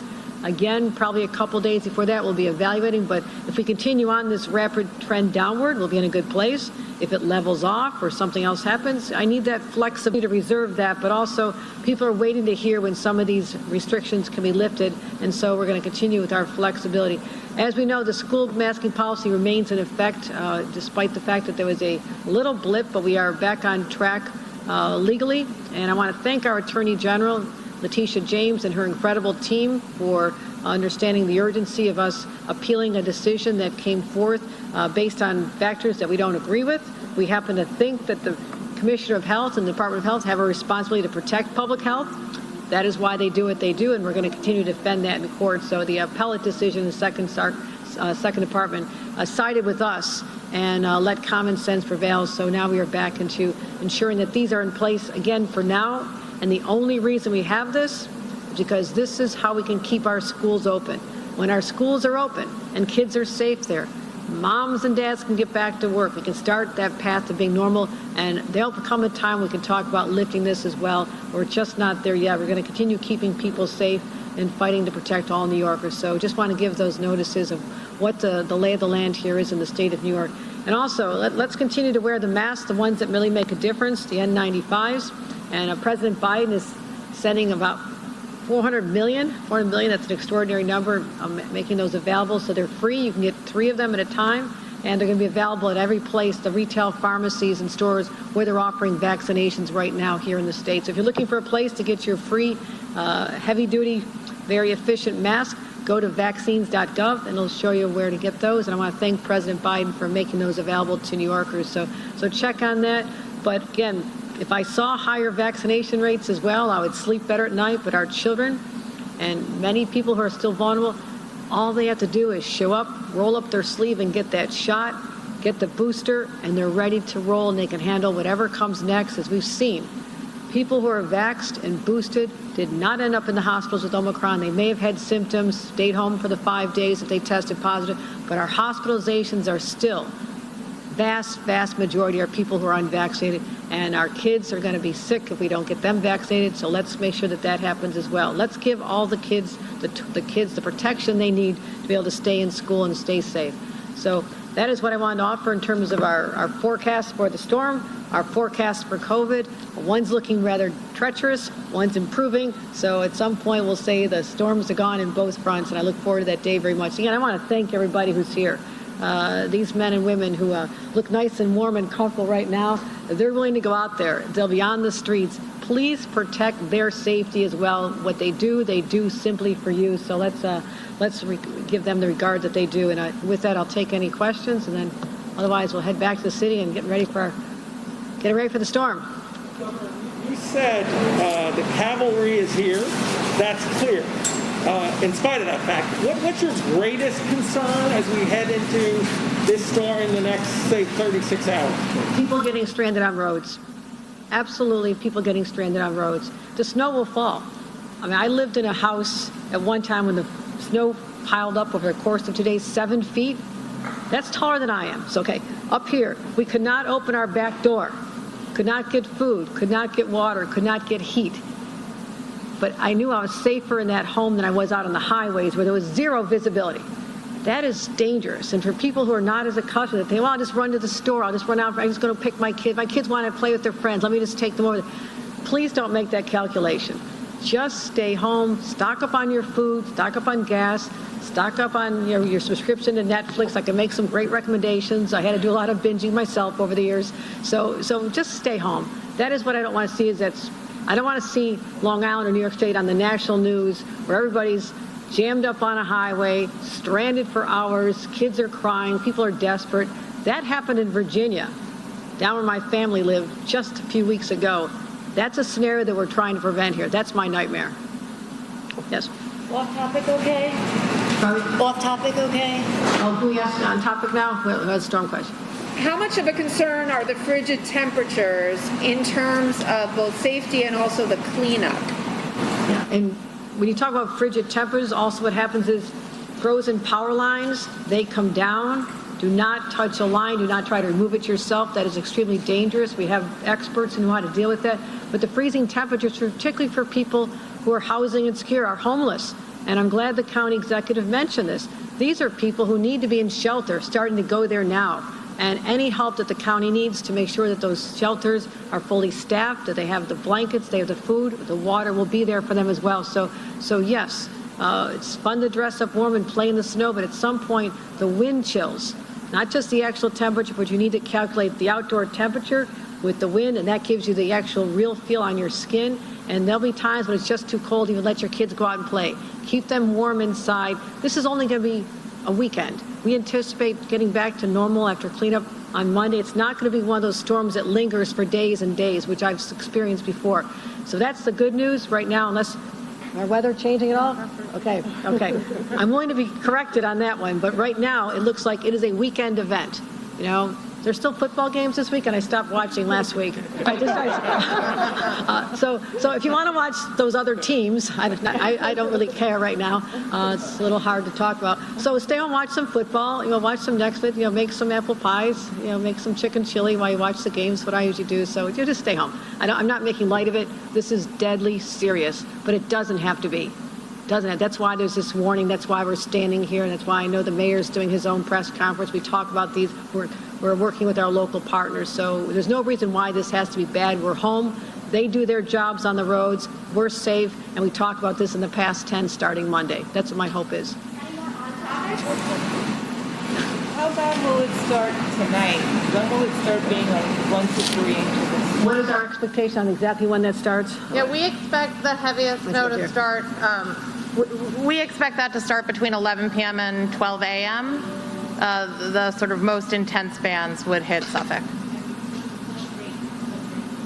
So we expect to see up to 2 inches of snow an hour in some of the hours over the sort of early Saturday morning. I wouldn't be surprised if we even saw 3 inches an hour out in eastern Suffolk. 3 inches an hour is a lot. Doesn't like that's coming down sustained every hour. That is quick. That's very challenging for the plows because they'll go do a route, make it all disappear. They turn around by the time they're done, an hour and a half, it's all back again. So that is what we're doing. They're out there salting the roads as well. So stay out of their way. Stay out of their way. Any other on topic? Going on with stranded cars being a potential concern for you, what is the protocols to shut down some of the parkways and We're talking about how we're going to shut them down. And also, even before you shut them down, we're planning to reduce speeds on them. That's the first step, is reducing speeds. But what goes into our analysis on shutting down? I'll ask the expert, our commissioner of DOT. So the bottom line is that we continually assess the snowfall rate, how quickly we're able to clear the roads, the conditions, the temperature, etc. We work with our partners, local partners here, but we're going to be constantly assessing the condition of the roadways and make the call as soon as we need to make sure that the roads stay open as long as they can, so long as they're safe. Also ice. We didn't talk about ice. Icy roads are treacherous, and you cannot see the ice under the snow, and that is when someone's going, even a speed limit, they can end up in a ditch. And in more rural areas, they may not be found for some time if they go off in the dark into a ditch when there's heavy snow coming down. That is my fear as well. So people need to be really smart about this travel because you just don't know the conditions of the road. Take it from me. I've traveled more snow and ice covered roads than any elected official in this state, and it is not a fun experience. I want to make sure everyone from Long Island up to New York City, Mid-Hudson area that are exposed right now are safe. So. Two more quick questions. Just on a lighter note, Governor, you keep mentioning Netflix, and you have this week, so can you give us your top two? I like Billions. I'm watching Billions these days. I always like Mrs. Maisel. I'm trying to wait for that one to start up.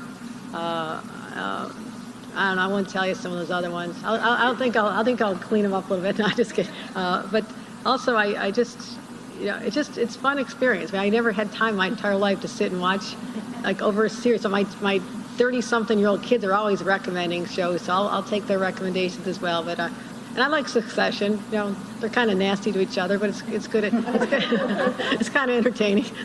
Yeah. Just changing gears for a moment, what were your feelings today hearing Officer Rivera's wife, widow, speak about how the criminal justice system has failed her? And what will be your message to Manhattan DA Bragg when you meet with him? First of all, it's heartbreaking to see the riveting pain that young widow was experiencing. It literally brought me to tears as I was sitting there. And it's still hard to think about what that young woman was going through, her whole life ahead of her, and to lose her sweetheart who had a crush on her since they were just in grade school. So her pain was real, it was searing to hear, and it's going to be enduring for a long time. And we're just going to keep her in our prayers. But I also understand we need to do more to protect public safety. We need alignment with our men and women in uniform because they're out there putting their lives on the line to keep us safe. And yes, we have to protect people's rights and ensure there's fairness and justice in the criminal justice system. And there's been shortcomings, and we need to address them. But these are not mutually exclusive objectives. We have to work with our law enforcement, give them the respect, the resources they need. And so I'll be having a conversation about the desire, my desire to achieve both those objectives simultaneously because I believe they can occur. All right, thank you for coming, everybody. Appreciate it.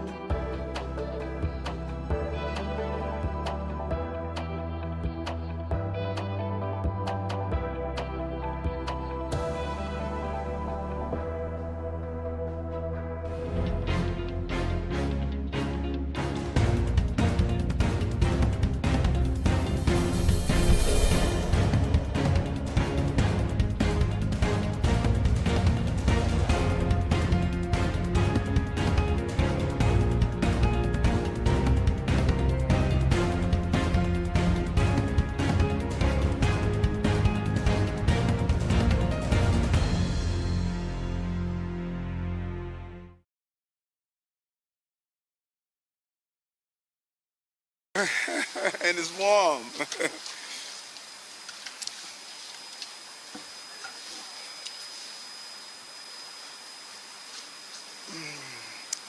Thank you. You know, seemed like we continue to move through one incident after another. But when you have the right team, you can get through it all. And we're going to get through the inclement weather and the inclement conditions. It's about having that right team. And so I want to thank Commissioner Farrell over at OEM, just a real steady, trusted hand throughout these issues after issues. She responds accordingly. And Commissioner Grayson, he just gets so excited this time of the year, able to move these rigs and trucks and deal with these snow emergencies that we have. And so, thank you, Commissioner, your entire team, all the men and women of DSNY.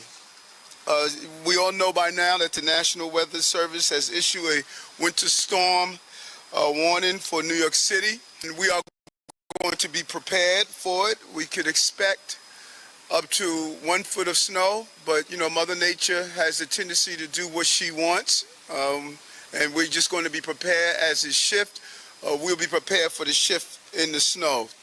The real concerns, speaking with the commissioner and his team, is about the high winds. Visibility is going to be challenging tomorrow, particularly because of the light snow. And so we're asking people to use public transportation. As I say over and over again, we have one of the best public transportation systems. This is an opportunity to do so.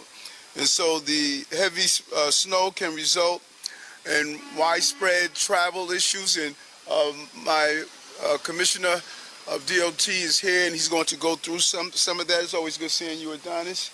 And Governor Coker and her team has been in constant communication with our team at this time. And as you can see behind us, we have our snow trucks and spreaders and plows that are really ready to go. This team moved in a expeditious fashion during the last snow. Instead of closing our schools and stopping the city from moving, they were able to accomplish the task, and I was really proud on how they responded. You always know you're judged by your first snowstorm. And I know all of you love me in the media, but you would have done a number on me if I didn't have the city up and operating. So we're not going to fail again. Right, Gloria? So again, open streets and outside dining will be closed tomorrow. Indoor dining will be. One of the best ways to navigate the snow is go inside and spend some money for our restaurants. All Saturday appointments for vaccines will be rescheduled for Sunday. No alternate side of the street parking for Saturday. And we're going to ask New Yorkers if you're having any conditions at all around heating or frozen pipes to really reach out to 311. And we want to be we want to be compassionate for those who are living on the streets or in terrible conditions where they don't have appropriate places to go during the cold weather. We have put in place a code blue, and we are looking for all unsheltered New Yorkers to get the support they need during this time. If you see someone in need, call 311. Our city employees are aware during Code Blue. If there are individuals who are unsheltered, we want them to make sure that we take them inside into the appropriate facilities for those New Yorkers who need so.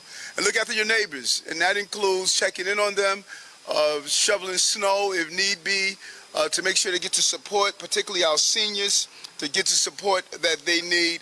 But the name of the game, bundle up. Let's get prepared. We're going to see through this, and no matter what you do, let's make sure you wear your mask to keep us safe. So I want to bring on our OEM Commissioner, Commissioner Farrell, and followed by the Department of Sanitation Commissioner, Commissioner Grayson. And then finally, my Commissioner of DOT, Adonis Rodriguez. Commissioner? Good afternoon. According to the National Weather Service, snow is expected to begin around 8 p.m. tonight, becoming moderate to heavy overnight. Snow will continue into Saturday afternoon with the possibility of more than 1 inch of accumulation per hour. As the mayor just noted, snowfall totals of up to 1 foot with locally higher amounts are possible. The Weather Service has issued a winter storm warning from tonight to tomorrow, which means significant accumulations, and this could cause many impacts. As has been noted, we also need to prepare for heavy winds, up to 25 to 35 miles per hour sustained, and gusts up to 50 miles an hour. It is also going to be very cold over the next couple days. Temperatures will drop into the mid-teens late tonight and stay cold all day tomorrow. Wind chills are expected to be below zero tomorrow night. Based on all of the above and what we expect, Emergency Management is issuing a hazardous travel advisory, which is going out this afternoon, and it will be in effect through tomorrow.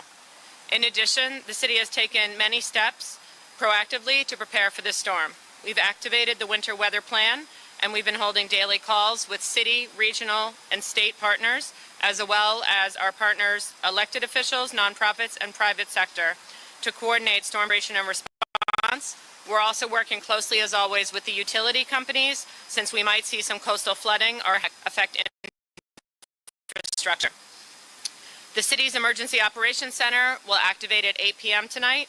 We will have a full complement of agencies, including sanitation, police, fire, transportation, MTA, public and private hospitals, social services, utilities, parks, health department, the state emergency management office, and others. We've also added staffing to our 24/7 watch command and our response staff, which are in the field. We are issuing an advanced warning system message to more than 8,300 subscribers who work with 2,000 organizations that serve people with disability and other access and functional needs, to be sure that they are taken care of. Over the next couple days, what New Yorkers can do to stay safe is to avoid travel, if at all possible, stay home. But if you must travel, exercise caution, give yourself extra time, and has been noted, use public transportation. If you're going outside, wear dry, warm clothing and cover any exposed skin. In addition to heat and hot water complaints, if any residents see downed trees, they may call 311. We have the Downed Tree Task Force on alert should the high winds start to bring down a significant number of trees. And finally, please remember that an informed New Yorker is a prepared New Yorker. If people haven't already, we ask them to sign up for Notify NYC to get free information on this storm and other emergencies. It's available in 14 languages, including American Sign Language. You can follow on Twitter at Notify NYC, call 311, or register via nyc.gov. Thank you.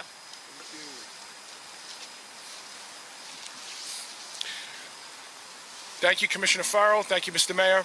The New York City Department of Sanitation has been preparing for this event for the last few days.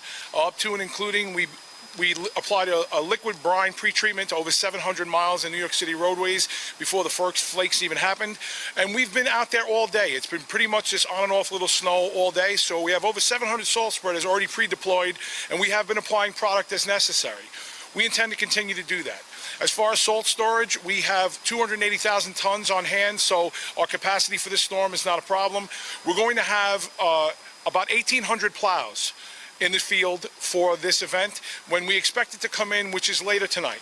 The brunt of this storm is going to take effect later in the evening, leading into the overnight, and we are definitely concerned, as the mayor mentioned, of the type of snow. It's supposed to be a very powdery, fine snow due to the extremely cold temperatures, coupled with the wind. This could lead to blizzard-like conditions and, whiteout conditions. So we want to make sure that, you really heed the travel warning and do the best you can to stay off the road, especially during the peak snowfall times and when you see that wind blowing. It's going to be dangerous. We're going to take our time. We're going to be very methodical as we navigate through all the routes. Every block in New York City is on a route, and we have a plan to complete all routes. We will re-ride and readdress with salt and liquid calcium chloride.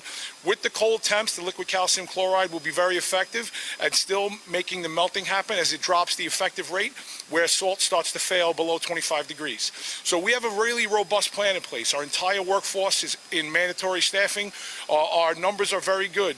When the first storm of the year when we were talking about COVID outages. We have a very healthy manpower. We're down to under 10% of that outage rate. So we have a full plan on staffing. We'll be working split tours throughout the weekend.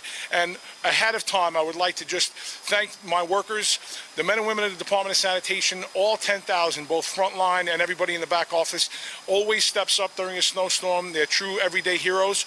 We're committed to tackle the storm head on and do everything we can to keep New Yorkers safe. Please heed the messaging.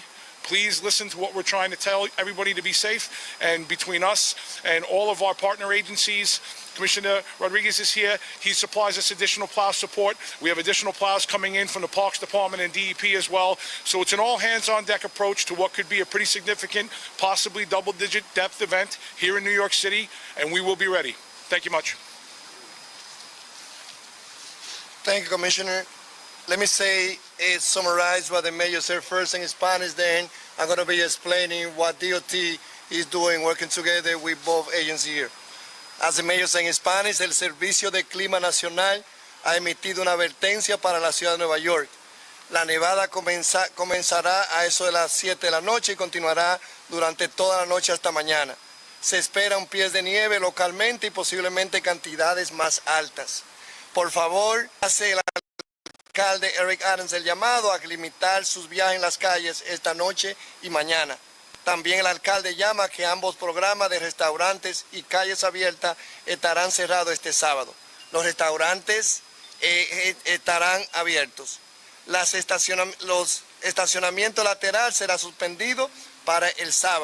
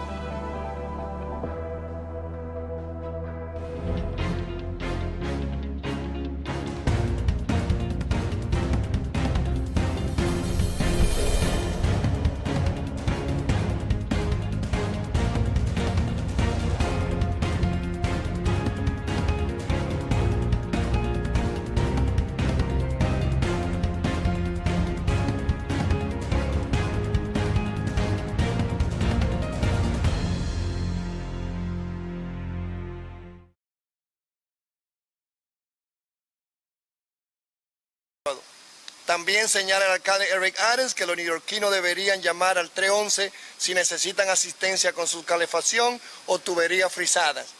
Además señala que un código azul ha sido emitido para los neoyorquinos que estén en las calles, los que estén homeless. También llama a que si ven a alguien que necesita ayuda, por favor llamar al 311 y recuerda que todos debemos recordar que chequear a sus vecinos y a los ancianos es una forma de nosotros mostrar la compasión de los neoyorquinos. Además necesitamos ayudarnos unos con el otro. Termina el alcalde señalando que la ciudad de Nueva York está lista para esta tormenta. From my end, I got to say that DOT crews started applying anti-icing solution, employing the East River bridges and the cantilever section of the BQE. DOT crews have plowed up 76 trucks and are joining DSNY snowplow operations. DOT crew also pre-treated overpass and step streets throughout the city today. Tomorrow and Sunday, DOT will remove snow at over 500 of these locations, including the starting island ferry terminus. DOT will ensure that bus shelters and city bike stations are clear by our partners JCD Codes and Leave, especially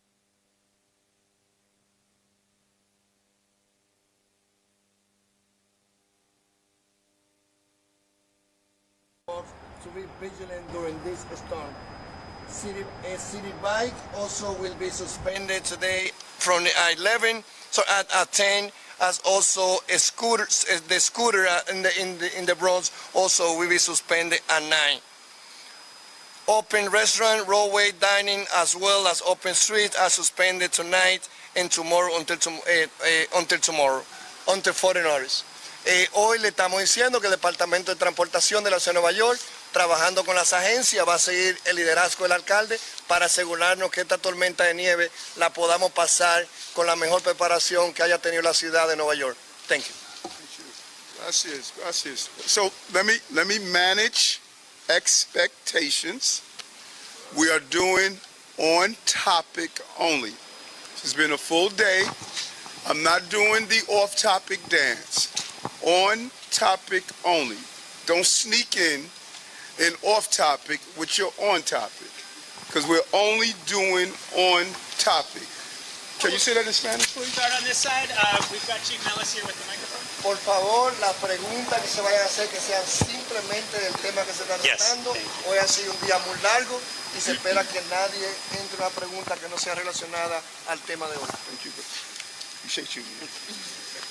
On topic only, Mayor. Yes. Question is, since you brought it up and that mayors get judged for their performance on the first snowstorm of the administration, do you think that's a fair standard? And would you say to New Yorkers today that regardless of what happens Saturday and Sunday with snow removal this weekend, you should be held accountable for it? Well, I passed my first test. How many tests are you going to give me?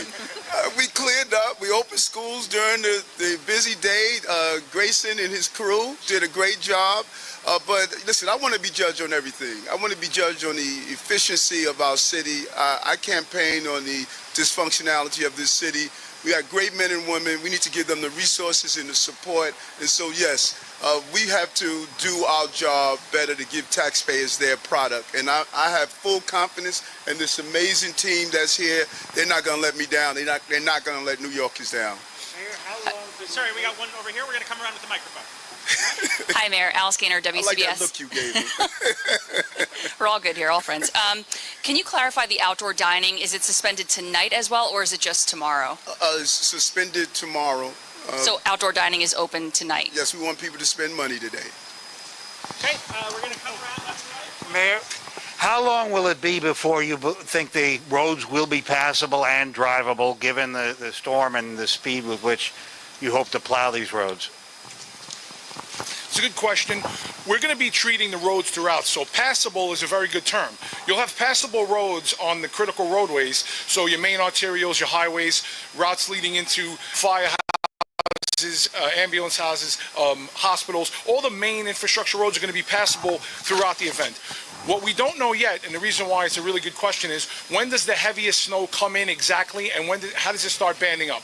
So what we're talking about, our job is to be out on every street is on a route, and we have plows for every route. We intend to have passable roads throughout this event.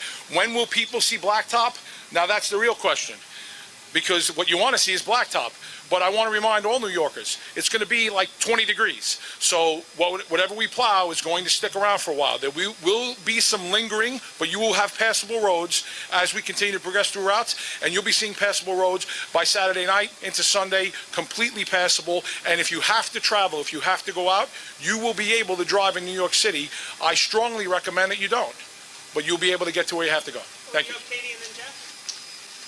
Mayor Adams, this question is for Mayor Adams. Hey, you've experienced many snowstorms here, living in New York City and being